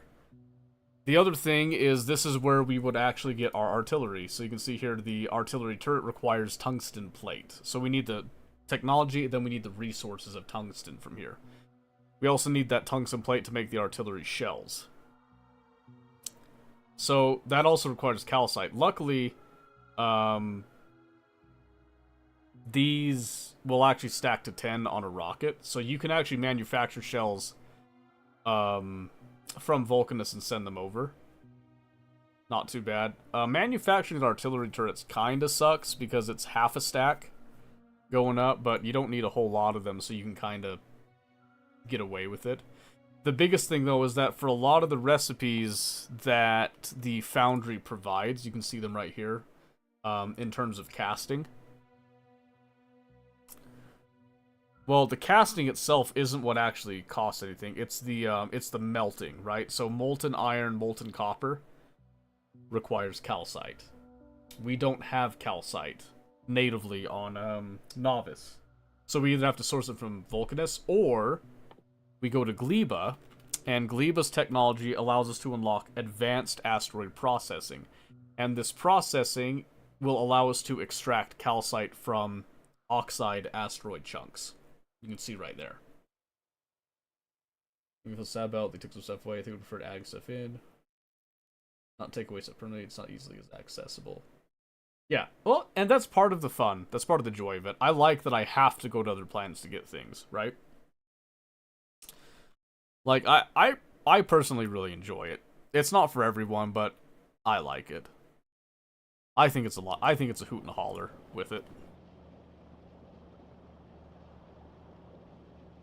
But the question is, do we go to Vulcanus to get the artillery technology and then set up a space logistic to send artillery shells out? Or do we go to Gleba to get the technology to get calcite to then send artillery shells over and install foundries here? It's great for people who haven't experienced it yet. Yeah, exactly, yeah. So, when you get used to it, it feels really weird to have artillery just, like, in vanilla, just default again. I don't know, it's kind of a surreal, funny experience with that, but... But foundries are an amazing, absolutely amazing machine. You get so much more throughput, you get, you know, it's faster, you get more out of it, too. The big mining drills are another big thing. So we can have big mining drills here that will actually make these resource patches last longer, get more out of it, so more efficient that way, right? Which is why we're wanting to set up an efficient train system, because we're going to be having multiple ore patches that we'll be tapping into throughout this entire run.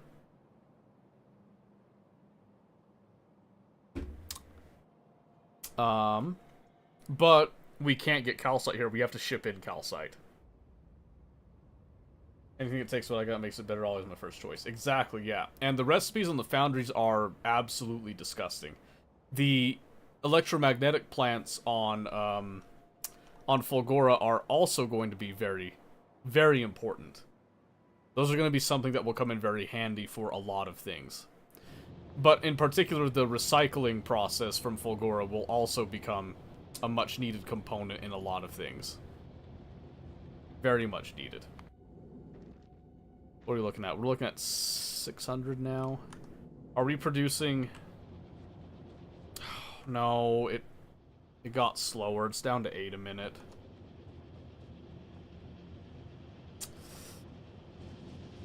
And it's a steel limit.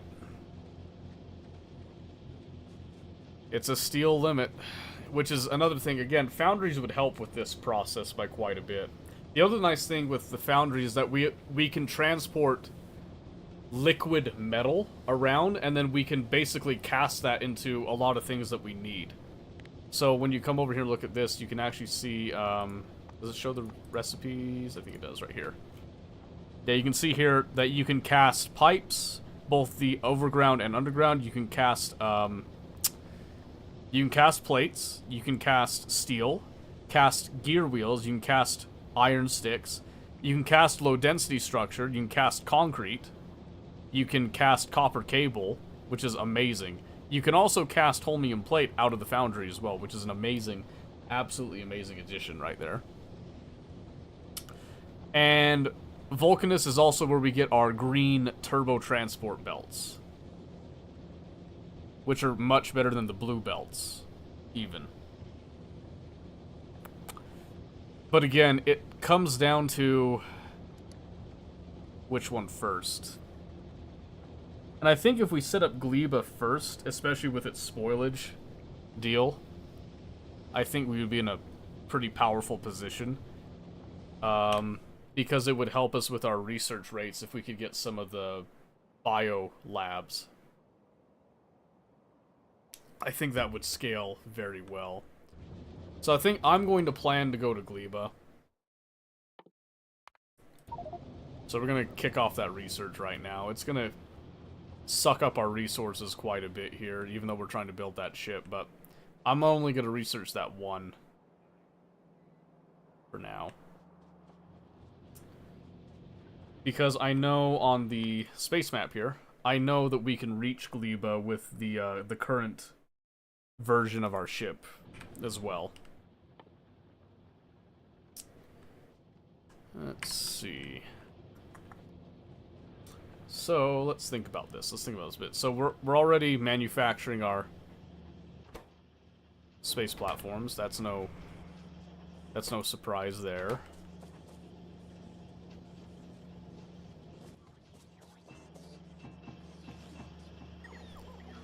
We'll try to help speed it along just a little bit there.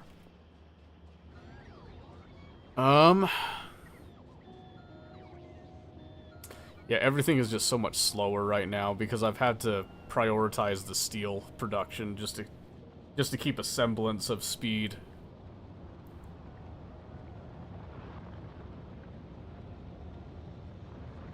Another thing that we could do, we could go to Vulcanus. We could just make the stuff on Vulcanus, and we could ship a lot of that raw material here to manufacture some of these things. The only issue I see with that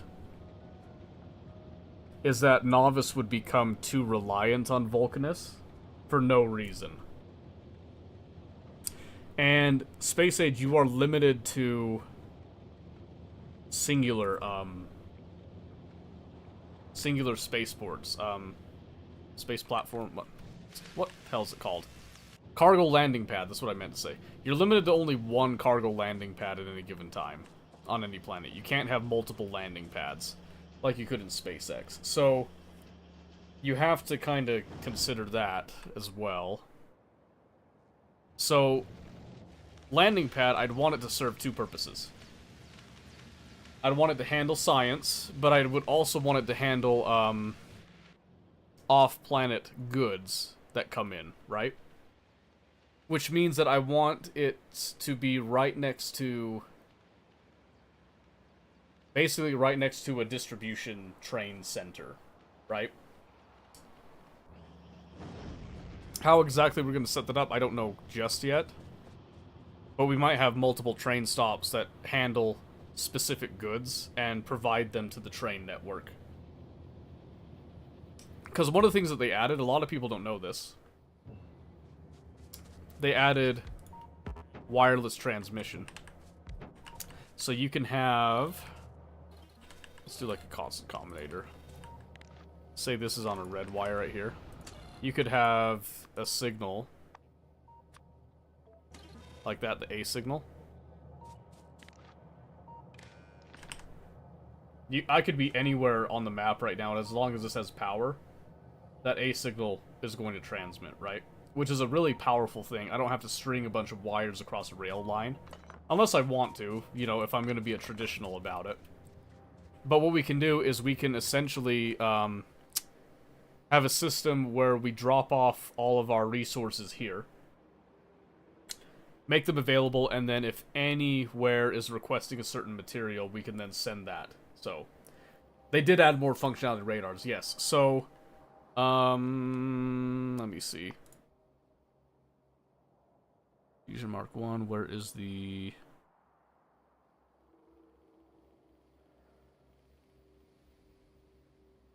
yeah, the interplanetary freighter, Workhorse, horse prototype. Yeah, this one, you can see down here, this one actually has some radar in the design. I wish I could zoom in on this. But this essentially removes the need... I do have some power lines just to kind of make...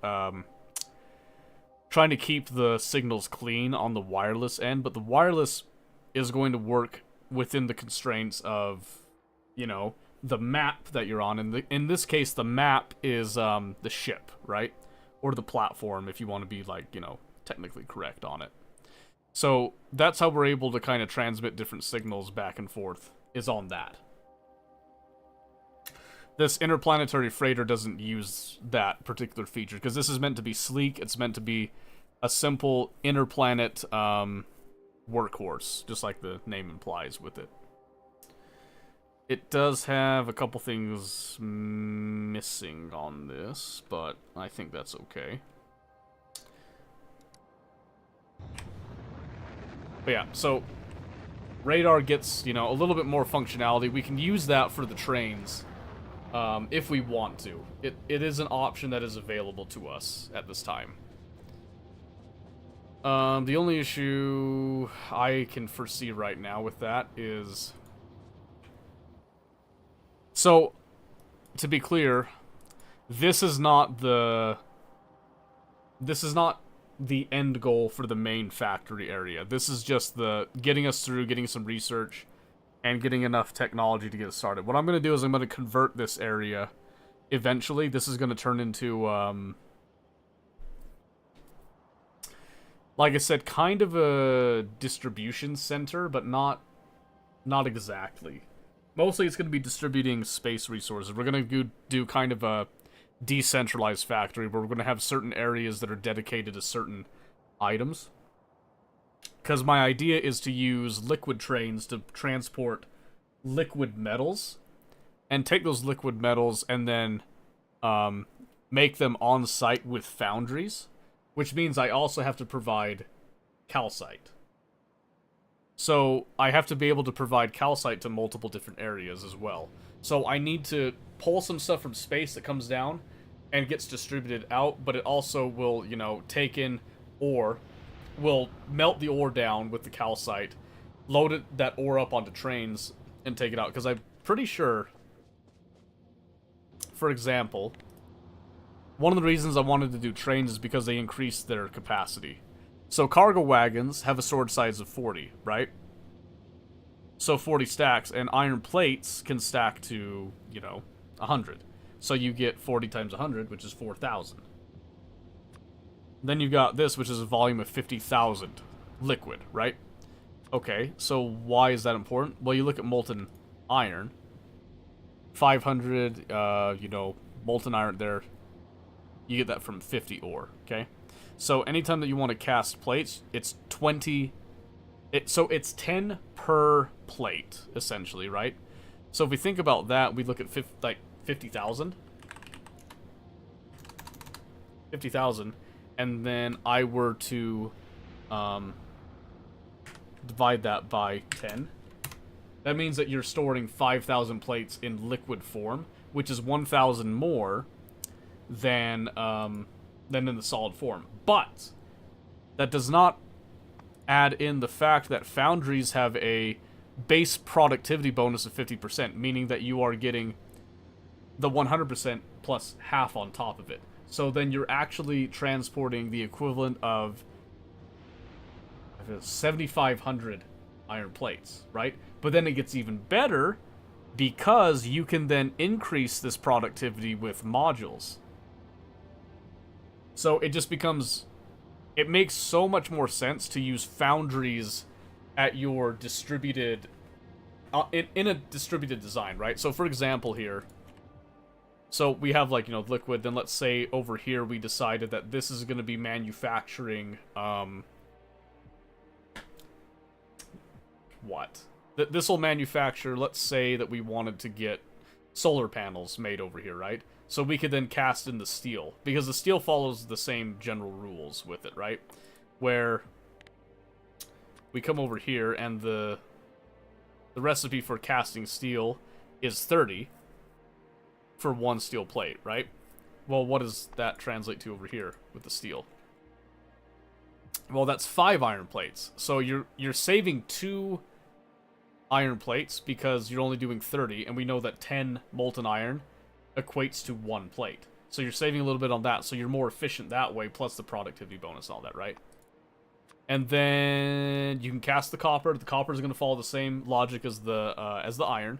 So then you're going to have your green circuits. Okay, well, green circuits can get made in a variety of ways. We can use, like, you know, we can use some of that iron plate we brought in. Well, we can cast some of the molten iron into iron plate to be put into this. We can also cast copper cable directly as well. You can click on this, you can see that exact thing, casting copper cable right there. Which is, like, super, super efficient because you're getting 2 copper cable for half a plate. Whereas before, you were getting 1 copper plate was 2 copper cables. So you're getting... So the casting itself is already cutting down by 50. Then you get the 50% productivity bonus on top of it. And you can see how nutty the foundry can get. The foundry is such a beautiful tool.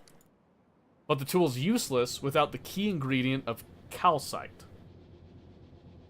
So, now that I presented you with my TED Talk, the question now remains. Gleba first, or Vulcanus first?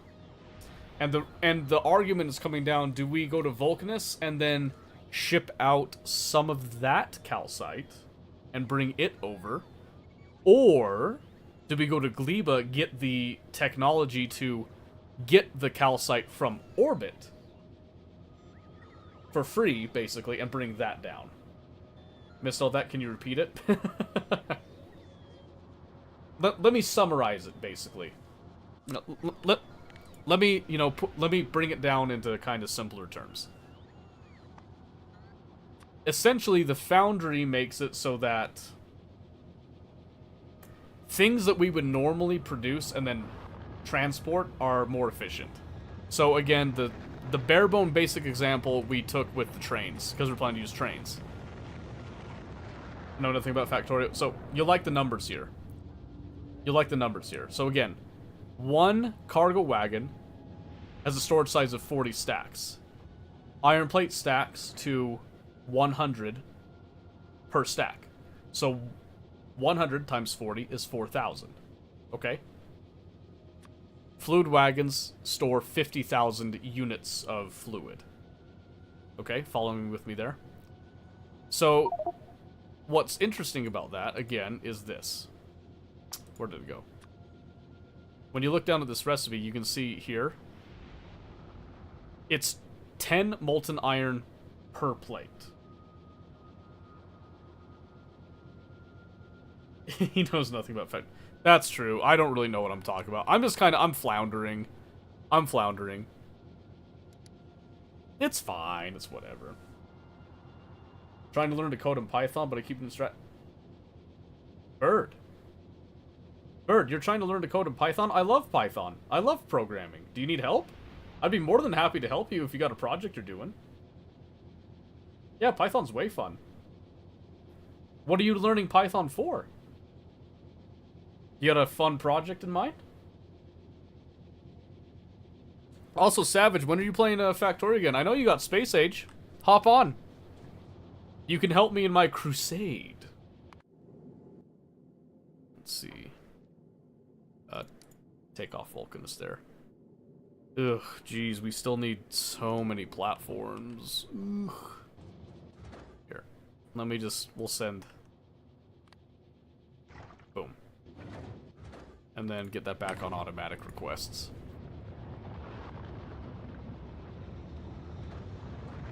Python to auto-sort hentai stash. Bird's a woman. Her hentai stash. Get it right. Trying to set up my iron. Finally, still building the platform for it. I gotcha. Yeah, I know you've got a big project in Satisfactory. What was the temple was based on I'm gonna butcher it. Hatshepsut, I think, was the name. I like you got your bots every way you have. I want to know how to do more of that stuff. I am willing to teach you literally everything I know, and also explore concepts with you. I'll help you do it. I did get it right. Okay. Automate the boring stuff. Great book. Fantastic book. That is an awesome book. Highly recommend it. 4 chapters on board. You need a project. You need to think of something that you want to automate that is pertinent to you. So, think about something. Anything. Literally anything. Digitally, I hope. What is something that you want automated? Anything. Just name it. It could be like you want to automate a video game that you like to play. You know, I'm not gonna suggest that you bought a game, but if you wanted to bought a single player game as a project, that's a great start. One thing that you can do, take a mobile game, just a simple mobile game, learn how to automate it with Python. That's a great project right there. Automate like a spreadsheet thing. You know, automate going through like a comma separated file and parsing the information, you know, in a way that makes sense. One project I've been working on, I actually kind of want to show you guys this someday. I am working on a project where I read a receipt with computer vision. I take a snapshot of it. I put it to this program. Read it, separate it out, divide it, categorize it by food and non-food items, and then put that into a database. Then from the database, I call on that and I have it separate out in categories of like 2 week blocks, right? So that then I can track all of the grocery spending that I'm doing. How much am I saving? How much am I losing? Because I used to do that on a spreadsheet. I'm tired of manually inputting that, so programming is what I do for it.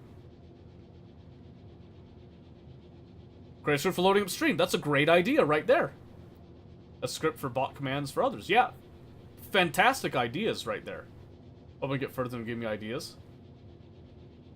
Here, let me show you something. I wasn't going to show this tonight, but I'll show it to you guys because I love you. Let me show you something. So StreamerBot is a great place to practice programming logic without having to know how to actually program, and then you can get deeper into it with programming stuff. So let me show you an example here. Bird, you might remember you and Hella were teasing me because I would send a go live notification and then I would start stream because it made more sense in my brain. You made so much fun of me, I ended up automating that. Let me show you how I automated that. Let me show you this, okay? Yay? Yes, yay. I love you all. Automatic set desktop for school? Yeah. I already got distracted because it was saying how to program rock, paper, scissors, so I went and made a channel point reward for that. Oh, there you go. So let me show you this. This is a really interesting thing. I have this right here called Stream Startup. So I messed with the sub-actions here, and then I do have an actual code block right here. Because there's advantages to using the tool and this. So, first thing I should show you here is, I don't know if you've ever heard, but Discord has something called a webhook. And webhooks are pretty easy to set up.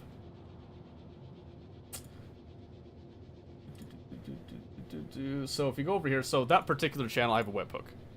Right there, stream notifications. I created this year, because again, you know, I got bullied into it. So we did that. So I made a webhook. I'm not going to show you mine because I don't want to give it away. But you just make a new webhook. There's stuff that you'll input in for that. Right? So have a look at this. Whenever I turn the stream on, this happens. There's a couple things that happen. One of them is that if I'm not already on the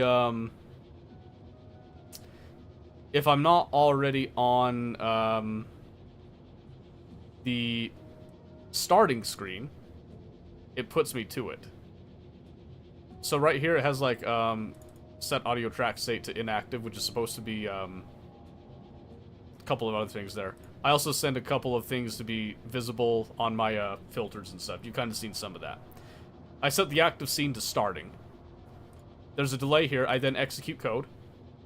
This is the code right here where I created a persona for this webhook. So I guess I'm showing you the webhook URL anyway. Bite me, okay? I trust you guys. You're not going to mess with it. And if you do, I'm going to kill you. Or, you know, I'm not going to do that. So, you start right here. This isn't Python, but the same basic logic applies. You have your webhook URL. You've got the username. This is the username that I've assigned it. Because, you know, Warhammer theme, I like that. This is the URL for the avatar. That's where you see, that's how you can get... right there. That's how you can make them look unique. Has the whole, you know, Sacred Envoy... Viridia Praxis, came up with the name myself. I've then I made a bunch of different ways, you know. Some of this I did ChatGPT. I gave it a few that I came up with, and then I had ChatGPT expand it and give it more. And there's a couple different ways that you can do this, but right now what I have is, there's this, I have it as a string. I then come down here and I randomly select within that string, and then I just, you know, put it in the middle of this. That all then gets sent as a post request, basically, more or less, to that webhook URL with the content, the username, the avatar URL. Then you always want to return true. And this is C#, so you can't just run it off willy-nilly. You have to compile it every time. So, that's why it has that fun little tool. So that will all run pretty much instantly. Then there's another delay, and then we go to the no active game scene, and the filters get set that have the whole, brings the borders in, kind of gives it a little unique look type of thing. That happens every time that I click on Go Live. Okay, so now that I did that whole bit, so you have used webhooks before, great. So just, you take your knowledge of webhooks, you can apply it to this, you can do something similar. And again, it's still authentic, it's still me, because I made it, and it's still stuff that I gave it, but it's automated. It's the same thing that I do for shoutouts right now. Let's see, where is it? So I have it on my Twitch message monitoring right here. So I was noticing that you and Hello were joining in at like the exact same time. So I commented you out while I kind of figure out how I can get some logic to do shoutouts in spacing, like a little bit of spacing, right? But I have a couple of other people here. Some people I don't see anymore. This guy, I haven't seen this guy in a hot minute. I don't know if he even streams anymore. So in fact, I'm just gonna go ahead and remove him there. But these are all people that I like, that I respect, and I keep in. I know, so let's see. Yeah, so like I said, I think, screw it. I'll just uncomment both of you for now. So, the trick here is finding logic that I can say, hey, I want to check the variables, basically, about probably how long it's been since I've done this. I don't know how exactly to capture that data. because you have to go off of documentation for it. But that's just an example. So, not respected and create. You don't stream. That's all it's for here is for streamers, fellow streamers. And yeah, it's C#. So I have some other stuff as well, you know, like I've been working on a custom sub thank you here. I don't have the full. Clearly this is just placeholder code that I put in, boilerplate if you will.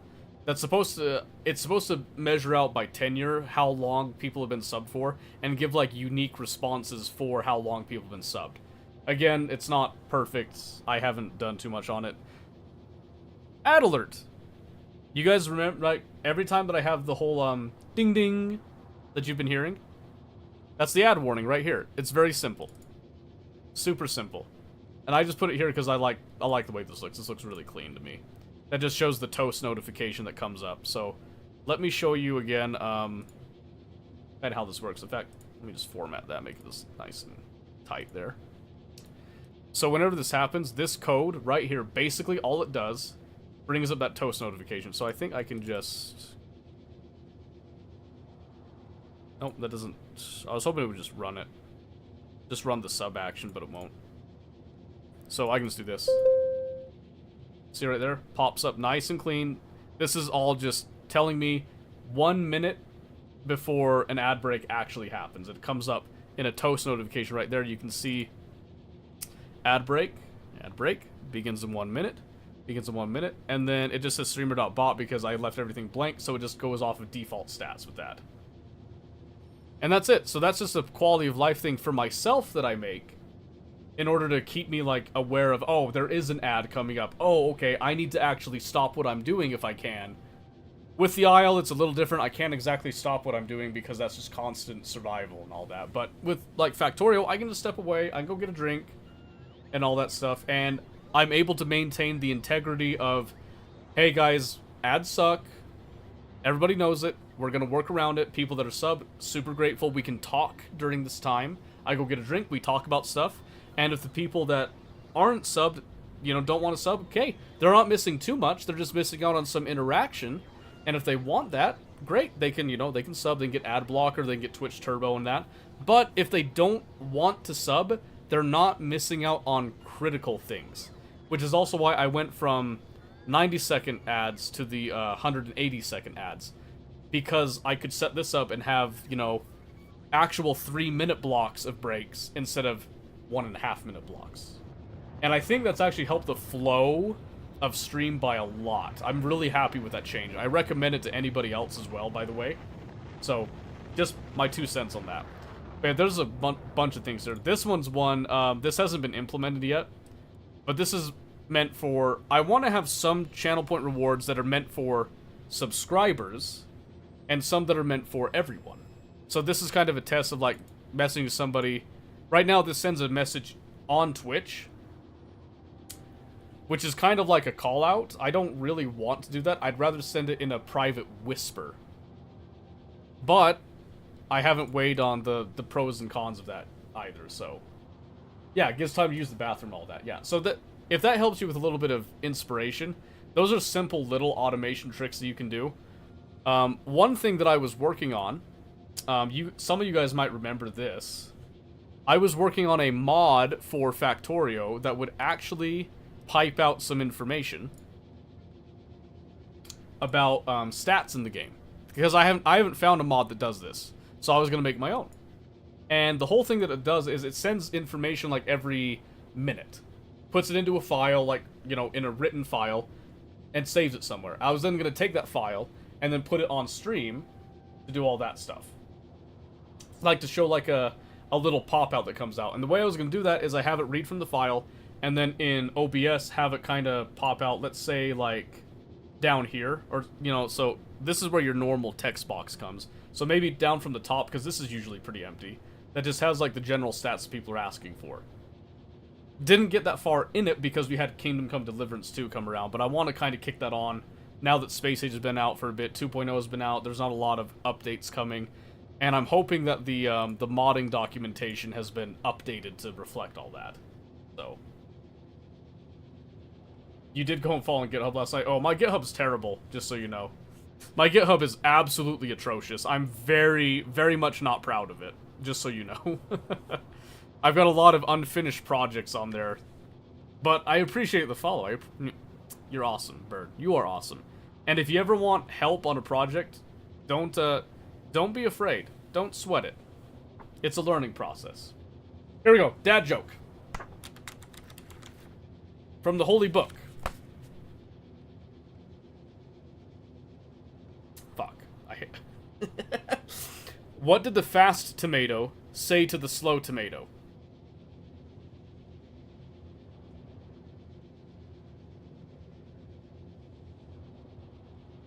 Catch up.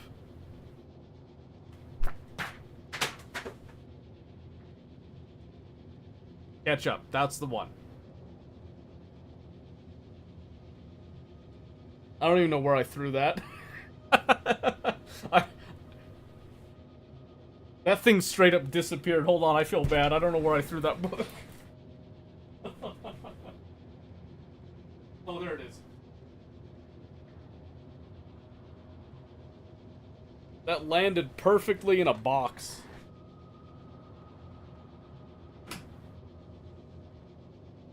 Posture check when I just stood up? That's crazy.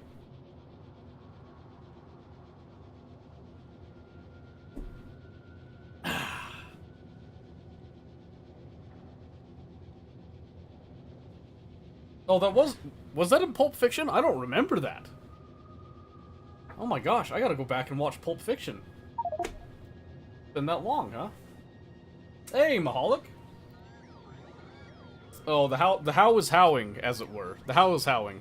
We're rebuilding our first ship again, and deciding on if I want to go to Gleba first or Vulcanus first.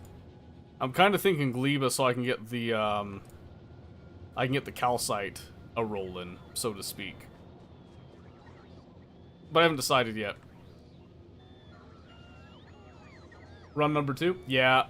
This one's kind of open to new players that want to try Space Age and all that with a guided hand. So I'm kind of surprised that,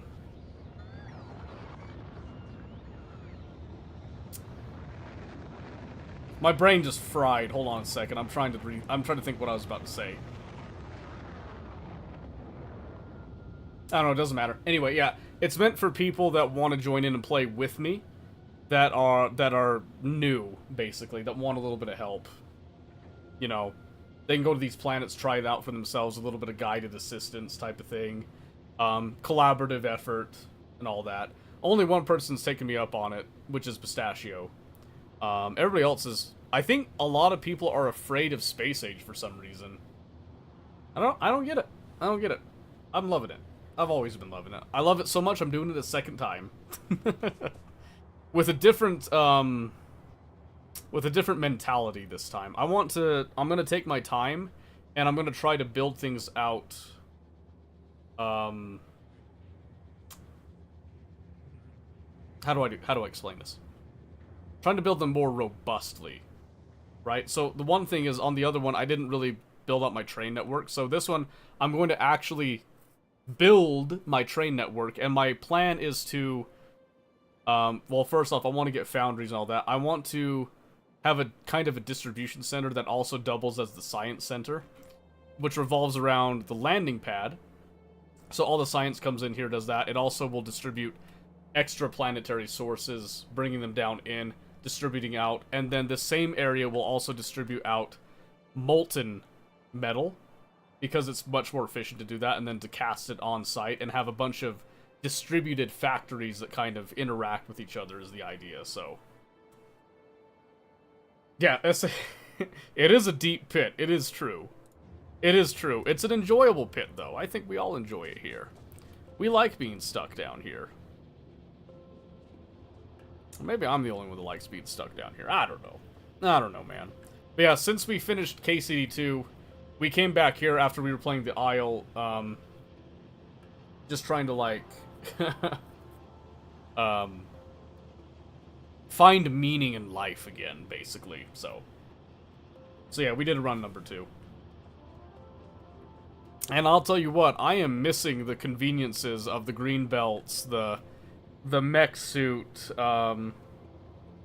The fusion reactor, like, oh my gosh, I don't even want to look at the nuclear reactor. I want my fusion reactor back. I'm so sad. I love the fusion reactor so much.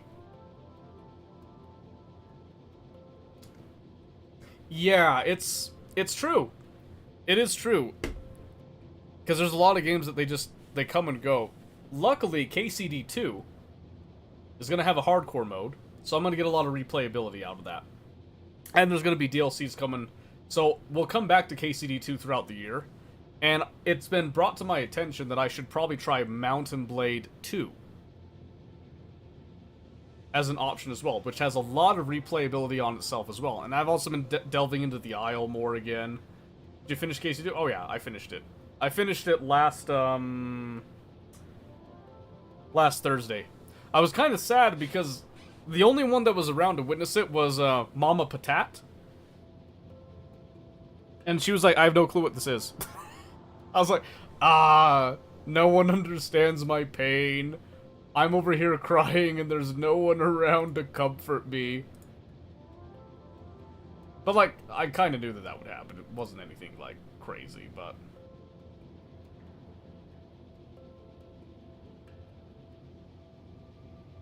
Mountain Blade 2 tried to recreate Hans.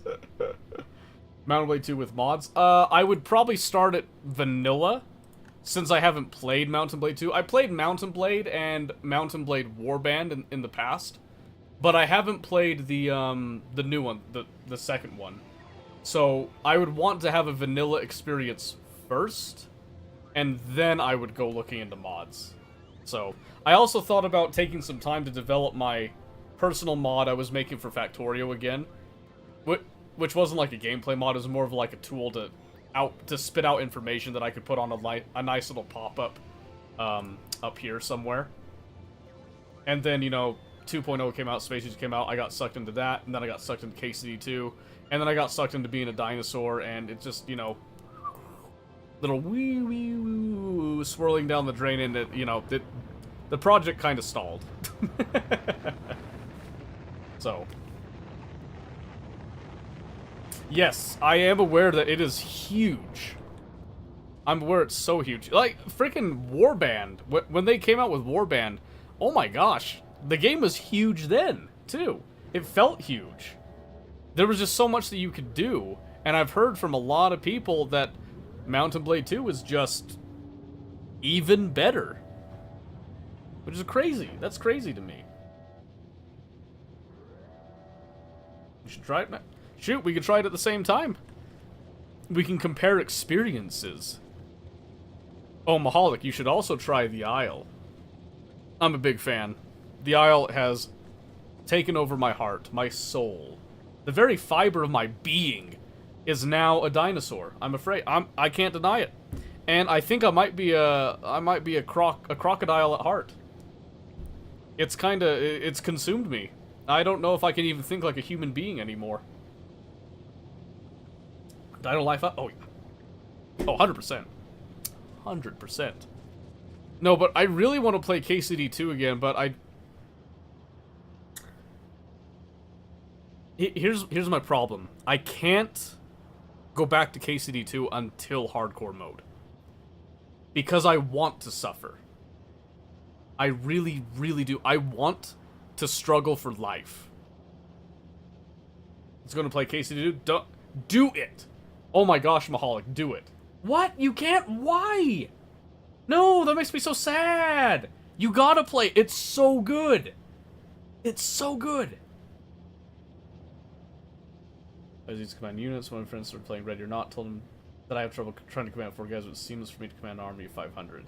See, that's crazy to me. I've never had problems with Ready or Not. That's, oh my gosh. I never finished my Iron Man mode run on Ready or Not. Oh my gosh, we need to do that this week. Okay, listen. Thursday, we're opening up with Ready or Not. I need to get that Iron Man mode done, okay? I want you guys to mark that. Mark that right now. Mark the fuck out of it. Okay? We're doing Ready or Not. We need to get that done, okay? Thank you for the marking. I appreciate it. Played the first one and couldn't finish it. I have problems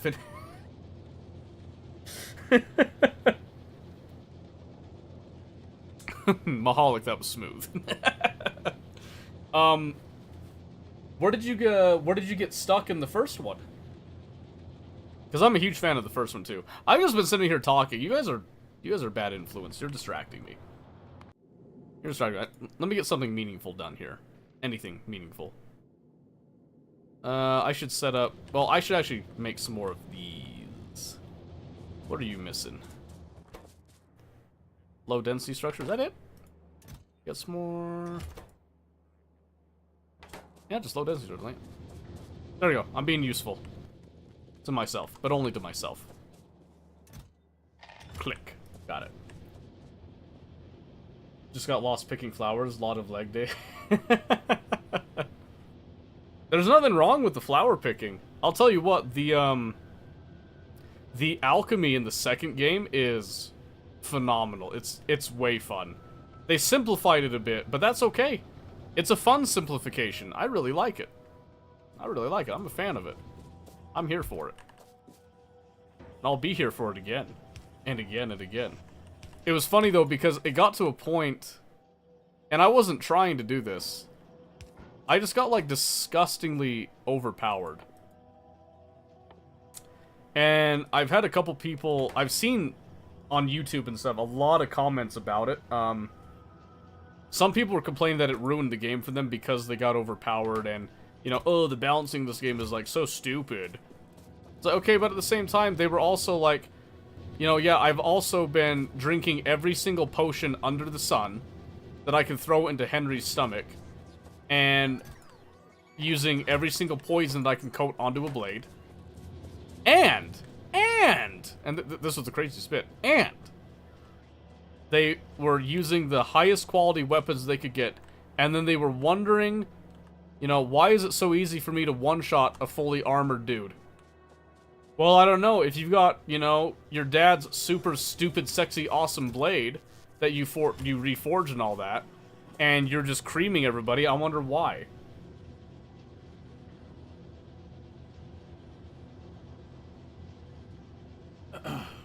Crazy. I would have kept you in line, but I'm learning about the extensions, and it doesn't seem that hard. You would have kept me in line? I'm confused. I'm confused. What do you mean?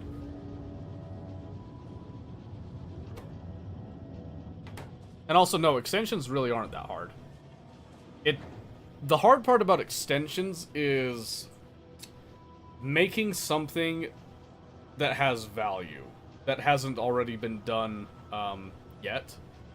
You can make your own twist on things and stuff, like, all well and good, no problem there, but the hard part is making something that fulfills a need that hasn't already been adequately fulfilled by another extension, right? But it's a good exercise.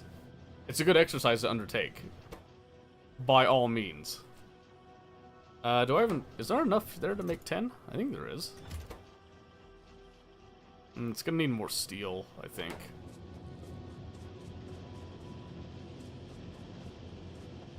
See, this is part of the problem I'm experiencing right now, is that we just do not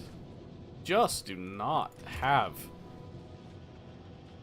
the steel throughput right now. Because right now, our steel is sitting... Yeah, it's like a steady 240-ish a minute. Like, let's see. Yeah, 240. 240 a minute, which, like, it's not fast. But, like, it's decent. I thought it was decent until I started having to build this nightmare of a system. Where I have to have so many space platform foundations ready. And I forget that I don't have my, my other run's abundant and over-tuned, like, production system anymore, so... I don't know. It's interesting. It's interesting. But yeah, so I thought about, Gosh, my brain. I thought about... Why did I have Google Cloud API up? Oh, right, that was for... I need to keep that down. I need to keep that down. That was for Google's text-to-speech speech engine stuff. I I need to set up my billing account again because I lost that. Let me see. Closing some windows here.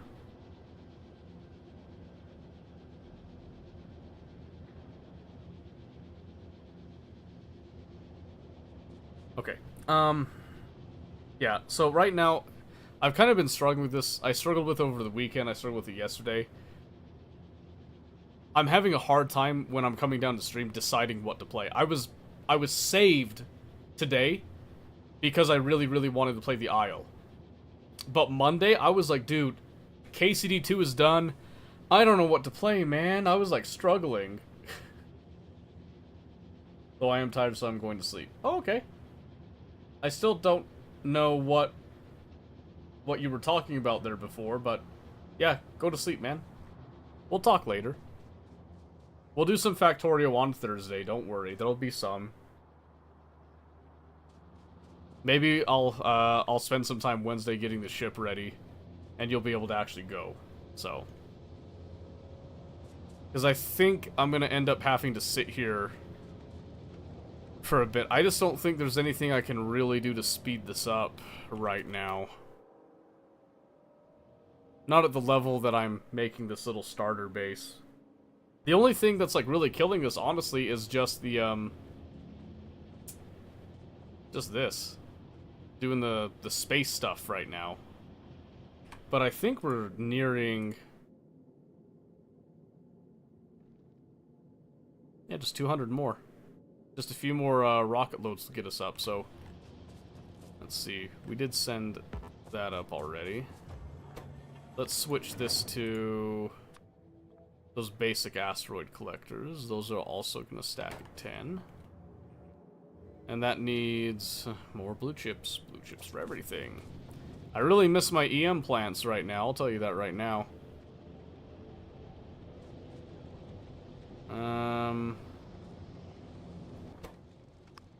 Let's go back to splitting this. I'm gonna go back to splitting this just because I want to make sure that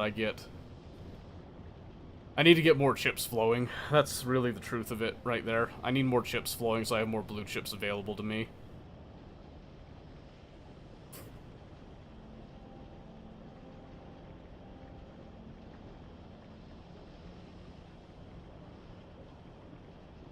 That should help a little bit.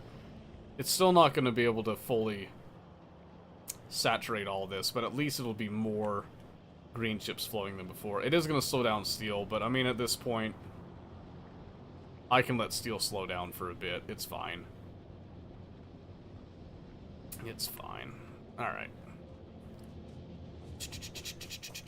So, for doing this, let's see. We can grab some of the other stuff, though. So I need 10. So 50 blue chips, 80 engine units, and 200 low-density structure. That's easy. Let's do...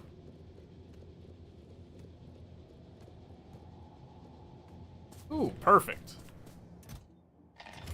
Just like that, and then let's come grab some electric engine units. Oh, that's so nice to see a few more blue chips than usual there. Alright.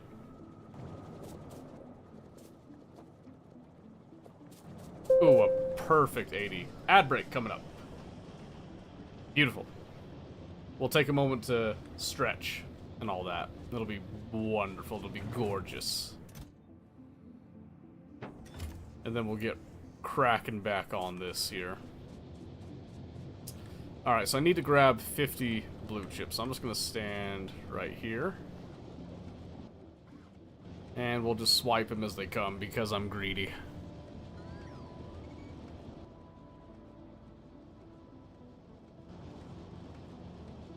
I could automate grabbing these, but I'm lazy.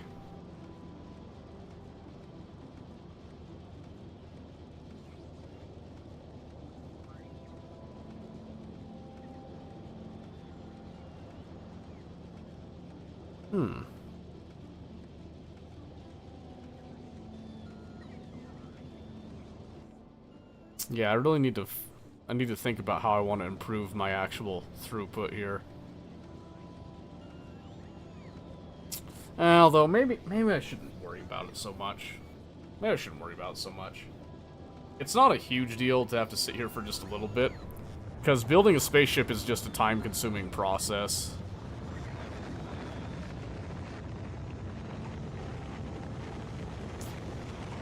Everybody knows it.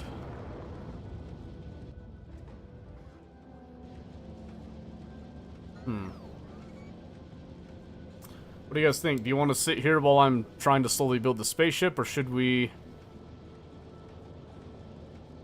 swap over to one final game for tonight? Because I could do oxygen. I could do oxygen not included. Alright, ad break. Hands off the keyboard, just let it roll, let it run. Stand up and stretch. Oh, oh my gosh. Ooh.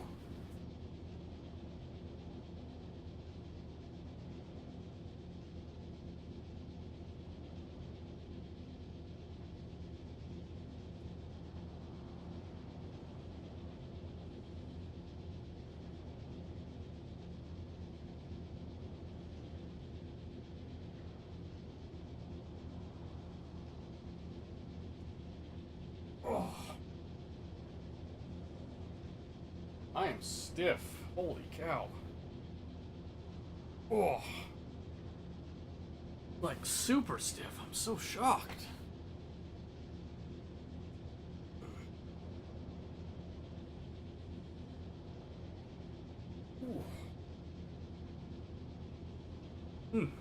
Alright. Don't need to go to the bathroom, don't need to go anywhere, so maybe I'll go check YouTube and see if I got some comments to respond to. I probably do.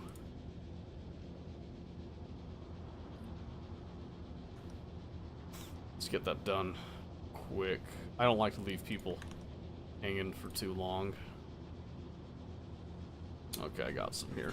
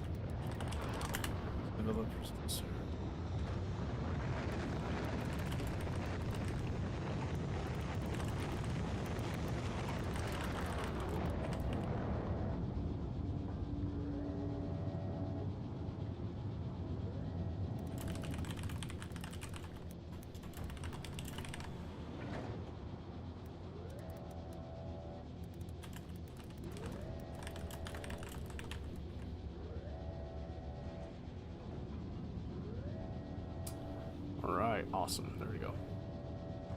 Okay, ad break's done. I'm just checking a couple things. Super fast here. Okay. Awesome. Caught up on that.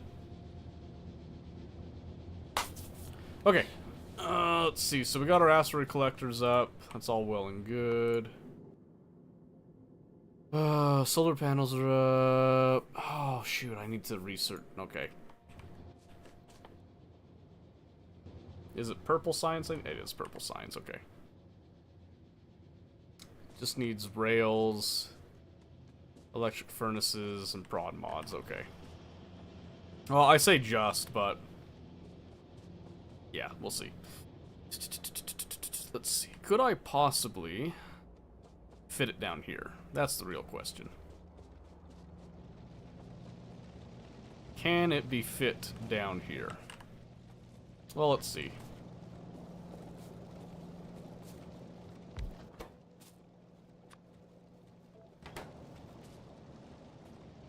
So let's say I want to go like this, right?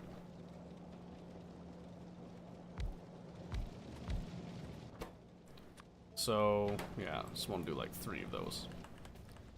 Not a insanely huge amount, but a good amount. So I need to make rails. That should be pretty easy. I need to make electric furnaces, which requires the stone bricks. Ooh, maybe I do it up there, actually, because I'm already making stone bricks up here. I think that would be wise. So let's say I just kind of pull off this line, then, to make these furnaces. Oh, in fact... yes, the ever-present issue of steel rears its head again. Snag some of that. Need to get some copper again.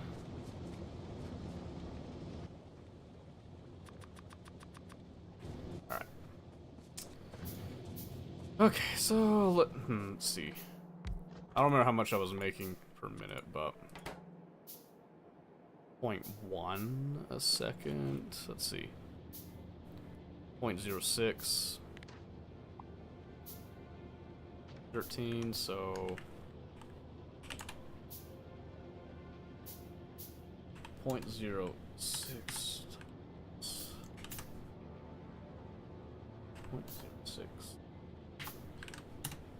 0.78. Okay. So I guess I technically want 7 of these, maybe. Alright, well, let's assume that then. We'll just go with 8.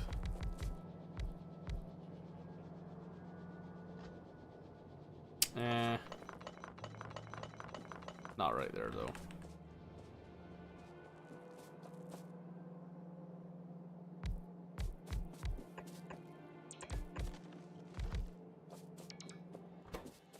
Let's go with 8. Alright, so if I'm doing 8 of those, that means I need to be able to make 0.03 times 8.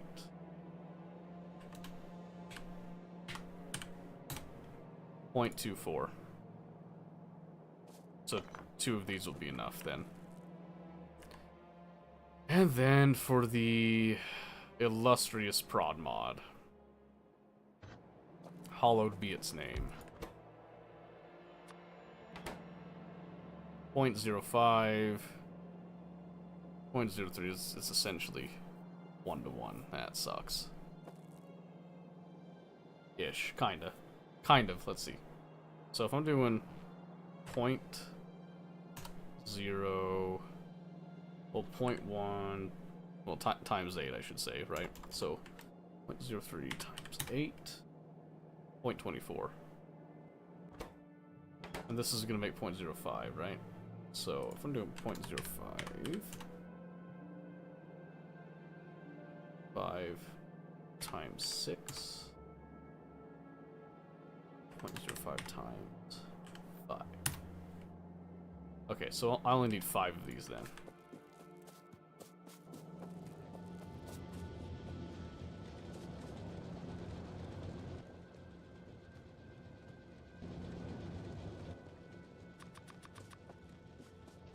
Okay, getting there. And I know we won't need a whole lot of the rails necessarily. 1, 2, 3, E. Okay, let's clear out some trees here. Probably pull some of this iron to make our sticks that we need. Oh, and it needs steel. Everything, steel everywhere. Steel everywhere. Alright, Rio. You have a good night's sleep. We'll see you next time. Thank you for stopping by the way. Thank you for the suggestions as well, by the way. I am going to take them all under consideration. And by Thursday, I think we'll have a game plan. Gonna be exciting. And then this just needs green and red circuits. So let's do... just do one line there. We'll have these kind of join.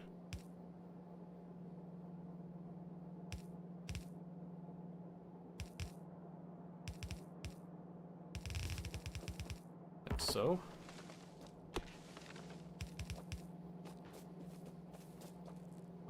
And then we'll have, jeez. This is gonna suck. Let's see, so we need 1.07. Okay, so essentially we need 8 per second. This does 3. So I did 3 of these. That would suffice, basically.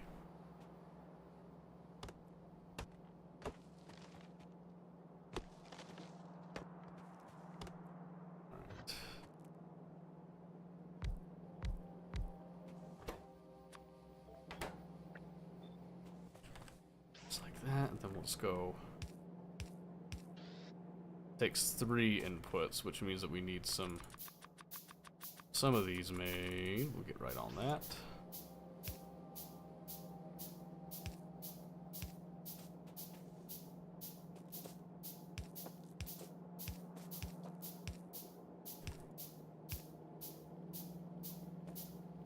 Something like that.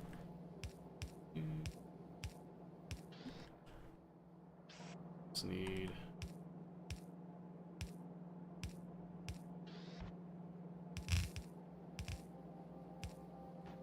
yep, and then this one's gonna have its 3 inputs as well, which I think we're gonna go this maybe with not quite like that, I guess.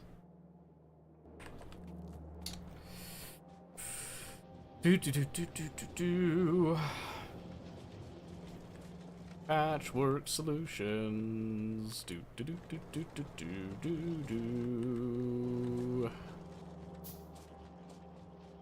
We always like patchwork.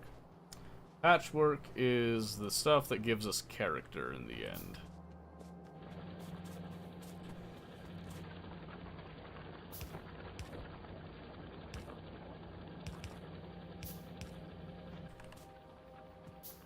Okay, let's see.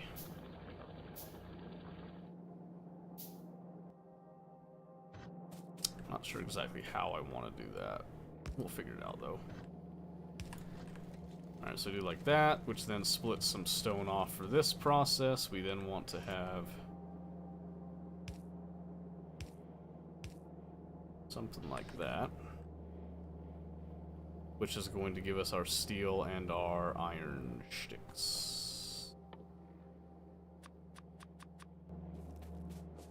Okay, then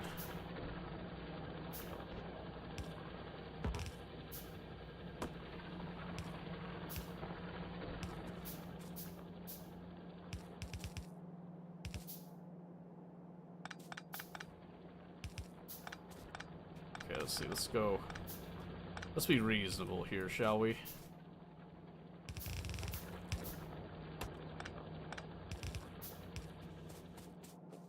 Go.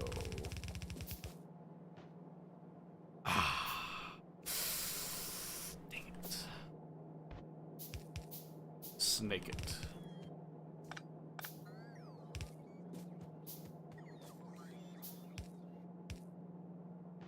Okay. We'll have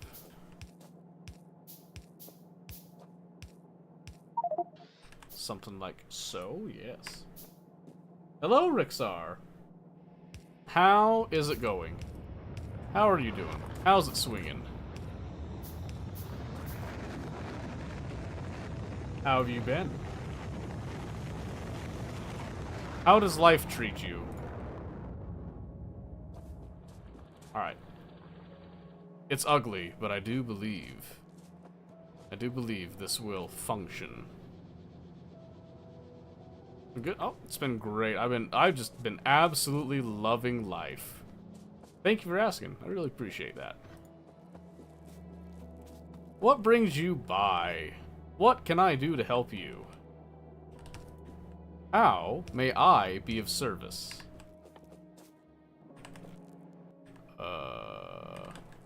Some more iron.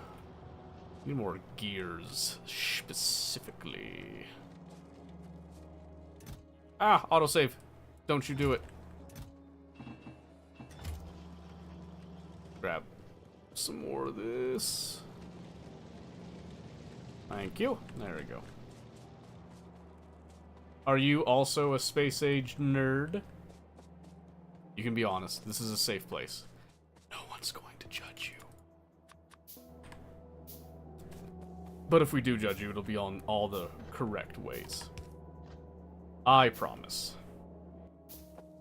Let's see. Just play games? Perfect. Games in general?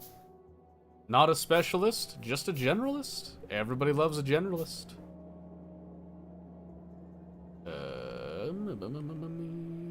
Let's see.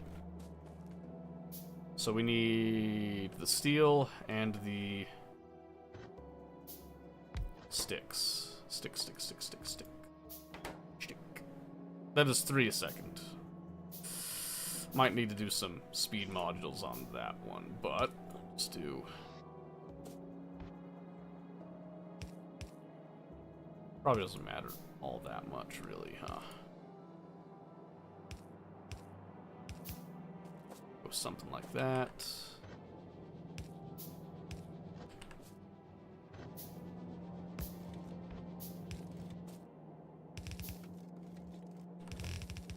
Ta-da! You don't see the YouTube chat? Oh my gosh, really? I'm so sorry. I am so sorry. I don't know why that wasn't notifying me. Stupid thing. Yeah, it's not showing up for some reason on my chat thing like it was before. Yeah, I got the timestamps right there. Yeah. Irritates me. I'll have to get that fixed. Thank you for coming over and telling me that, by the way. Now I can have the other chat up.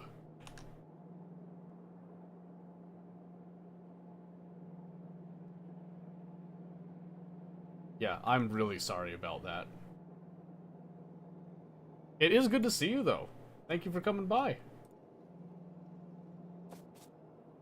See if I can find a quick...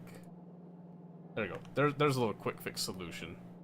I can see it now. If you wanted to go back to YouTube, you don't have to be here. I 100% apologize for that. That was not intentional. Oh gosh, dang it. Let's see. Maybe I just do... That's what I meant to do. There we go. Yes, okay. Okay. That'll take care of... that. Okay, the only thing we're missing is just, wait, why do I have 2? I only need the one line. Yeah, only human, it's true. I am morbidly human, I dare say. Disgustingly human. Oh, shoot, I've got green and, batteries on the same line there. Okay, go. I got it here. This is gonna be gross. Okay, don't yell at me. Gonna go something like this.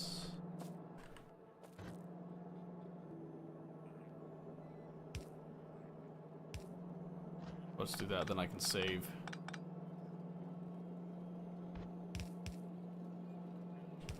Save all of that to be like that instead. This can then come up. Ta-da! Okay. So what have you been up to then? Now that I actually recognize that you're over on YouTube, I'm more familiar with your name again. And I'm also very happy to see you. Thank you for coming by. I always appreciate it. Let's see, let's go.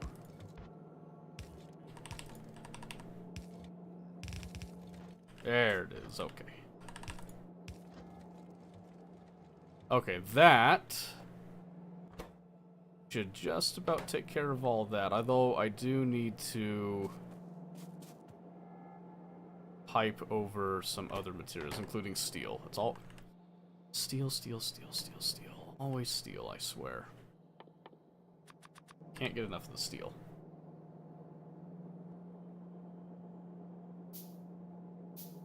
Last game? No, last time. Last time. You're Rizzler, right? You've talked over here before. Not on Twitch, on YouTube. Pretty sure you were talking on Monday, and then you mentioned that you had a name change. Unless I'm thinking of someone else, I could be completely mistaken. And if I am mistaken, I apologize. Yeah? Okay, good. I was gonna say, I'm not going crazy, right? I mean, I could be crazy. I would pray that I'm not going that crazy yet.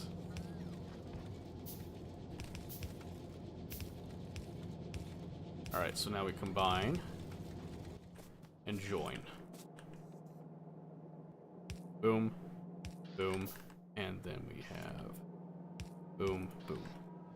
Which now we should be able to have the magic happen.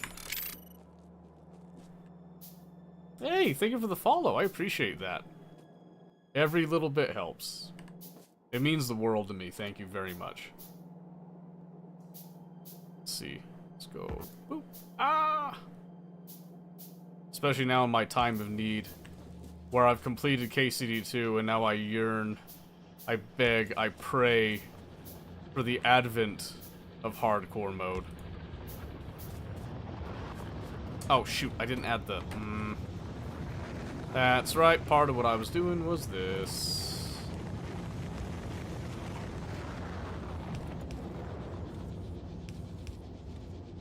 Ooh.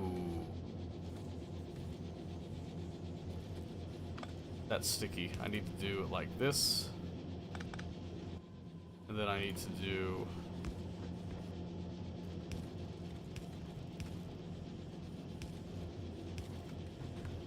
Yeah, that's what I need to do right there. Okay. Crisis averted. And now the magic begins. Okay, so one of the things I need to fix is YouTube. Frickin' YouTube. Oh, Hydrate. Thank you very much.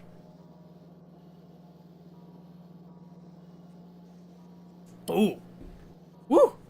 That almost went down the wrong pipe. Yeah, I almost made a very critical mistake right there. Okay, let's see. 1, 2, 3, 4. Okay, so we're just gonna go 2, 3, 4, 7, 8. Stay hydrated. Indeed, I really appreciate your thoughts and concerns for me. 1, 2, 3, 4.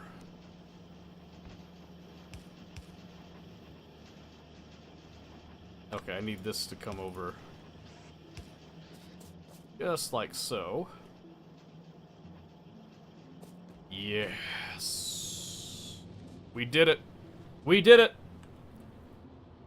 Now we have to get it down. That shouldn't be too bad, actually. So we're just gonna go underground here. Then we're gonna go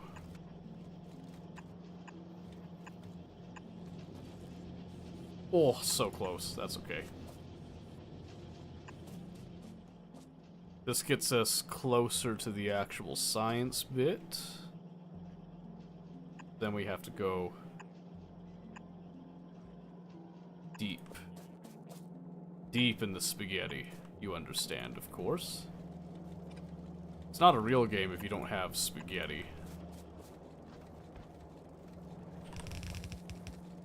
How can we cook if we don't have spaghetti, right? Oh, you're new to Twitch. Oh, well. If you have any questions about how Twitch works, feel free to let me know. One thing that does happen on Twitch, I don't think happens on YouTube as much, is there are ads that will happen. We have the pre-rolls off right now, but there are ad breaks. So you might have noticed on YouTube a bit that we do like these ad break things where I have a notification that comes up warning about that. This is why. It's because of YouTube's ad policy revenue stuff. It's not a huge deal to deal with. Just every now and then we'll take a break. I'll get up, stretch. We'll talk about a couple things. And if you're watching it on, well, obviously over here on Twitch, and you have the ads rolling, we make sure not to do anything too crazy, interesting. We wait for everybody to come back. But if you have subs and you are not stuck in the ads, we also tend to talk. Same thing with like YouTube. I don't think YouTube has a lot of ads when it comes to that. So I'll get to talk to my YouTube audience as well in that time frame. Other than that, yeah, there's a couple of really fun features that you can do. I have some channel point rewards. They're still being set up. I'm still developing a lot of my stuff on my end. So one example is voice mod isn't working right now. I have to go through and change some of the code that I had set up for that, but a lot of the other stuff should still work. Just takes time to accrue, that's all. And I think this is now going to properly join up, so let's start up that research.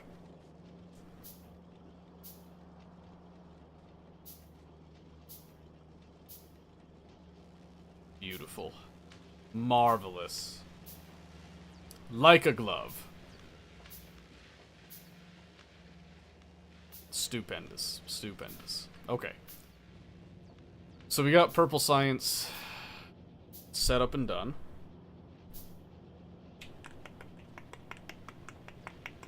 What else do we need to do here? I can't remember. What are these points? So the points are things that you get basically for watching the channel and just being here. Let me see if there's a good way to explain this. If I bring up... If I bring up the channel so that I can look at it as well. Mute my own voice because I don't want to hear it right now. So when you're... This is kind of what you're seeing right now is the same basic idea. We're going to have a little infinity mirror for a moment there. I'll come down here. When you come down to these channel points, these are just points that you get kind of while you're around. These are completely free just for watching. You can even lurk and get these. And these are just things that I've personally put in to give like a little bit of bonuses that you can do to change things. So like there's the dad joke. If you redeem the dad joke, I have a book here of some dad jokes that I will pull and select a random joke, and I'll just tell it to you. Because I really hate puns, and dad jokes are full of puns. There's also, so the more time that you spend, the more points that you tend to accrue, so you get like more and more expensive things.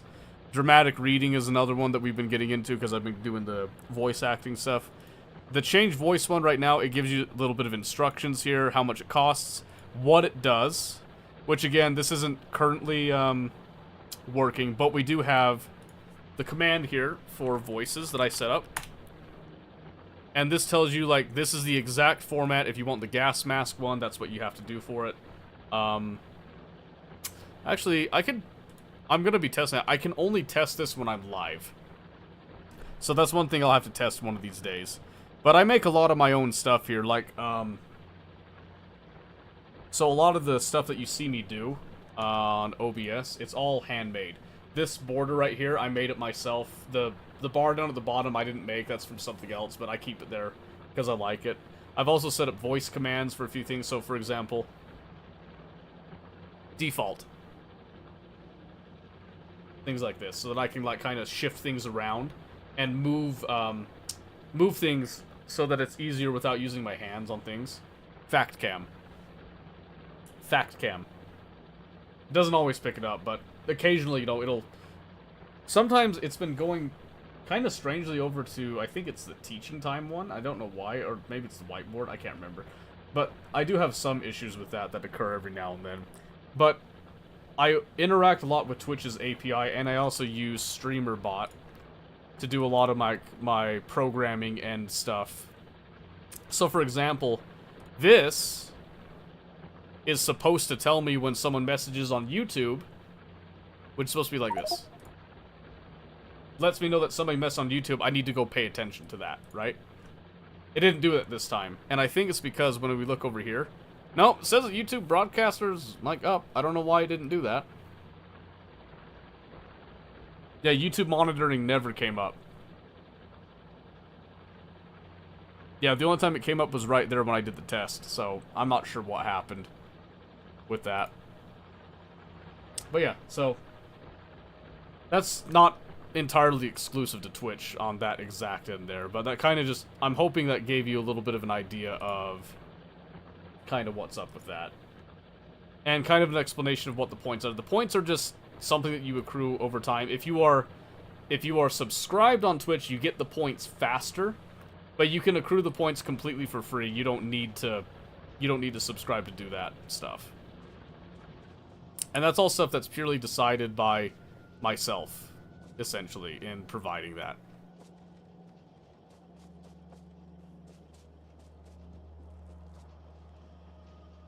It's a scenario that's full customization. Yeah, exactly. Full customization. Exactly. So, Twitch gives you a lot of tools. They also have an API that's really fun to use. I've been using it for a few things. So, for example, a few years ago, I had a script made where I would allow Twitch chat to actually take control of my keyboard and do certain actions. I haven't used it in a hot minute. I probably need to re-update it if I want to use it again. But yeah, that was one of the things that we did because Twitch's API made it really easy to read the chat, and then I could control things locally based on what I could intercept from Twitch's API.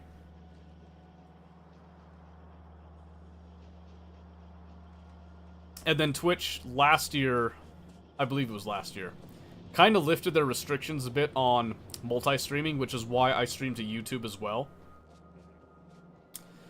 Which has been really weird. I try to pay as much attention to both as I can, but clearly things go wrong. So thank you for letting me know that something went wrong, because it allows me to fix it. Being vocal about that is an extremely helpful thing. Let me just make sure I have everything all set up there. Okay, good. Let's see, so I got Purple Science set up. We're researching Automation 3 because we need it for that stuff, but we have 8 science per minute, which is no good. That's going to take way too long. Which means we need to come back up here, and we need to reroute... Oh, it's already routed. Yeah, it's essentially completely routed. So why is steel taking so long?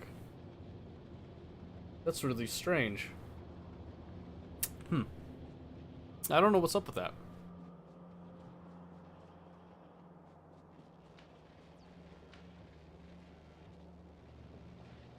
I think one of the issues that I'm not able to fully saturate my copper belt right now, which is kind of interesting. This is all finally done, so let's go ahead and rip. Just rip this up entirely.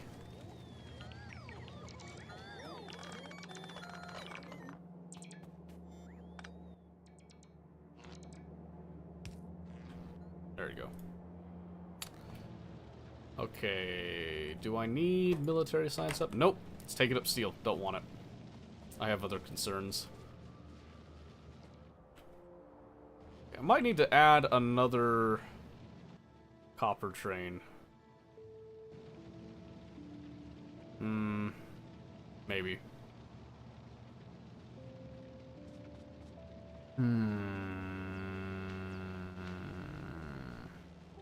Maybe not. Maybe it's not worth it right now.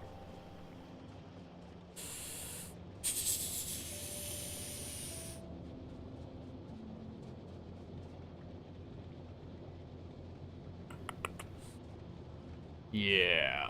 Okay. Let me think. Alright, we're gonna prioritize steel entirely now. Hopefully that'll help things catch up a bit. So I might have scaled up my rocket silos a bit too much here. Oh yeah, that's right. YouTube doesn't have as many of the emotes. That's the other nice thing, is that every streamer has their own unique set of emotes, basically, that they can have. So whenever you subscribe, you'll get access to that streamer's emotes, and then you can use those emotes anywhere on Twitch that you want. You can take it to other chats. Kind of acts as like a little bit of advertising, but not really. It's mostly just, you know, for some fun stuff to do. So for example, I think I still have... Nope, I don't have added yet. My subscription ran out of that. Let me see what I've got. Let's see. Hyperscape, Celebrate K-pop, Streamer Love, Twitch Hype Train. I got a bunch from Hype Trains. Here's one. I like this one. I got this from a Hype Train. It's called the Gritty Goose. So some of them are animated, so you have that fun little dancing goose right there. I really like that one. I think that was really funny. Some global ones as well can be animated as well, which is pretty nice. So they do give you a lot of global ones. The most common ones that you'll see, like Come On Bruh is a good one. You'll see that one a lot. Seems good. And not like this. It's all good stuff. I love all of it. So funny. Oh my gosh. That's one of the best parts about Twitch in the Twitch culture, basically, is all that. So I'm happy to share that. Bird, you're still here. Are you finding more success with Python? Are you doing good? How are you holding up? Are you surviving? Are you hanging in there? Don't get discouraged. Don't get discouraged. Programming is a window of opportunity. It is an enlightening step. Excuse me. I'm not drinking, you're drinking. Okay, I might cut out just a little bit early tonight here. Not just yet, but just here probably in a few minutes, because I do have a lot to do tomorrow. And I just found out, so get this. I go to get the mail today. And in the mail, there's a letter from the court. Salt Lake City. Okay. Probably nothing like, you know, too big. It's got my wife's name. I was like, that 100%, that's jury duty right there. She opens it. I knew it. It's jury duty. So she's got jury duty on Thursday and Friday. Well, Thursday for sure, maybe Friday as well. They do like a 2-day type of thing. So so we're kind of hoping that whatever the court case is, Thursday it gets resolved so that she can go up north to work on Friday, because they're doing something fun at work on Friday, and she wants to be there. But jury duty is something that's like, yeah, you don't skip out on that. You gotta go do your duty, do your thing, and then you can go, you know, beyond and do whatever you want after that. So, yeah, I just thought that was kind of funny. So that's part of why, I need to go do stuff tomorrow. Okay, I just realized we can probably hold off on these for a moment. I need other stuff to kind of get cracking here. Including, and not limited to... meant to do this.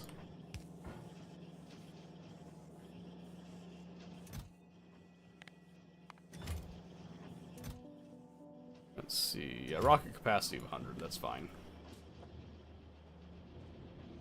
Okay, so up here in space, we're still working on building out the meat and potatoes of our actual ship here.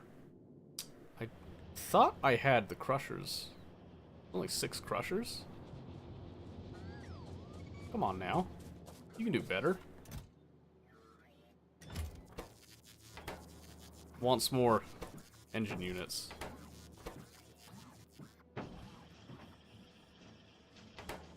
Let me go grab some, help that out. But yeah, the biggest thing with Python, and particularly automate the boring stuff, it's kind of ironic because you can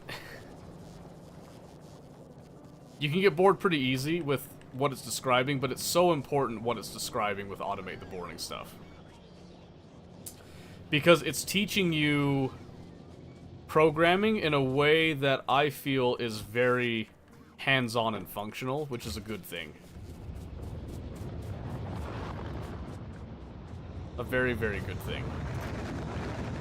I think, what was one of the... Let me look it up here.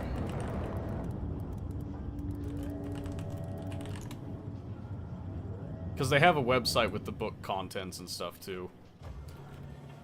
Let's see, where was it? I think it was... Was it Flow Control? Yeah, so let me explain a little something right here. A little something. Oh, you're on Flow Control? Yeah, so this is actually a very important thing. You actually do this all the time. When you're playing Satisfactory, you're doing this kind of subconsciously. When you're playing Factorio, you do this subconsciously as well. You don't realize you're doing this all the time, but this is essentially your decision flow, right? I forgot I was standing right next to that rock, and I apologize. That was really loud. Oh, you're on Chapter 4. Okay, what's Chapter 4? Oh, lists. Okay, yeah. Lists are good. Lists are super useful. But I think the big thing is that when you're going through this, so right now it's just kind of showing you... Did it give you a practical example for the lists? Can't remember if it does. Working with lists. Multiple assignment, random choice. Augmented assignment operators.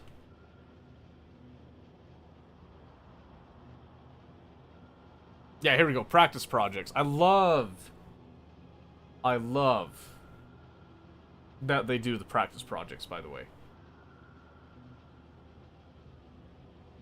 Wait, you're on Chapter 4 or you're on the website?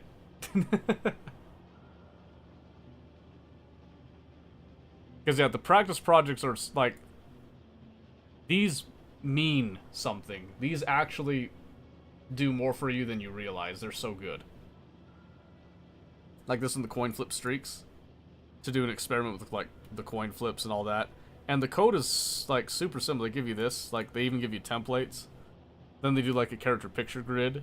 This one's a little bit more complex to think about at first. But this is essentially you're doing, like, ASCII art type of stuff. Which is interesting. It's fun. So, I really like it. I think it's really good. Later, it gets to some really complex stuff. Because I think this one, they deal with primarily just built-in Python stuff, and then later you get to, modules in the library with all that. Although, web scraping, I think you need to have... Oh, yeah, they do still import stuff. Oh, I forgot they have you use web browser. Blech. It's all about requests. Beautiful soup, baby. That's the good stuff. Sending email is a good one. I've made a program that goes through my email and cleans my email up. Sure thing. I can actually show it to you guys one of these times if you're interested in it. It's a very simple program, but it's really good to kind of look at how... How you can take something that you learned and then have a practical use for it, I should say. So, if you're interested in that, if you're not interested, that's okay too. That's okay too. I'll keep my secrets. I'll keep my secrets. All to myself. Okay, I think the steel's starting to catch up. This should start speeding up a little bit here. Not sure by how much, but we'll see. Another great project for automation is making your own Discord bot. that's another great project that you can actually, you can iterate on and continue on into the future. I don't have my Discord bot active because I don't have my cloud service that I was using anymore. I have a Raspberry Pi. I think I'm just gonna activate my Pi. I'm gonna deploy it on the Pi because that would just be easiest to do. I think I just need to take the time to actually go do it.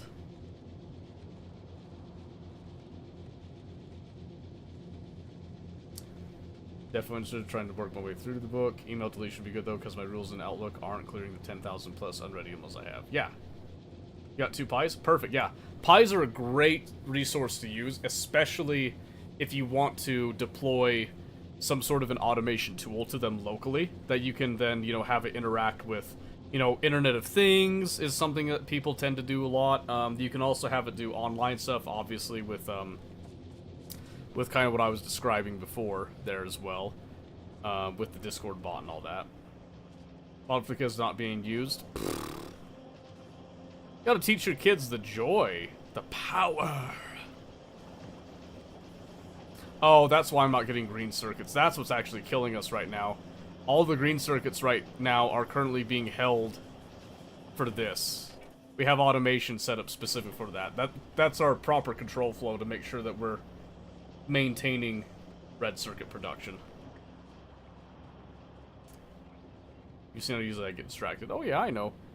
I know. And that, you know, like I said, that's kind of why automating things is a good thing, because it can help you with things that normally you would forget by getting distracted. By taking the time to make a tool that fixes that. So like for your emails, that you have a whole bunch of unread emails, great. Make a program, like I did, that looks at certain criteria. If it doesn't fit those criteria and it's not important, delete the email, get rid of it. Or just archive it, and then later it'll just get deleted anyway, right? You can also do like, you could do like email parsing, where you're going to look and see, hey, is this important? Is this worth reviewing and all that? You could do, okay, this is going to be a bit more complicated. You could do machine learning. I strongly discourage not doing like a machine learning or a neural network on it, because it's way more complicated, even though it would be effective, because it would be able to learn what emails are important to you over time and learn how to recognize them. It suffers from the complexity of deploying it and actually like designing it too. So let's see. Oh my gosh, efficiency modules too, which I'm not making right now.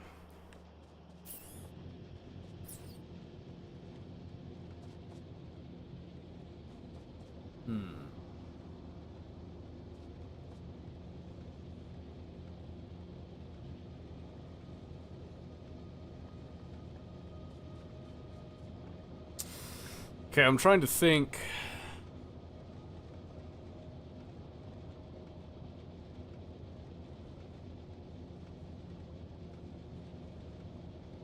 Yeah, I think it's just a waiting game at this point. Yeah, it's just a waiting game at this point. There's nothing we could really do right now. So I'll probably let this run while I'm doing other stuff tomorrow. Maybe I'll work on it tomorrow night too, some. And I don't think we have enough time to switch to another game. So before I go, I got a little bit of time here. Do we want to talk about anything? Oh, be right back? Sure, no problem. Anything that we want to delve deep into? We could show some examples, programming or otherwise. Maybe I'll wait for Bird to get back. I'll keep going a little bit. We'll let Bird come back, and then we'll decide about that. So here's a cool thing as well with programming, which is another reason why Factorio is such a great tool to use for learning, like, programming. Here's a little example of not really a necessary control flow, but something that I like to use. I've got all these wired up and sending out a W signal, which is the working signal, right? So if you look at this, I've got 10 of these. So what I have it set up to over here is just a little signal that says, hey, if these working signals are less than 5, meaning that we are not producing with all of these, like less than half of these, we're going to send a green signal. We're going to allow green circuits to flow out. If we're using all of these, I want to make sure that we maintain all these. Right? I don't want to run out. So, and especially right now where these are all in full swing, what I could do, because obviously this is able to keep up with all that, I can send excess. I can actually send this and say, hey, I want, if we're less than 8, right? So I changed that. This is still not going to do it, but if this now goes to, if this now does these not working, this will now allow green circuits to flow out. That's part of, like, the, like, logic flow process thing. It's why I recommend Factorio to anybody that's wanting to learn programming. Factorio is a great way to learn programming without doing just programming, if that makes any sense. Because everything that you build essentially follows the logic of programming, because you're building functions, basically. You're building modules that interact with each other. It's a great resource. Apparently... Okay, I thought I was having power problems there. Lights were flickering and it was frightening me. And welcome back, Bird, by the way. Welcome back, Bird. So, I was just deciding this is going to be a big waiting game. I'm going to let this run tomorrow instead, while I'm doing other stuff. So you guys don't have to wait for the boring process of, like, producing all this. And I'll probably play this tomorrow night on my own a little bit. Potentially, maybe. So I've got a little bit of time if you want to go over anything. We can totally do that before I get off. I'm going to get off just a little bit early tonight. But I've got some time here that we can talk about, you know, stuff. Deep discussion if we want. Like how I'm launching these things. Frustrating because I felt like I didn't have enough space in Factorio, whereas in Satisfactory I can go vertically. That's true. So the thing with Factorio, that's a really interesting thing. You don't have the verticality. That's true. That is true. But you have something else that's very interesting. Let me walk out of my bot network here really quick and I'll show you something. What you have here is something that is actually very important when it comes to programming logic and that, right? So let's say I'm going to define like a space. Okay, let's say that I'm making a little mini factory like this, okay? Within this factory, I've got, let's say I've got like a block of machines here making one thing. These then feed into another thing. These then go down to another thing that then output, right? And then we'll just kind of define, we'll just say like, that just to show direction, right? Just trying to do the first get the actual projects, yeah.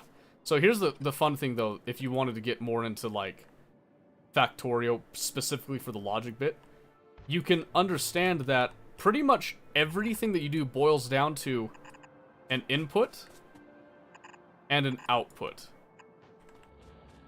Everything that's in the center here is a function.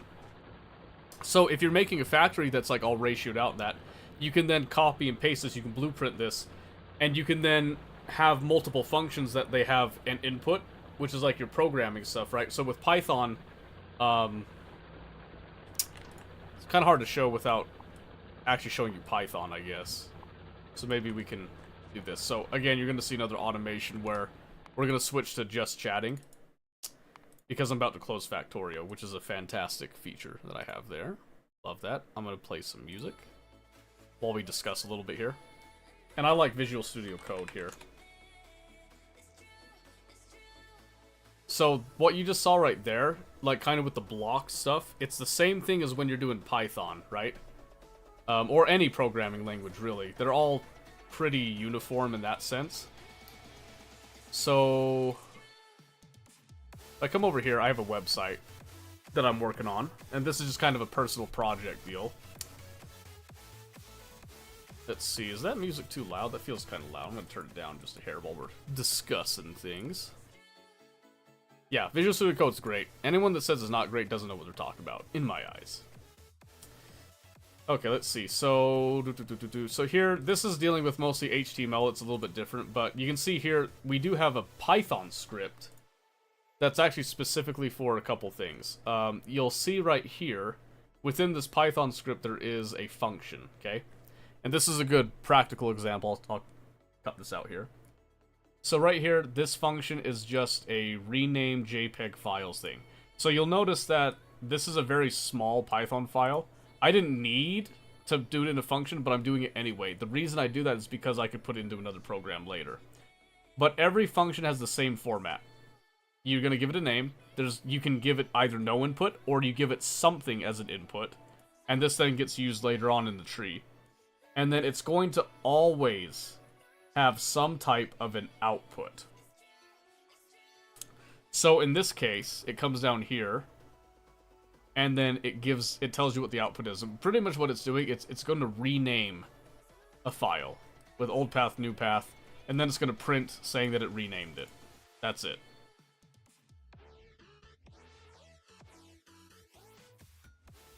So the reason that I had this made, you're going to find this actually pretty cool, by the way. See how these are all labeled as example? Let me show you something really quick. So these are all pictures of like 3D printed dragons. These are just kind of placeholders for a website landing page deal, right? So let's say that I come in here, and I'll just rename a couple of these. We'll just do like random stuff, okay?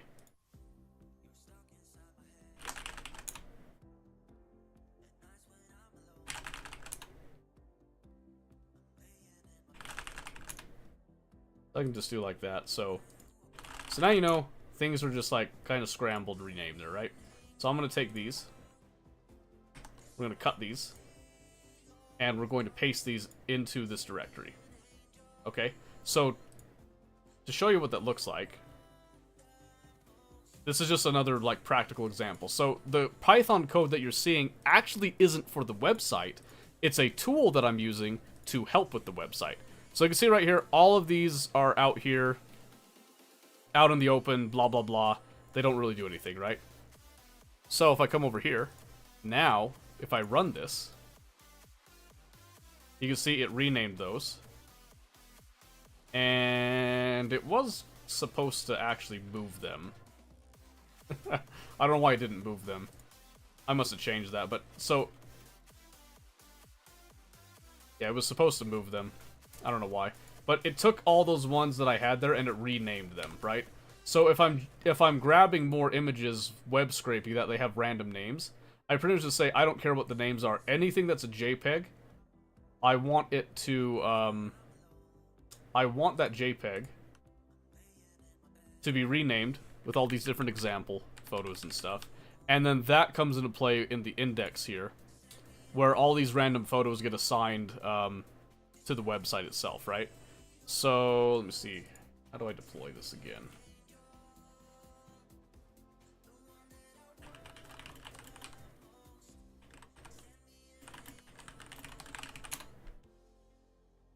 I can't remember what you do to actually, like, start this up locally. I think it's just like Python HTTP, right?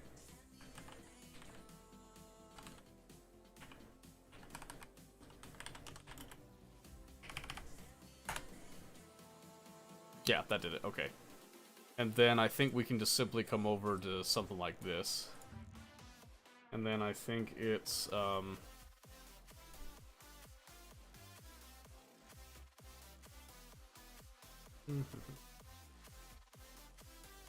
think it's just on localhost. Let's try that. Not S. So do localhost, port 8000. Ta-da! And there you go. So this is just like a little test website I made, and there's a showcase bit here, which clearly, obviously, we ruined it because we had example photos there that it didn't properly name them like it should have. But it comes through here, puts them in right here. Obviously, this is super bare bones, but this was kind of just like a proof of concept I was showing to my sister for like possible product placement things. And we were doing dragons, so I just grabbed a bunch of photos of dragons because that's what she was mostly interested in. So I'm using HTML and JavaScript. JavaScript is mainly what I was doing for this whole bit here, but Python came in handy to create a tool that allowed me to name these images in a way that was sequential. So obviously I could also, you know, write something as like a check to say, hey, you know, if for some reason we don't have an example 1, we want to start from 1, right? So, yeah, okay, so this is why it did that. So right now I have the starting index by finding the highest numbered file, right? So essentially it just said, hey, you have these files here. I took the lowest 5 and I just like renamed them, right? So if I wanted to change this, I could actually just come in and rename all of these. And then it would say, hey, there's nothing in here. So I guess we're just gonna have to go with like, go with something else. And the other thing is that right now this directory is just the current working directory. So it's just like this. It's not actually looking in images, which is why I pulled it out and did that. So I think if I were to do this again, let's try this. So if I were to take, let's see. So I came back over here, and then let's say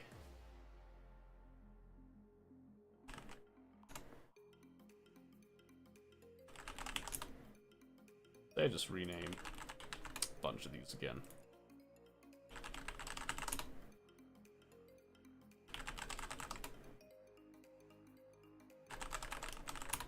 Because it would make sense. I did the same, kind of a similar thing for the other stuff.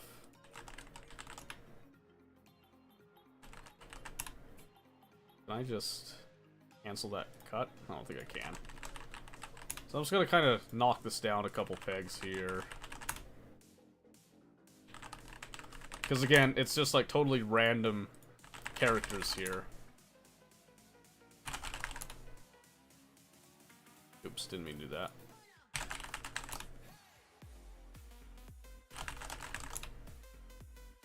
And then it'll show kind of the beauty of this, right? Because this is just assuming we have all these wickedly random names and all that going around.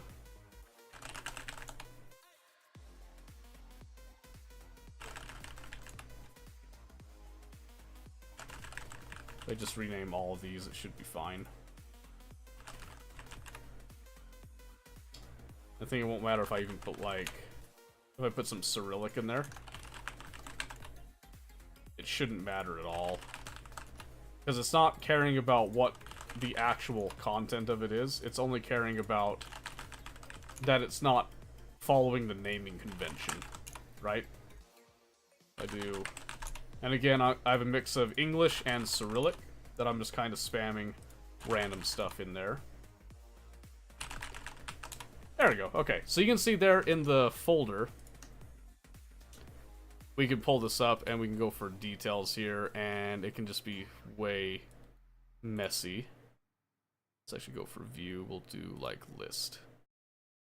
I actually prefer details. Alright, so you can see there, it's all just like super nasty, yucky stuff, right? So again, now I can just come over here to this, and then I just run it. Oh, you're gonna hate me? Oh, it's because I'm running the website. So then boom, just like that, now we come over here. And they're now all beautifully named again. And then I can just take this again. Put it back into the images file right there. Clear this. Start up the server again, and then when I come over here to refresh this, boom, it's now all fixed. So that's just kind of an example of like a practical use case that you can have, where you're able to use Python as a tool to kind of supplement something else you're doing. That was just a practical example I wanted to give of that. Because again, it's like, you wouldn't think that I would use Python for this, and honestly I should have this in a folder that's like a helper function thing, but I don't care that much. So yeah, just, I don't know if that helps at all as like showing kind of possibilities that you could do for different applications. Like something like that, you want to have a project that you're interested in, basically. Something that keeps your brain focused on it because you're interested in it will make it much easier to stay focused. And I know this because it helps me too. But yeah, when you start to get more familiar with it, definitely hit me up. I would be more than happy to help you with it. You want to make a Twitch bot? Do it. I would suggest using StreamerBot and just automating StreamerBot in the way that you would like, because it's going to be much easier. Making your own Twitch bot will require knowledge of APIs and how APIs work. Going through StreamerBot will require you to like probably learn some C#. But once you've learned Python, it's much easier to learn other programming languages, and it's stellar. Absolutely stellar. But yeah, you know, if you do want to do Twitch, there is, let me see if I can find this Python. Yeah, right here. You do have access to something called the Python Twitch API, which is just kind of a like a API mod pack that you can get. So right here on the docs, learn how to read docs, by the way.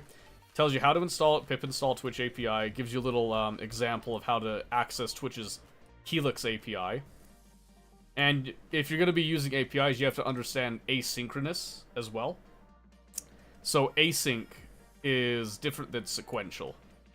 It's not exactly like multi-threading, but it's kind of a similar thought with it.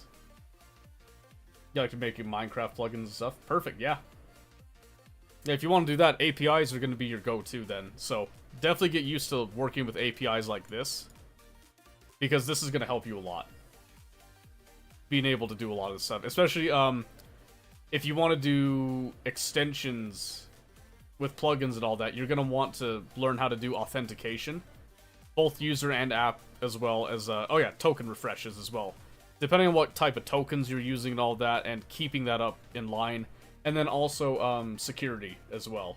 You'll want to have good security. Python isn't the greatest at obfuscation, because I think pretty much all of Python is written like clear text. So you might want to consider another language, depending on like how secure you want it. But Python's a great place to start. And if you're doing stuff with Minecraft, you're most likely going to be using a lot of Lua, which is, it's similar to Python, but it is a little different. So if you want, here's a great example. You like Minecraft, download the ComputerCraft mod. CC Tweaked, specifically. This would give you a very practical example of using programming with this. Start with JavaScript first because I don't really want to be making websites. Great! CC Tweaked. Lua. Lua is very similar to Python, with a couple of just like key differences. And CC Tweaked in particular, you can learn how to program turtles. Turtles are just like a robotic device you could attach like a weapon, pickaxe. I usually use pickaxes and I use them for mining. And you can kind of give them a bunch of commands to do. They actually give you like a whole list of commands right here. Tells you everything about what they do, checking if there's a solid block above the turtle, comparing, compare up, attack up, refuel, compare to, equip left, get fuel limit. So you can have them have like multiple pieces of equipment that they can switch between. It's super fancy. Super, super fancy. And then you can go even farther with that, and you can use, let's see, you can use like GPS, and you can actually then wirelessly coordinate and control turtles, and you can actually have them work together and interact with each other because they'll be passing signals around. Super fascinating stuff. I highly recommend it. I highly recommend it. But that's only if you want a practical example in a sandbox world. This would be a great way to get used to it. So yeah, make sure you go all the way through, automate the boring stuff first, though. I know it sucks. It sucks to, like, try to pay attention to it. It is very important, though. It will help. I promise you, it will help. Yeah, no problem. And anytime that you have a question, don't be afraid to message me on Discord as well. If, like, there's something burning and you just cannot find the answer to it, I'll help you. It might take me a little bit to respond if I'm, like, bogged down with kids and stuff, but I will help. I am always willing to help. Alright. We're gonna go ahead and cut it out early here. We're not gonna do a raid tonight. We'll do a raid on Thursday. We'll plan on a raid on Thursday. But tonight we're gonna take a break from that. We're just gonna cut it off here. Let everybody flow free. Alright, so, closing remarks here. Boo, early cut. I know. But, because my wife's got jury duty, I have a bunch of stuff to get ready tomorrow to make sure that I can try to make it as smooth as possible for her. And try to comfort her. Because she's kind of annoyed.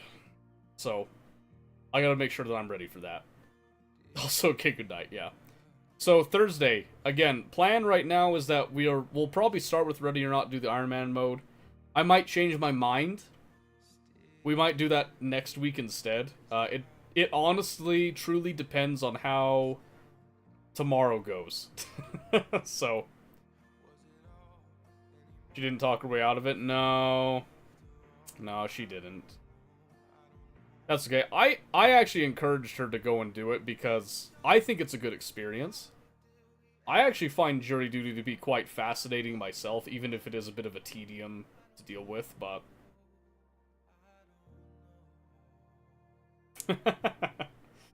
I appreciate that. I'll let her know that.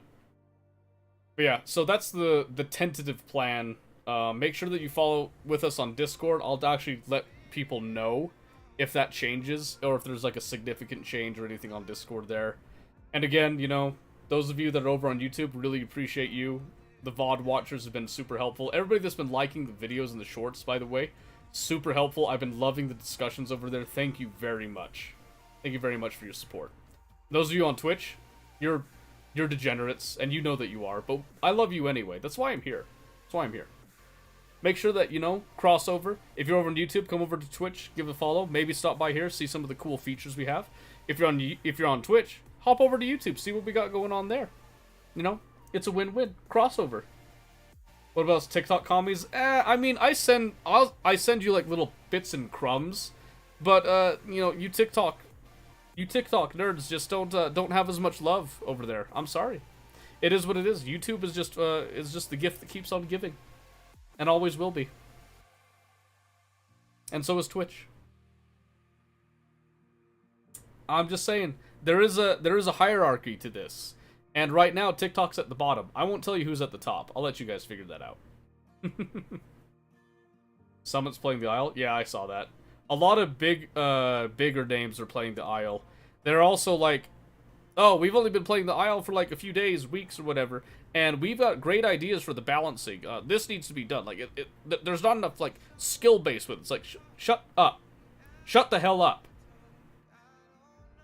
It's popular now, and they're trying to change it.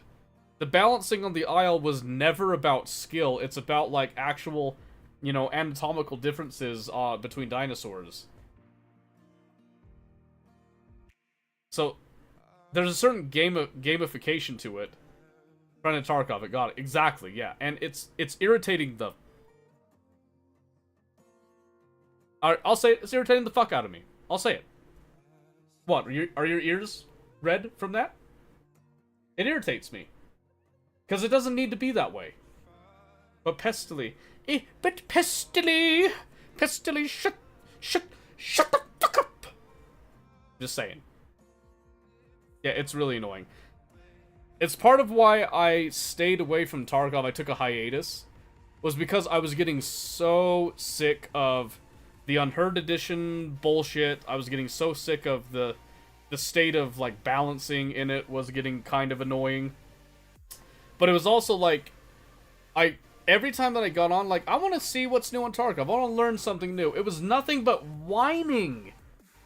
Whining about this, balancing that, you know, I want it to be balanced so that the hardcore gamer, like, gets everything that they want, and then the casual gets shafted. Oh my gosh, why are all the casuals going to PvE? That's insane. I can't believe it. It's also, like, are they just afraid of the skill base? Like, no, they're getting sick of the stupid catering to the streamer thing. It's so stupid. I'm trying to go to bed. You got me on a rant now. The hackers and streamers begging for balancing. PvP's kind of booting out. Right, yeah, and that's the thing. I want to go back. I want to try Tarkov. But I don't want to play PvE. I just don't. I try it every now and then, but it's not the same. But then I go on to PvP, and like between the state the scavs were in before, I'm hoping this new update with the scavs is as good as people are saying it is. But I didn't have a problem with hacking. I didn't really experience it a whole lot. But what I hated was it was like, oh, finally, I'm in a meta now where I can run my bolt-action sniper rifle and feel like a human being. Before, where it was like, oh, wow, that dude 300 meters away can full auto spray and a laser beam me over here. I get one shot, and if I miss it, I'm done.